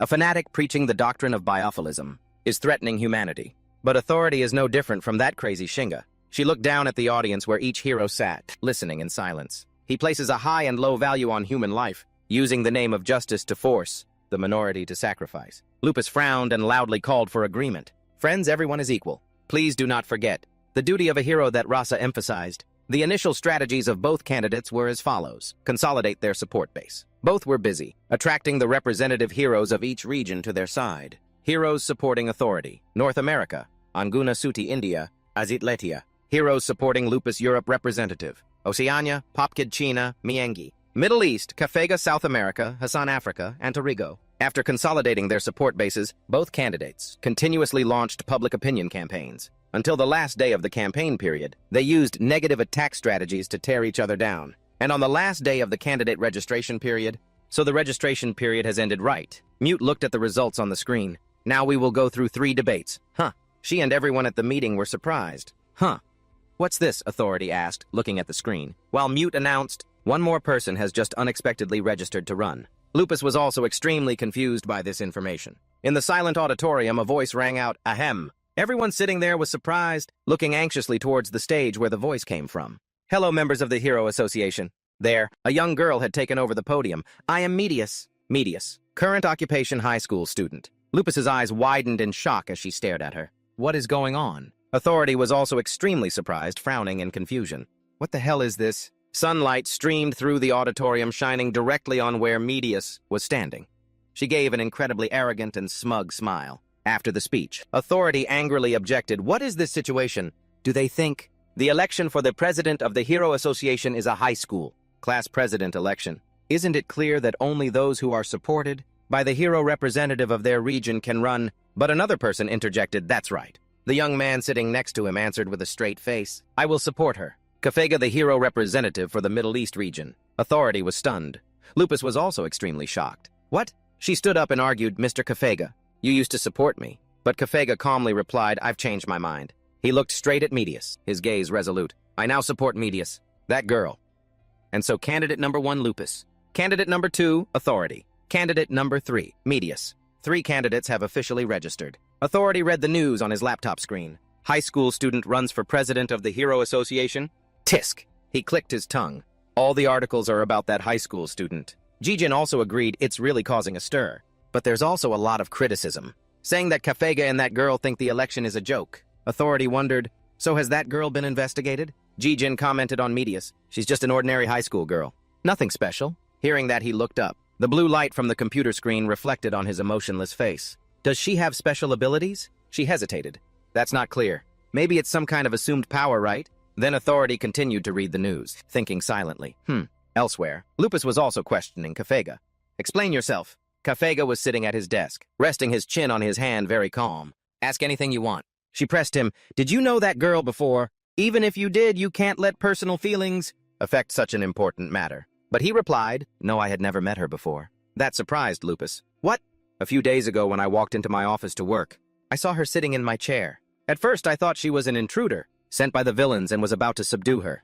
But after talking a few times, tens of times, hundreds of times, no, countless times, I felt like I had talked to her many, many times. And then I don't know when, I became certain that I had to support her. Lupus was confused and bewildered. She held out her hand, hesitatingly asking, May I, sir? Kafega agreed, yes, of course. From Lupus's hand, a pink energy enveloped. She summoned her familiar to check his mind. After she finished, Lupus was extremely surprised. There are no signs of hypnotic abilities or mind manipulation. But what is this? She worried even so. To decide on such an important matter, based only on a feeling, Kafega interrupted.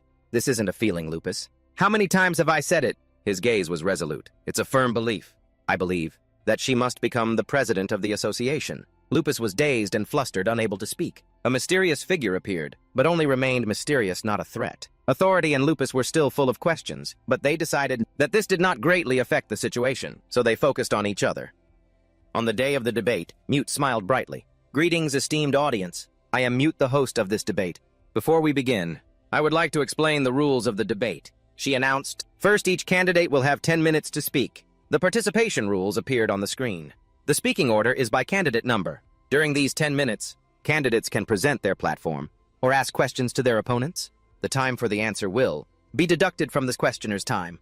Therefore, they can interrupt if they feel they don't need to hear the full answer. In addition, during an opponent's speaking time, each candidate has 2 chances to make a rebuttal. She cheerfully announced, and each time will take control for 1 minute. Now let's begin the debate. Candidate number 1, Lupus. Hello, everyone. I am Lupus, a disciple of Mago and a member of Equality. Candidate number 2, Authority. It's a pleasure to meet you. I am Authority, the former second-generation president of the Hero Association. Candidate number 3, Medius. Making my debut to you all for the first time, I am Medius. It is now candidate number 1, Lupus's turn to speak. Lupus began. We have been through many wars, since special abilities appeared centuries ago. Wars between nations broke out. After the world government unified, there were countless civil wars. And after the Hero Association was established, society was again divided between heroes and villains. We have spent most of our time in such a societal collapse. But thanks to the efforts of Rasa and many other figures, the foundation of society was rebuilt, Lupus declared eloquently. And now, society has just begun to function properly. Let's think back to Authority's era. At that time, heroes were like outlaws. With inconsistent beliefs and methods, they indiscriminately slaughtered villains and civilians. If Authority becomes the president of the association, those things will happen again, and the society that we worked so hard to build will collapse. But her presentation was interrupted. She turned to look at Authority, who spoke in rebuttal. Society is already collapsing. Authority requests 1 minute for rebuttal. Can't you see the current situation? I really can't understand why the sacrifices I endured through tears are considered massacres, while you all sacrificing society for criminals is considered moral. You need to understand that this world cannot achieve any noble goal without sacrifice. If sacrifice is inevitable, then we must ensure that the sacrifice does not become meaningless. All seeds of evil must be completely destroyed. Authority pointed at Lupus. Look, it is because those seeds of evil were left behind that they have caused this situation. She argued, wait a minute, Authority. Then, he asked provocatively, the 1 minute isn't over yet. Lupus was furious. She screamed in outrage, get your hand off that clock now. How can 1 minute be this long? Authority gave a sinister smile, his hand still gripping the timer. What are you talking about? Lupus threatened, if you don't take your hand off. He still challenged her. Mute raised her hand, using her ability to interrupt the argument. Enough. A silent sigil appeared right above her head, preventing Lupus from speaking any further. Mute frowned. Lupus, you are only allowed to speak when your opponent's rebuttal time is over. Mute.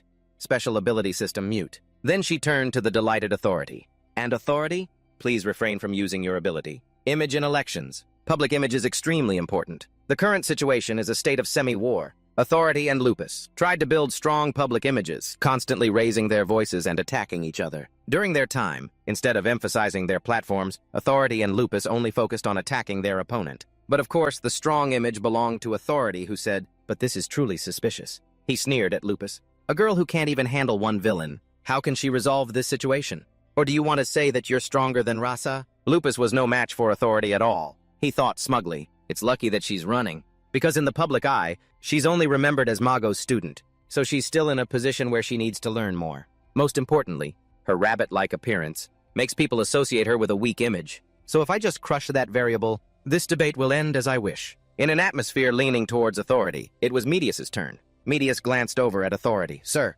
Authority turned the Hero Association from a small organization into a global corporation with excellent determination and drive. Then she commented on Lupus. Lupus, the heir to Lao Sa's will, has solidified this organization with strong ideals and beliefs. So she holds her head high, her eyes smug. Therefore, I want to combine the strengths of both to resolve the current situation. As Medius continues her speech, my platform is Authority cuts in kiddo. He retorts, this isn't some student council election. Go on home and study. This debate isn't for discussing policy. Authority looks at her, annoyed, and asks provocatively, or are you just bad at your studies? So you ran here instead? It's a place to force your biases onto your opponent. Mute warns him, Mr. Authority, your time is up. Please don't interrupt again. But Medius raises her hand to express her opinion. It's all right. I'm willing to use my own time to talk. Authority turns to mock her. Then speak, kiddo. She begins, what did you want to talk about? Medius calmly states, I am a person with special abilities. She introduces herself. The ability training school that Lao Sa built when he was chairman is where I grew up. So you couldn't possibly know what ability I possess. Lupus is quite worried by this information, while Authority continues to taunt her. Is that so? Then what special ability does this kid have? Medius glares, a cold purple light flashing in her eyes. I am under no obligation to reveal that. Seeing this, he becomes even more amused, taunting, no, you have to tell us. If you want to lead the association, you need to have the right skills. Authority spreads his arms, explaining, not a single hero in this association will follow a leader who isn't competent enough. She calmly replies, in that case, Medius looks up at him with a strange, sinister smile. Pick a place, Mr. Authority. We'll fight as soon as possible. Authority is stunned. What? The meeting is broadcast live on the news. This news spreads quickly. All the viewers are extremely shocked. The image of Medius, with her challenging smile, takes over every information display device. A crowd of pedestrians also gathers under the building, looking up at the large screen broadcasting her public challenge. A direct challenge. In the auditorium, authority is stunned and amazed, unable to speak due to this sudden development. Medius glances at him arrogantly. The rules will be mixed martial arts using special abilities. How about it? Authority sinks into thought. An unexpected direct challenge. No matter how strong an image he has cultivated, hearing such an unexpected response is enough to fluster authority. Furthermore, his strategy of labeling his opponent a kid is now becoming a trap for himself. If he accepts the condition, the fact that he called his opponent a kid from the start will make his image of fighting a kid seem ridiculous. Besides, with his current overwhelming political position, if he really faces her in the ring, authority will be lowered to his opponent's level, damaging his prestige. Even a victory would be a meaningless one. But if he fails, it could affect him to the point of ending his political career. So what if he refuses the condition? He'll be labeled as someone afraid to fight a kid and be seen as a coward. A coward? This will severely damage his strong image. In a short amount of time, authority speeds up his thinking, coming up with a series of countermeasures. But no matter the choice, the most important thing to clarify right now is this girl's special ability. What kind of special ability does she possess? While the whole world is shaken by this recent news, in a remote mountainous forest it's extremely quiet. Kingston is lying on his back on the grass, his eyes thoughtful. Haven't you felt something strange lately? Beside him, Kangju is focused on meditating to train his power. Hearing this, he wonders, what do you mean? He rests his head on his hands, pondering. I have a feeling like the words I just said are being repeated over and over. He then sighs. Well, it's always like that for me. But how long will this last? Kingston rests his chin on his hand, worried. It seems he senses something bad is about to happen. Is it because I'm old or is something unusual? Back to the speech. Medius turns to question, why don't you answer authority? Authority glances at her. Well, he is trying to de-escalate the current situation. She's just a kid, so she acts emotionally. Daring to challenge me in the middle of a debate like this? Not rational at all. He thinks to himself, looks like I'll have to drag this debate through the mud to get through this. Authority frowns. His voice becomes firmer with a hint of a warning. Hey kid, this debate is not a place for jokes. However, Medius is resolute. I'm completely serious, authority. She repeats the words he used to mock Lupus earlier, and to become the association's chairman. The most important thing is real strength, as you yourself said. Medius continues to interrogate while talking to Lupus. You also said that Lupus is weaker than Lao Sa and therefore can't be trusted. Right, and during your time as chairman, Medius's gaze is sharp and decisive. You made heroes fight each other to determine their rank. Didn't you? He remains silent, facing her, but his expression is extremely annoyed with every word she utters. Then you should try ranking me once too. Medius gently gestures with her hand as if inviting him, her tone confident and challenging. If it's inconvenient to hold it here, then decide on a location after the debate. Authority frowns, starting to regret it. Damn it. I've really gotten tangled with a venomous snake. Then looking at her arrogantly declaring war on him, he blames himself. From the start, I shouldn't have provoked her. She's not like me, she has nothing to lose. Authority sighs, conceding. All right, you have a point. So for now... Suddenly a mute symbol appears. Authority is no longer allowed to speak. The host mute announces, Mr. Authority, Medius has decided not to let you stall any longer. Please remain silent. He is stunned and frustrated. This kid was just waiting to hear the answer she wanted. And then cut off my time. Authority looks at Medius, who is smiling confidently as if victory is already in her hands. What kind of special ability does she have to be this confident? A bold idea flashes in his mind. Should I... Authority clenches his fist, blue energy emitting. Try a risky move. Maximum acceleration, if I strike without anyone knowing. Suddenly he becomes aghast. Authority seems to have sensed something as he looks at the child before him. His eyes widen in astonishment. Medius, cold and emotionless, confronts him. Authority becomes increasingly worried. He has probably guessed her next move. Could it be that she... The first debate is nearing its end. Medius's speech begins. She reminds everyone of the desolate and chaotic times of the past. After countless wars, our society is like a tangled mess of knots, full of unresolved problems. As a result, those knots were not meant to be untied. Medius's words carry weight, her tone conveying a sense of helplessness, but were cut apart, forcefully. She emphasizes, I believe that was authority. But authority didn't clean up the severed knots, he just kept slashing endlessly. Therefore, even the normal threads began to be cut. The person who took those threads and reconnected them, she asserts, I believe that was Lao Sa. Medius adds, but among the knots that Lao Sa reconnected, there were also rotten knots that crept in. This is causing the current problem. However, we cannot just leave it as it is. But we also cannot just sever everything as before. She clasps her hands in front of her chest, her voice resonating more. We need to cut them out carefully, so as not to harm the normal threads, and carefully reconnect them thoughtfully. Medius proposes a solution. This is a time when we should not lean towards an extreme direction, but must find a balance and move forward harmoniously. All the citizens are focused on her presentation on the large screen in front of the headquarters. Medius, if I become the association's chairman, will propose to the government to grant heroes the authority to execute on the spot. The crowd's reaction is one of shock at this momentous declaration. The heroes granted. This authority will be selected through a more rigorous screening process. Furthermore, some citizens are worried, trying to process this bold information. Medius continues to assert, in determining the list of villains to be executed on the spot, I pledge to make these decisions with the utmost caution. Finally, she concludes, of course. Medius declares eloquently, her eyes full of determination. The death row inmates of Alpha War will all be subject to on-the-spot execution. That is all. The first debate ends. After the first round of debates concluded, Lupus's approval rating 8%, authority 35%, Medius 57%. The opinion poll has concluded. In addition, some heroes who previously supported Lupus have announced they are switching their support to Medius. Heroes who declared support for Medius from China, Mianji. From South America, Hassan. Following this development, Lupus held a press conference. She wore a pink suit and stood at the podium, her tone serious. I have listened to what Medius said during the debate. I spent too much time debating with authority and could not rebut Medius's views at that time. What standard does an inexperienced high school student use to decide the life and death of others? She is no less dangerous than authority. After criticizing Medius, Lupus continued. The sun was setting. Lupus was talking to the people opposite her. She spoke up. Everyone opposite her were Hassan, Kafega, and Mianji. He was the first to speak. Why did you call me here? Lupus! She stamped her foot in anger, her voice full of rage. Don't pretend you don't know. Why did you choose that high school student? Hassan held up a hand, cutting her off. It's simple. I have a feeling. Besides that reason, there's nothing else. Lupus whispered, questioning. Anyway, that's just you, but Mianji, I didn't expect you to make such a choice. If your master, Mr. Rio, knew about this, he would be very sad. Mianji glanced at Lupus. She said, our master.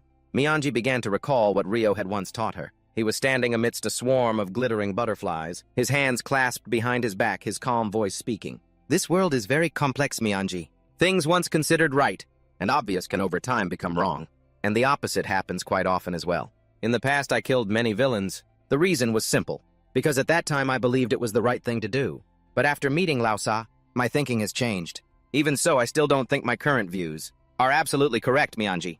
There is no single correct answer in this world. However, no matter what circumstances arise, try your best to adapt to them. Just doing your best is enough. Mianji repeated what her master had advised. He often said that. Therefore, after listening to the entire debate and looking at the current situation, I think that it's not Lupus, but Medius, who is the right person to become the association's chairman.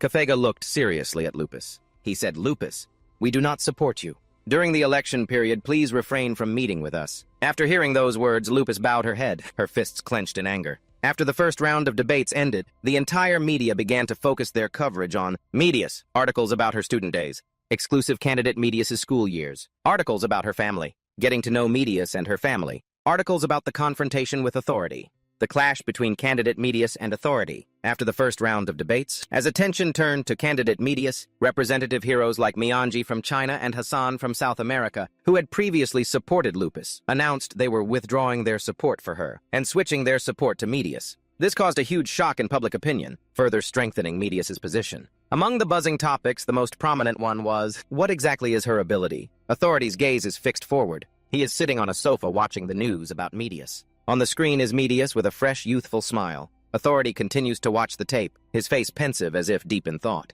He keeps rewinding and replaying the tape. Authority stops at one point. It seems he has discovered new information. He lets out a cold snort. Authority speaks, seemingly to himself, so that's it. At Sinka's base, Kana stands with his hands clasped behind his back. He speaks in a low voice to her, Sinka-sama. Lately, don't you find life has become repetitive and boring? Beside him is Kato. She also agrees with what Canis just said. I agree. Sinka, standing opposite, asks, so, you all feel that way too? She rests her chin on her hand and continues, it's not just me who thinks so, right? An image of a familiar hat with an eagle logo appears. It's Huang Songhuan. He is sitting cross-legged on the ground, his face full of contemplation. Scene change to a ruined city street. Friato, like a child, is thrashing on the ground. So boring, I can't take it anymore. Bored to death, Friato special type. His life only lasts for 1 week, and he relives his life from beginning to end every week. He is currently in his vibrant teenage years. He kicks his feet and flails his arms like a sulking child. His immature voice speaks up again. When do I get to go out? Natura stands above smiling.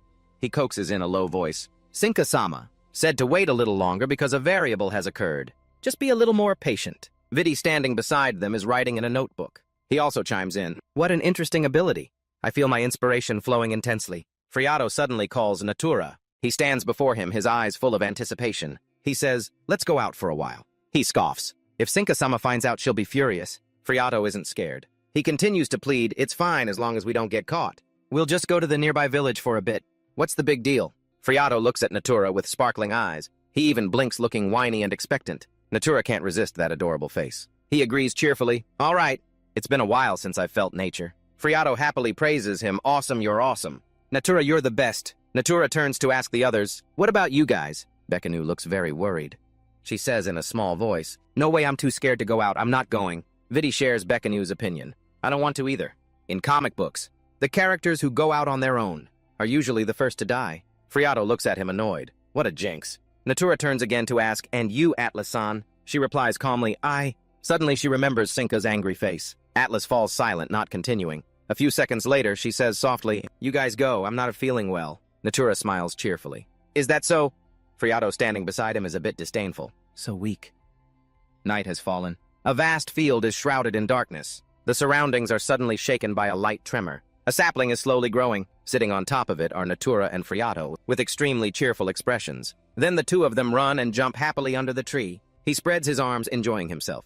It's been so long since I've smelled nature. Behind him, running and jumping, he is also very happy, laughing and talking. This ability is really convenient. Let's just go to the nearby village for a bit. Suddenly, something ahead catches the attention of both Natura and Friato. They turn to look. In front of them are Kafega, Mianji, and Hassan. Further away is Medius. Mianji's whole body exudes power. Hassan holds a hammer in one hand, smirking. Kafega is also holding a long sword. It seems Medius is using a power related to time. Friato looks at them but says nothing. After a while, he asks, what are those things? Scene change. A pair of shiny leather shoes are walking on a tiled floor. Behind Authority is Chi-Jin. She asks him, a press conference. He replies immediately, yes. I'm going to accept the challenge Medius proposed. Chi-Jin gasps in shock, asking again, what? Are you kidding? Authority replies seriously, I'm not kidding. This is the only way for me to win. She sighs. No wonder she... He smirks. It seems it's not her first time participating in a debate like this. So she possesses such a cheating ability. How can we possibly win? Chi-Jin doesn't understand him. What do you mean, sir? On the other side, a fierce battle is taking place. Blood flows from the corner of Friato's mouth. His body is covered in injuries. Natura, in contrast to his earlier cheerful demeanor, is now also struggling to fight back. Medius is still watching the events from afar. Authority looks at Chi-Jin. He says she can reverse time. Medius's eyes flash. Back in Authority's office. Chi-Jin asks him, she turns back time. Authority turns his head and replies, yes, no wonder. The more we debated, the more I felt something was strange. This girl has repeated the debates countless times. It seems she has changed the future to her advantage. Chi-Jin voices her thoughts. Then there's no way to win. But luckily, Authority has discovered the problem. She has a weakness. Compare the documents I just sent you carefully. Chi-Jin quickly opens her tablet to watch the video Authority sent. He reminds her, isn't there something that's changed? After watching the video, Chi-Jin has her own observations. She says her hair got a little longer. Right, a certain feeling, right? Authority agrees with her. Exactly. He asks, why do you think so? Chi-Jin voices her thoughts. Because she's overthinking things. Are you joking with me? Authority seems dissatisfied with this answer. He continues, this girl, she can turn back the time around her. She cannot turn back her own time. That means that even if she is injured, her own time cannot be reversed, and she will return to the past with the injuries on her body. So after accepting her challenge, the only way is to fight and win. Chi-Jin interrupts. However, for someone who can manipulate time, her physical abilities must also be very strong. Authority reminds her, but it seems you've forgotten one thing. I also have a time-based ability. After hearing those words, Chi-Jin could only remain silent in surprise. Authority continues to share. In fact, the time I control is completely different from that kid's. I will win. Is this perhaps the fate of those with time abilities? And to use my ability, I must trade my own life for it. Back to Natura's location. He is leaning against the sapling, panting. Natra special type. He has a power that makes plants grow. Plant growth. The saplings created by Natura are attacking Kafega with just one sword stroke. That branch was sliced into many pieces. He looks at Natura and says a plant-related ability. A murderer possessing such an unfitting ability. Kafega physical type. But I like this. It clearly reflects the beauty of natural curves. By the way, my sword. Natura is stunned by the situation. Every tree that grows to attack is cleanly sliced by Kafega. Natura is in pain, blood splattering from his body. Kafega looks at Natura growling beautiful curves. Title Amir. On the other side, a hammer glowing with a fiery red light like fire is slowly descending. The one holding that hammer is Hassan. He is holding the hammer from above, preparing to strike down. The hammer hits the ground, shattering everything in an instant. Everything is affected. Only the hammer remains intact. Kafega, Natura, and Friato also watch the recent action. Hassan's special type. If he hits the top of an opponent's head, he will seal their ability for 24 hours. Nickname, the Headhunter. Miyanji Kafega. He says, try to take off the hat of the guy in the back. I can't see the top of his head anywhere. Miyanji is summoning her ability. She replies, got it. Miyanji special type. Shape-shifting sword. Depending on the color of the mask, the ability will manifest differently. She places her hand on the grass. The grass flashes a brilliant cold blue. Natura's legs are being frozen solid by Miyanji's power. She says, let's get him first. Currently, it's the blue ice ability. Natura looks back worriedly. He shouts, Friato! How long are you going to wait? Haven't you fully matured yet? Friato is clutching his wounded chest with one hand. He replies, Natura, hold on a little longer. I'm almost at my peak age. Natura uses his power to try to hold on before Friato matures. In the sky, the moonlight has turned a fiery red. Friato speaks. A little longer. Just a little more time passes. Natura seems to be on the verge of exhaustion. He grits his teeth, enduring. Friato reassures him in a low voice, just a little longer. The time seems to be ripe. Friato lets out a roar. He is now in the form of a grown man, his body rippling with muscles. All right. Friato smiles with satisfaction. Yeah, this feeling is great. Youth is really something else. Friato is now in a 23-year-old body, his physical peak. He walks over to Natura and grabs him by the collar. Now time is on our side. Behind them, Medius covers her mouth with one hand and laughs loudly. Everyone is stunned by this action. Natura is silent for a few seconds. Finally, he decides to ask, why are you laughing? Medius replies while laughing loudly. Seeing you misunderstand is so funny. It's an illusion. Natura asks again. Medius continues, time. He frowns in confusion. An uneasy feeling rises. She smiles and says in an even tone, but it's not your ally. A slow-motion reel of the battle between those present seems to appear in Medius's mind. Her eyes flash. Natura and Friato are suddenly attacked, covered in blood and injuries. He is beaten so badly that blood splatters from the corner of his mouth. The man beside him is in no better shape. Kafega attacks with vigor. He slashes Natura and Friato mercilessly. Suddenly, a red hammer appears. Hassan is bringing the hammer down hard on Friato and Natura. The hammer, with its terrifying power, strikes the top of Natura's head, followed by a blow to the top of Friato's head. Medius speaks. As long as I live, Kafega and Hassan are watching Friato and Natura fall. Medius's eyes are ice cold. She continues, time will always be on my side. In the dark office, Authority is leaning back in his leather chair. Chi-Jin knocks and enters. In her hand is a file, her breath ragged with stress. Candidate Authority. He glances quickly towards the door. His voice is calm. Are all the reporters gathered? Chi-Jin interrupts. It's not that. She's a little tense. There's something important you need to see. This is a video that was just uploaded. Authority frowns skeptically, still not understanding what's happening. It's footage of Astro floating in, the air playing with Faye. They are both very happy. The screen cuts out. Breaking news appears. A second later, Medius's face appears on the screen. Hello, viewers, I am Medius. Candidate Medius Emergency Live Broadcast. Tonight I have captured the third-floor prisoners Friato and Natura. Both are currently being monitored by 3 regional representative heroes. Initially, I intended to deal with them on the spot by means of elimination. But since I am still a civilian, I have temporarily handed them over to the government to handle. The final decision will depend on who is the chairman of the association next week. She continues frankly, and one more thing regarding the duel with Authority. In the current situation, let's put that aside until after this incident is handled. I will arrange a schedule with Authority. For now, instead of internal disputes, we should focus on capturing the villains. I believe Authority will also understand this. That is all. I am Medius. She bows to the audience. The news screen shuts off. Authority is pensive as if thinking about something. Chi-Jin, standing by the desk, continues. Furthermore, there's an invitation for a dialogue with Medius. How would you like to respond? Authority, sitting with his legs crossed on the sofa. All right. What do they mean? The time-rewinding girl. Medius sits opposite, smiling. So you did realize? Authority says to her. Not just me, other people with space-time abilities have also noticed. Medius laughs and says, just as you said, I am a person with the ability to control time. However, I cannot rewind my own time. Before she finishes, Authority cuts in and continues. And the time that you can rewind, there's a limit. A week, 10 days tops. If I could turn it back indefinitely, I would have just rewound to before the prison break. Medius nodded in confirmation. That's right. To avoid causing social chaos, the world government kept that fact under wraps even after Shinka's broadcast was over. so I couldn't get accurate information at the time. Her face darkened. Just as you guessed. I can turn back time by 1 week. That means I have a week's worth of intel on everyone else. Authority rested his head in his hand. The election results won't be out in a week, will they? Medius replied, that's right. Authority's face tensed. Telling me this information. What's your angle? Is this process necessary for you to win? Medius tilted her head, looking at Authority with confidence. While debating with you, I realized that clumsily probing you or dodging questions are both considered bad moves. So I chose to be direct. Besides, we're both time manipulators. Aren't we? She cheerfully shared her story. With a senior who has the same ability as you, I want to comfortably share my story. Authority scoffed. Sounds like you want to build a connection with me, but I have no intention of doing so later on. Medius was disappointed. Is that so? What a shame. She stood up as if to leave. See you at the next debate. Before Medius left, Authority still wanted to ask a question. I'm curious about one thing. Why is your symbol a capybara? At first I thought you had a physical type ability. Medius answered him, the reason, she replied as she walked away. Just 'cause it's cute.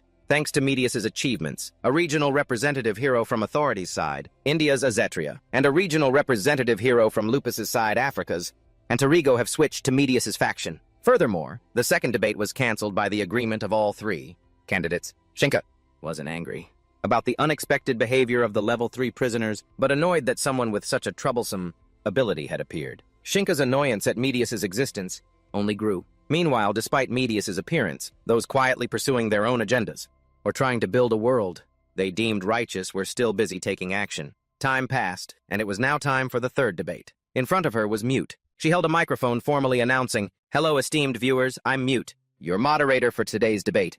This is the final debate, isn't it? Since it's the last one, each candidate will have ample time to speak. The speaking order this time will be in reverse. Numerical order. Candidates, a maximum of 10 minutes per speech, 3 rebuttals. Once all 3 candidates' time is up, the debate will conclude." Mute gestured to welcome the candidates. Now please welcome the candidates. Number 1, Lupus. With a serious expression, she slowly entered. Number 2, Authority. He had his hands in his pockets, his eyes full of calculation. Number 3. Lupus and Authority both turned towards candidate number 3. Mute broke into a cold sweat at this appearance. Those watching the news also had their jaws on the floor. Her long brown hair swayed gently. Medius began the final debate. A crystal chandelier sparkled on the ceiling.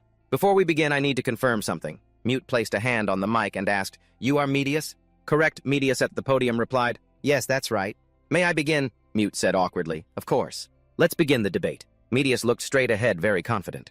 "Hello, everyone. I am Medius. Today in this debate, I want to reveal my ability. I am a user of time-based abilities, though you may have already realized it. I cannot turn back my own personal time, but I can reverse the time of the world. Before coming to this third debate, I've rewound time many times to gather information, and currently I know the exact location of Alpha War's base, along with all information about the enemy." Authority glanced over deep in thought. Medius declared boldly, "If I am elected as president, I will use this information to—" Lupus was shocked by what Medius said next. She said, "Attack the Alpha War base and launch an all-out war. I promise to choose the future, with the fewest civilian casualties. And even if I have to trade all of my own time, I will strive to end this incident as safely as possible. That is all." After Medius's speech, it was Authority's turn. He seemed even more unpredictable than Medius. "I've decided—" He looked straight at the screen. "To support Medius and withdraw from the race." Lupus's jaw dropped in surprise at the decision. "What?" Medius smiled smugly. It seemed she already knew this outcome. Back to Medius and Authority's conversation from the other day. She asked him, "Why did you call for me, Authority?" He was blunt. "Don't play dumb. You've already seen this future, haven't you?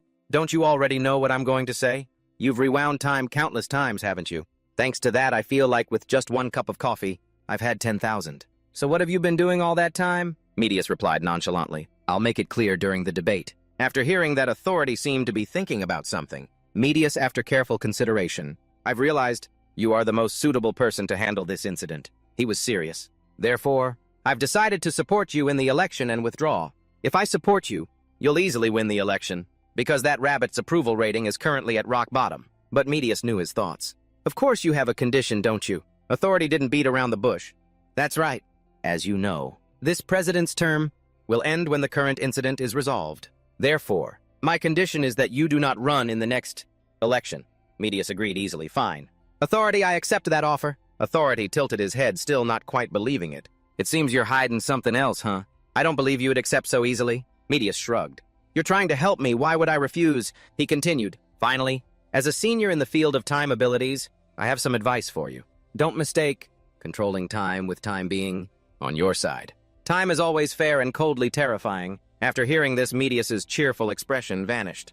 I'll keep that in mind. Back to the election. Lupus shouted angrily, "Hey, authority! If you were going to do this, why did you even join the debate? You should have just withdrawn right before the debate." Authority didn't even glance at her. "That's my business."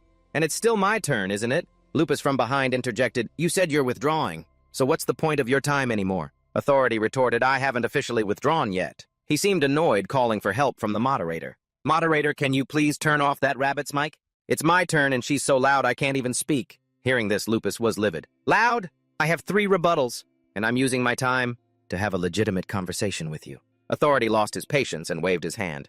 Fine. Keep spouting nonsense. I'll give you all of my time." "Moderator, give all my time to her and just turn off my mic. Please mute the background noise too. I don't want to waste my breath on her anymore." Lupus pointed towards the door. "You greedy old man, are you messing with me?" "If so, then just get lost," Authority shot back. "If I were greedy, I wouldn't have withdrawn, and I certainly wouldn't have given my time to you, you foolish rabbit." Just then, Medius also raised her hand. I'm done speaking. Can I leave? Better to use this time to get more intel on the enemy." Lupus got even more furious. "Where do you think you're going?" "My time isn't up yet." The two bickered back and forth chaotically. As for Mute, she could only stand there silently holding the mic. Is this what you call a debate? Time passed just like that, and the final debate came to an end. The result, the 4th president of the Hero Association, Medius. The world government immediately confirmed the election results and summoned Medius. There, Medius shared all the information she had gathered, along with predictions about the future. The world government pledged its full support to Medius, sparing no expense. They also updated her on Seo Kongju's current situation. Medius lowered her head. "I see." After exchanging information, Medius was walking down the hallway when someone called out to her. 4th Association President. It was Elgido. He stood before Medius and spoke slowly. "The ability to turn back time. Hearing the same words over and over again must be tiring for you. You've experienced it countless times, haven't you? Although this is the first time I'm saying this, you've probably heard it many times before. Medius, this world has no room for neutrality. Please remember my words." After her talk with the government, Medius met with the heroes, calling on them to cooperate with her policies. Most of the heroes agreed to follow Medius, but the biggest problem was Lupus. Medius grabbed her hair in frustration. She spoke impatiently. "How many times have we had this conversation?" Opposite her was Lupus. Unlike during the election debate, today she was like a fawn. "Really? I feel like this is the first time we've talked." Medius sighed, exasperated. "That response, I've refuted it countless times. Someone as strong as you. It's impossible you wouldn't feel a little déjà vu." Lupus asked her. "So how are you going to convince me this time?" Medius flatly refused. "There's no need for convincing. I respect your opinion, Lupus. Even so, you are a very important factor. Please hold on to your beliefs. But I hope you will participate in this operational plan." Lupus replied, "You don't have to say that. I'll participate anyway." Hero Association. Authority greeted cheerfully. "Congratulations on your election, 4th Association President." Medius happily accepted, "Thank you, Authority." With one hand in his pocket, he continued, "Judging by your expression, it seems you couldn't convince that rabbit, huh? A weak woman? Can't even kill a single villain." Medius smiled in response. "You could say she's very firm in her beliefs." Authority exchanged some pleasantries. Before ending the conversation, "Let's wrap this up quickly. 4th President, I'm looking forward to your inaugural address. If you need advice, I'm always available." She placed a hand on her chest and bowed. "Thank you." The inaugural address of the Association President. The 4th Hero Medius. She stood at the podium and spoke boldly. "Hello, all members of the Hero Association. I am Medius, the 4th Association President. The reason I've summoned you today is to announce the selection of the 3rd generation is of equality before we proceed with the campaign. These are the names I have chosen for the 3 equality. Amir Kafega Facade Mienji Alchemist Alter Ego Rabbit Lupus." Medius glanced around the room. "And finally, Authority, and the leader of the team will be Mr. Authority. That is all." Upon hearing the announcement, his face stiffened, not understanding. What was happening, huh? Medius' selection of the Equa team threw the heroes into a state of turmoil. Lupus was shocked by the decision. "What?" Kafega seemed more pensive. Medius from the podium asked, "Mr. Authority, after this speech, could you spare me a moment? I need some advice." Authority looked at her, seeming to sense that something was wrong. Inside the room, Authority sat on the sofa. He looked straight at Medius and questioned her. "It seems you were hiding something, and it turns out to be this." Medius sat opposite him. "I had no intention of hiding anything. If you had asked, I would have answered." Hearing this, Authority scoffed. He said in a low voice, "I have no intention of joining Equal. Working with people I don't get along with is just asking for A headache, Medius advised him. That's why I suggested you be the leader. You think they'll listen to me? Authority still didn't get it. Medius gave a valid reason. Mr. Authority, if you join equal and shine in this campaign, your chances of winning the next election will be even more certain. Authority seemed uninterested. That's not necessary. The winner of the next election is definitely me. That rabbit is no match for me. Medius interrupted him. How can you be so sure? If Lupus participates in this campaign as a member of equal and achieves great merit, she could become a threat in the next election. Authority gritted his teeth in anger. No way that's happening. Medius paid no mind to his words. She continued. And what if another person with a variable ability like mine joins the race next time? At that point, Authority fell silent, thoughtfully piecing things together. Medius proposed to him, if you help me in this campaign, I will use my abilities to support your victory in the next election. Those words startled Authority. Medius needed his power. Mr. Authority, lend me your strength. If you stand with me, your power within the association will be strengthened, and that will be a huge advantage for you when aiming for the position of the next president. Authority glanced away, silent for a moment. Then he spoke. Anyway, in the timeline you've already experienced, it seems I was already active in the Equa team. Judging by the way you're not, rewinding time, that must be the case. I see. Us sitting here talking is just a waste of time. All right, I'll support you. But remember to keep your promise, to help me in the upcoming election. Medius replied to him, understood. The more I talk to you, the more interesting I find you. Authority looked at her and asked, what? Medius shared with him, most heroes, when they talk to me, ask if they'll survive this campaign. But you haven't asked that even once. Authority was honest with Medius. Because I can't imagine a future where I die. The only future I see is the presidency. He reminded her, hurry up and focus on planning the campaign. And let's get this over with.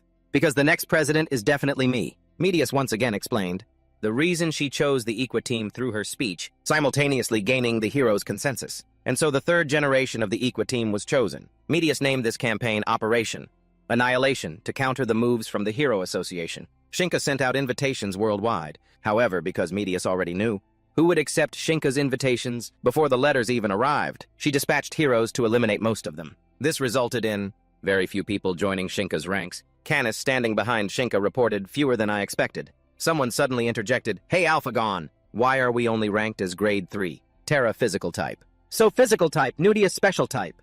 Asila was also dissatisfied. We don't think we're any worse than those guys. Asila special type. Varus, hands on his hips, asked, where's Huang Xiong-hun? Varus physical type. Shinka cheerfully held out her hands. Just achieve great merit in this battle, and I'll promote you. She placed a hand on her chest, pressing close to Terra. If your merit is truly extraordinary, you might even get a reward. As for Mr. Xiong-hun, he's training privately. Everyone in the room looked towards Shinka. No one said a word. In the dead of night, under a dark sky, giant fireballs dyed the space above Shinka's base red. Mienji held her hands out before the red flames. Looks like my luck is not so good today. Around her was a sea of red flames. Amidst the chaotic scene, a voice shouted, Shinka. It was Canis. He warned, fireballs are appearing in the sky. She was also looking up, observing. I'm looking too. Countless fireballs appeared in the sky. They looked like tiny suns. Shinka held out her hand, summoning her power. Her power was attacking the fireballs. A shining sword appeared out of nowhere. It was Kafega flying high above, a sword in one hand. He raised the sword before him, chanting some incantation. Arabes. In the next second, many thin rays of light appeared in the sky. In just a flash, Shinka's protective circle was covered in slash marks. With a loud bang, her protective circle shattered. The unobstructed fireballs slammed down into the city. The entire street was devastated, engulfed in flames and smoke. Someone was not pleased with this sight. He clicked his tongue. Authority shielded his eyes from the light of the flames. If you summoned meteors, and then covered them with fireballs, the power would be even greater. But you refused to do it. From behind, Lupa's hands on her hips retorted, how many times have I told you, doing that would be too powerful?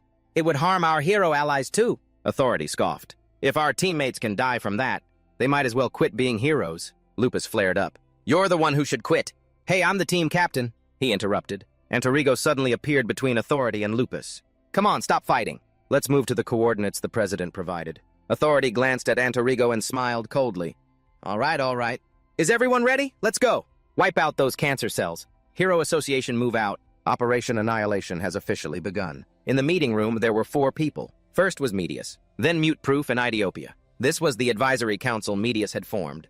Mute, special type Mute responsible for security. She can create a space that eliminates sound to prevent eavesdropping. Proof, special type Protect, responsible for protection. A measure to prevent any assassination attempts against Medius, Ethiopia, special type genius mechanical engineer, responsible for communication. In charge of communication devices, used to relay directives. This advisory council had a meeting and came to the conclusion that if we don't have information on where Shinka is going, we can't act. Mute stood in the middle. She crossed her arms and wondered, strange, how did they manage that EMP attack at the prison? Lucullus from Indonesia, leaning on the table, replied, is there a mole? Opposite was Medius. She interrupted, that information. After we kill Shinka, we'll use psychometry to find out. For now, let's focus on the mission. She obeyed. Yes, Association President. Medius had used 2 years of her life to prepare for this mission. She used that time to think alone, sleep, rest, eat, and so on. She picked up a document and reminded everyone, try to prevent the death of even a single hero. That's the motivation behind this plan.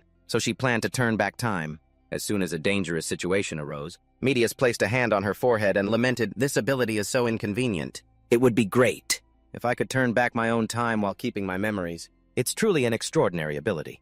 Aren't you being too greedy? Medius kept turning back time and creating the future she wanted with the advisory council. In the midst of the battle, a question was raised. She had turned back time too many times. Is she dreaming of a perfect future? Authority stood in the middle of a desolate street. His hands were in his pockets. But I told her that time is fair. Keep turning back time. However, the future you want will not appear. Medius had sent strong heroes to fight the enemy. A communication sound echoed. Regional representative heroes. Please handle the grade 2 villains who have accepted the invitation. For villains grade 3 and above. Someone wondered, what? Lupus was confused by what authority had just said. Her face showed a worried expression. You are the villain I'm in charge of. The equality members will handle them. Nudius's mouth twitched. How indecent. Censor a special type censor. She believed the world needed wholesome thoughts. Anything she deemed improper, she would take a picture of and trap them inside the photos. Nudius scowled and yelled, indecent, indecent, indecent. Lupus clenched her fists looking at her. Didn't Medius place me here to deal with her?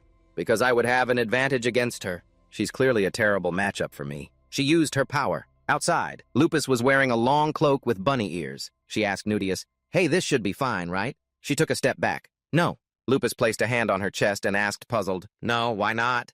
The standard, she asked Nudius. What is the standard? She opened her mouth and yelled, it's what I think it is. How would you understand? It will change, depending on how she feels in different situations. She angrily placed her hands on her chest, summoning her power. Nudius's eyes were full of anger looking at Lupus. You simply have the body of something that needs to be censored. Why do you wear that kind of outfit everywhere, huh? Are you a pervert? She gritted her teeth. You damn! Lupus, annoyed, used her power to strike her. This is what I want, okay? I like rabbits, so what? Lupus raised her hand and spoke into the communication device. Medius, are you there? On the other end. Medius replied immediately, yes, Lupus, what's up? She yelled angrily into the device. Didn't you say I'd have the upper hand here? Are you trying to put me in a disadvantageous situation to get me killed? Or what? On the other end, Medius was critical.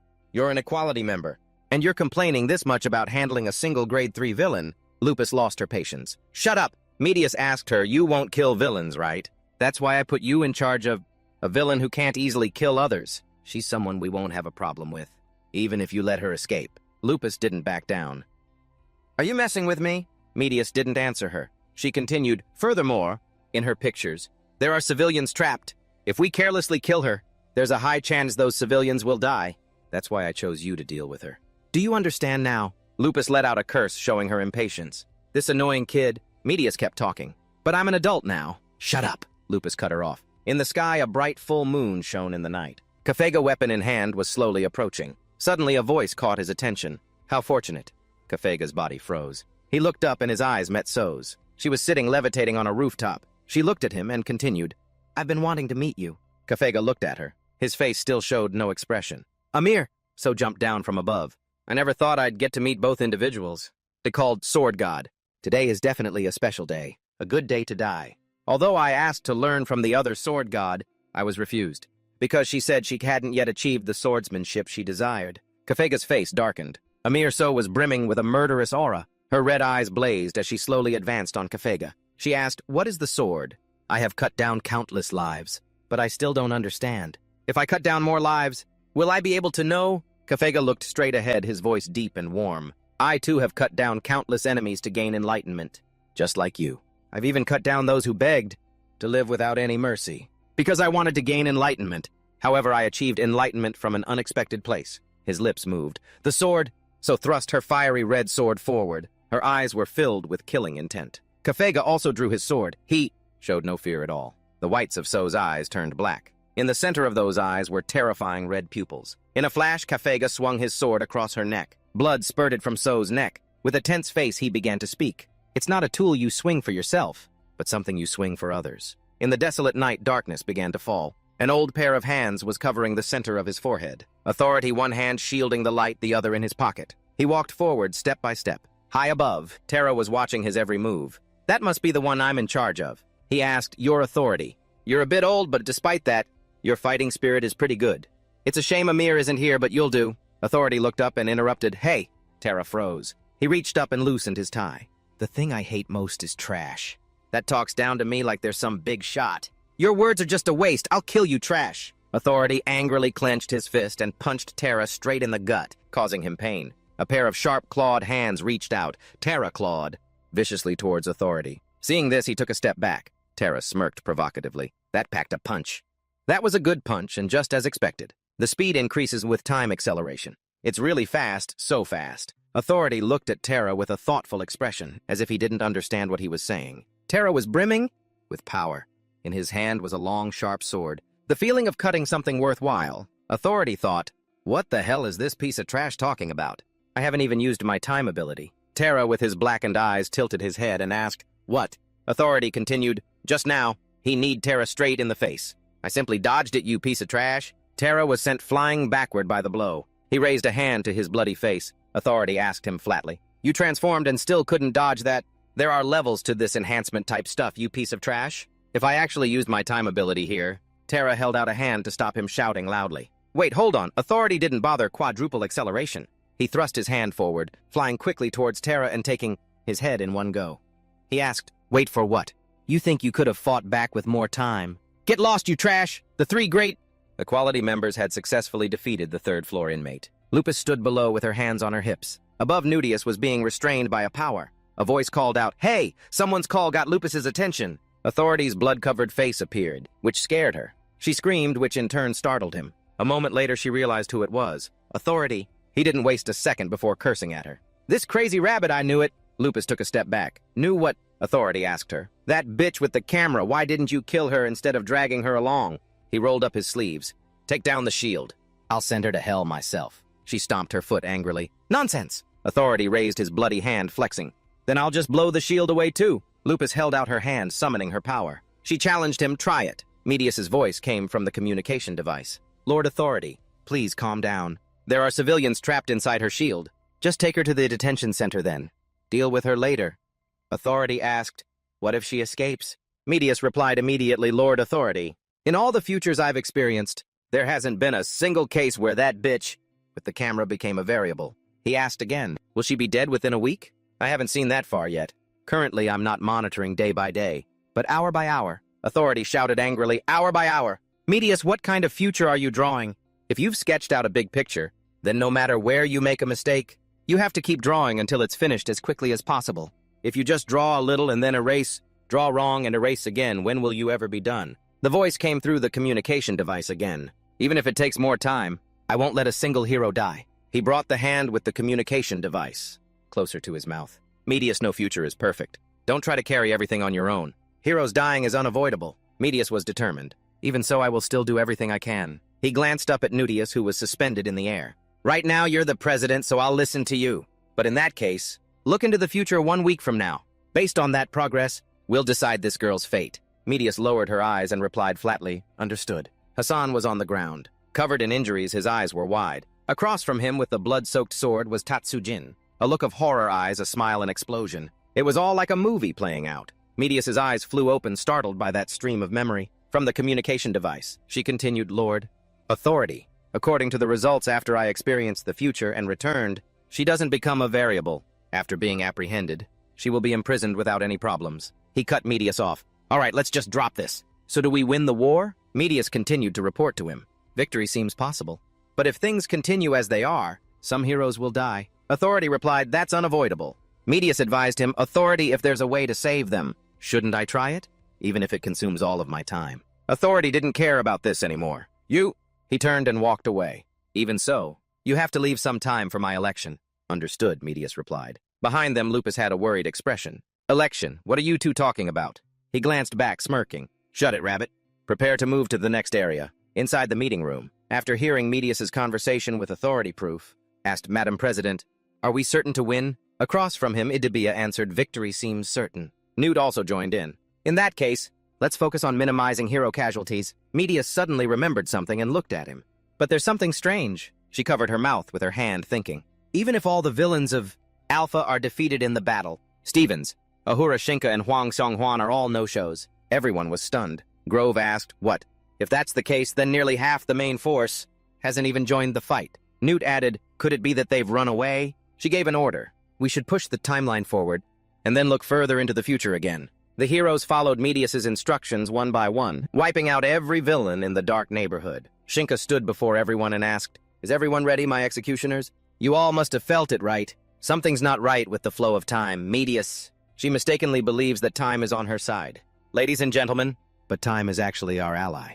Let's go forward and teach them a lesson." Arcilla replied coldly, "Yes, my lord." Varys, with a half-smoked cigarette in his mouth, continued. "Seo Kangju, the one who defeated Huang Xionghuan." Maledict was stretching, asking, "When is he getting here?" Tatsujin chimed in. "It's been a while since we had a proper fight." Shinka glanced towards the spatial gate. "Has Amiya arrived? For the glory of Alpha, the 4th floor special task force move out." In the dark alley, a deep, hoarse voice echoed, cold and decisive. "All right." Hassan stood there. He smirked with a self-satisfied look. "Subdued." Standing next to him was Pocket. She spoke up. "That was too easy, huh? Oceania's hero representative. Pocket physical enhancement type." She clasped her hands in front of her chest, pressing Hassan. "Do I really not have to do anything?" Hassan smirked. "Yeah. It's best you don't use your powers. It's hard to hold back." Pocket was annoyed. She stamped her foot lightly. "You're so mean." Hassan continued. "Anyway, the 2nd floor guys are still really easy to handle." Pocket replied to him. "I guess the equality people will handle floors 3 and 4, right?" Hassan agreed. "That's right." His eyes drooped slightly. "As for us, we'll probably just stop at the 2nd floor." From a distance, the figure of Varys slowly approached. He blew out a puff of smoke. His deep, steady voice spoke, "A pleasure, heroes." Hassan was surprised by this appearance. Behind him, Pocket's eyes went wide. She covered her mouth in shock. "Oh, an enemy!" Varys physical enhancement type. Member of the Villain website. Tragedy specializing in hero bounty hunting. Known as Tragedy. Pocket, hearing this, asked with a tremble, 4th floor? Hassan glanced over with a hint of disgust. "Calm down, Pocket. We still have Medius on our side. I'm sure this was arranged beforehand. 4th floor? And or 5th floor, it only takes one swing of my hammer." Varys scoffed. He narrowed his eyes. "You two team up. Somehow you have to knock his hat off. Just give it everything you've got and hit him. Just one time on the crown of the head." Varys asked, confused, "The crown? You're the one who specializes in aiming for the crown to seal powers, aren't you?" Hassan, with one hand on his hip, answered, "That's right." Varys spoke again. "How much is the bounty on a regional hero anyway? I remember it being pretty hefty. I've always wanted to ask you something. What about in this case I have 2 cowlicks?" After saying that, he took off the hat he always wore. Hassan looked at him and then asked back, 2 cowlicks.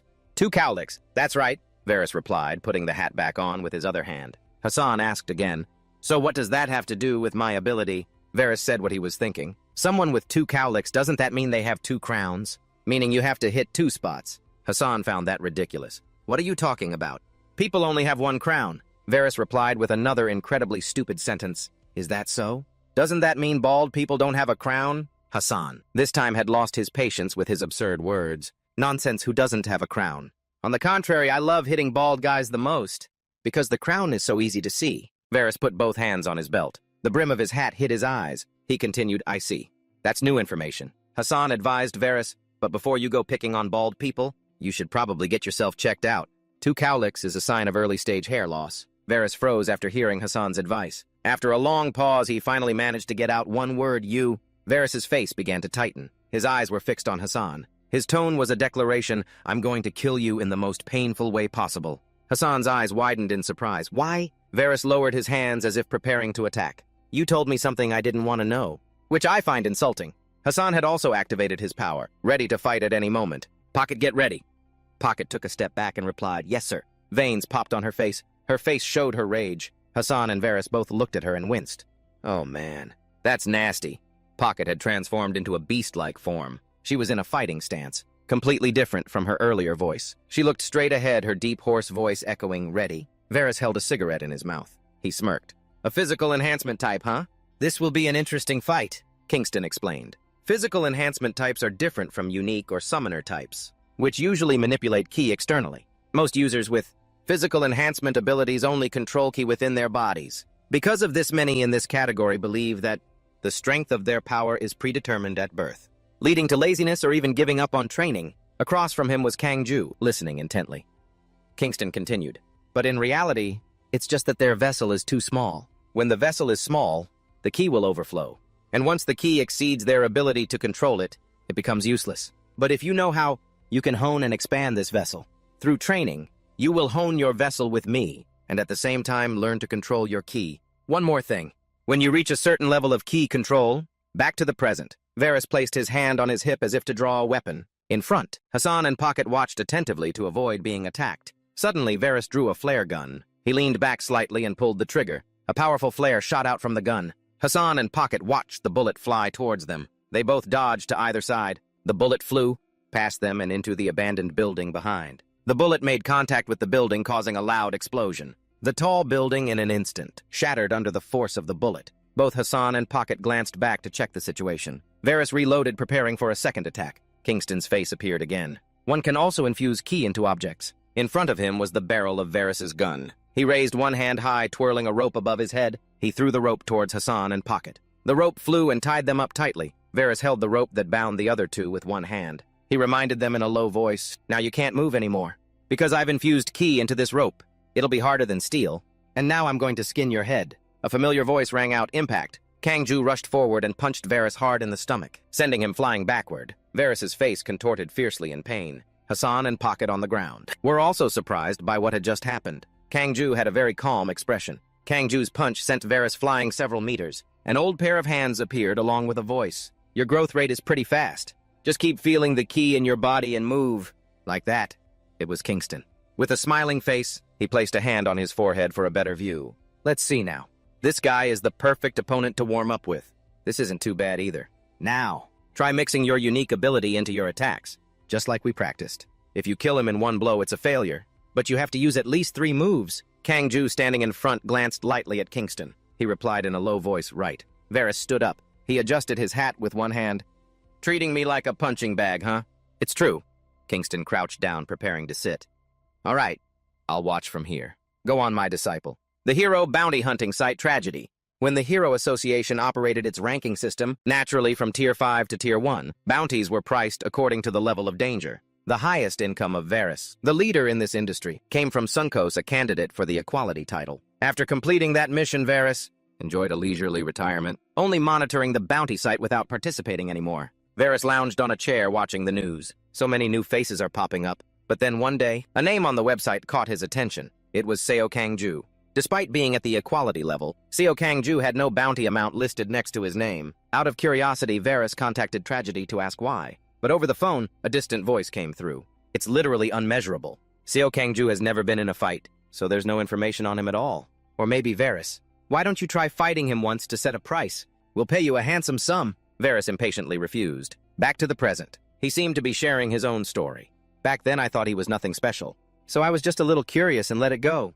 But hearing that you defeated Huang Xionghuan, I decided I had to see it for myself, Seo Kang Ju." He placed one hand on his hip, preparing to draw his gun. "Just how much are you worth?" Varys didn't hesitate, raising his gun and pulling the trigger immediately. Kang Ju lowered his head. He still stood there, motionless. The bullets were flying towards him one by one. Kang Ju raised his hand and waved it a few times. He summoned his power, Blacklight Crushing Strike. Kang Ju and his power shot towards Varys like a flash, catching him off guard. Varys screamed in pain. The punch severely damaged his internal organs. Kang Ju continued with another move, Black Soul Shockwave. Varys was lifted high into the air by Kang Ju's power. The veins on Kang Ju's hand bulged. He continued with another move, Seven Souls Chaotic Strike. Kang Ju's power shot towards Varys continuously. He didn't even have a chance to counterattack. At that moment, a thought appeared in Varys' mind. "I see, that's why his bounty..."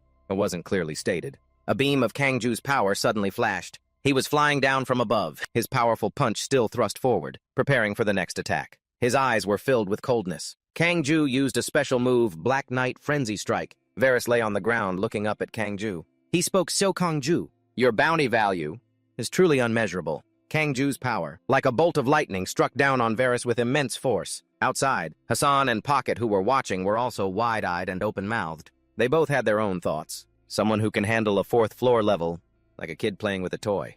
"I heard he was secretly training but I never expected him to learn from Kingston. Hassan and Pocket were tied up on the ground. He turned his head towards him and shouted, "Kingston, take me as your disciple too, I want in." Kingston didn't understand what Hassan was saying.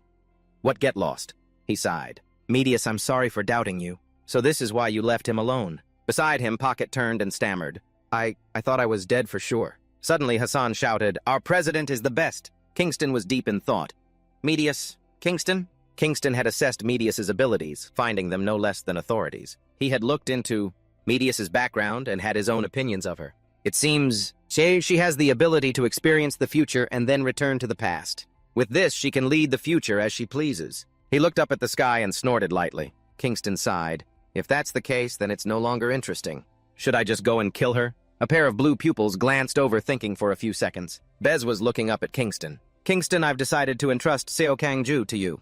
But if something unexpected happens, I won't be able to continue entrusting him to you.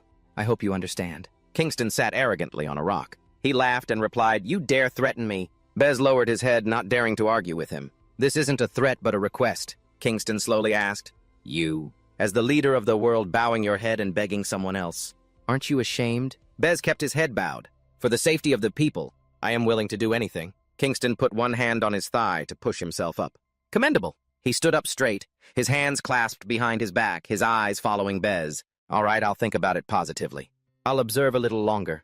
If I get bored, I'll go and deal with her." Kingston postponed his decision, remembering his promise to Bez. But when Medius turned back time by a total of several months, Kingston decided to kill her. After Bez left, Kingston looked up at the sky. His distant gaze was filled with many thoughts. In the sky, the clouds were drifting lazily. The sun shone with warm rays, soothing the soul. Kingston seemed to have suddenly discovered something. He seemed to be talking to himself. So that's how it is. Behind him, Kang-ju was sitting cross-legged practicing.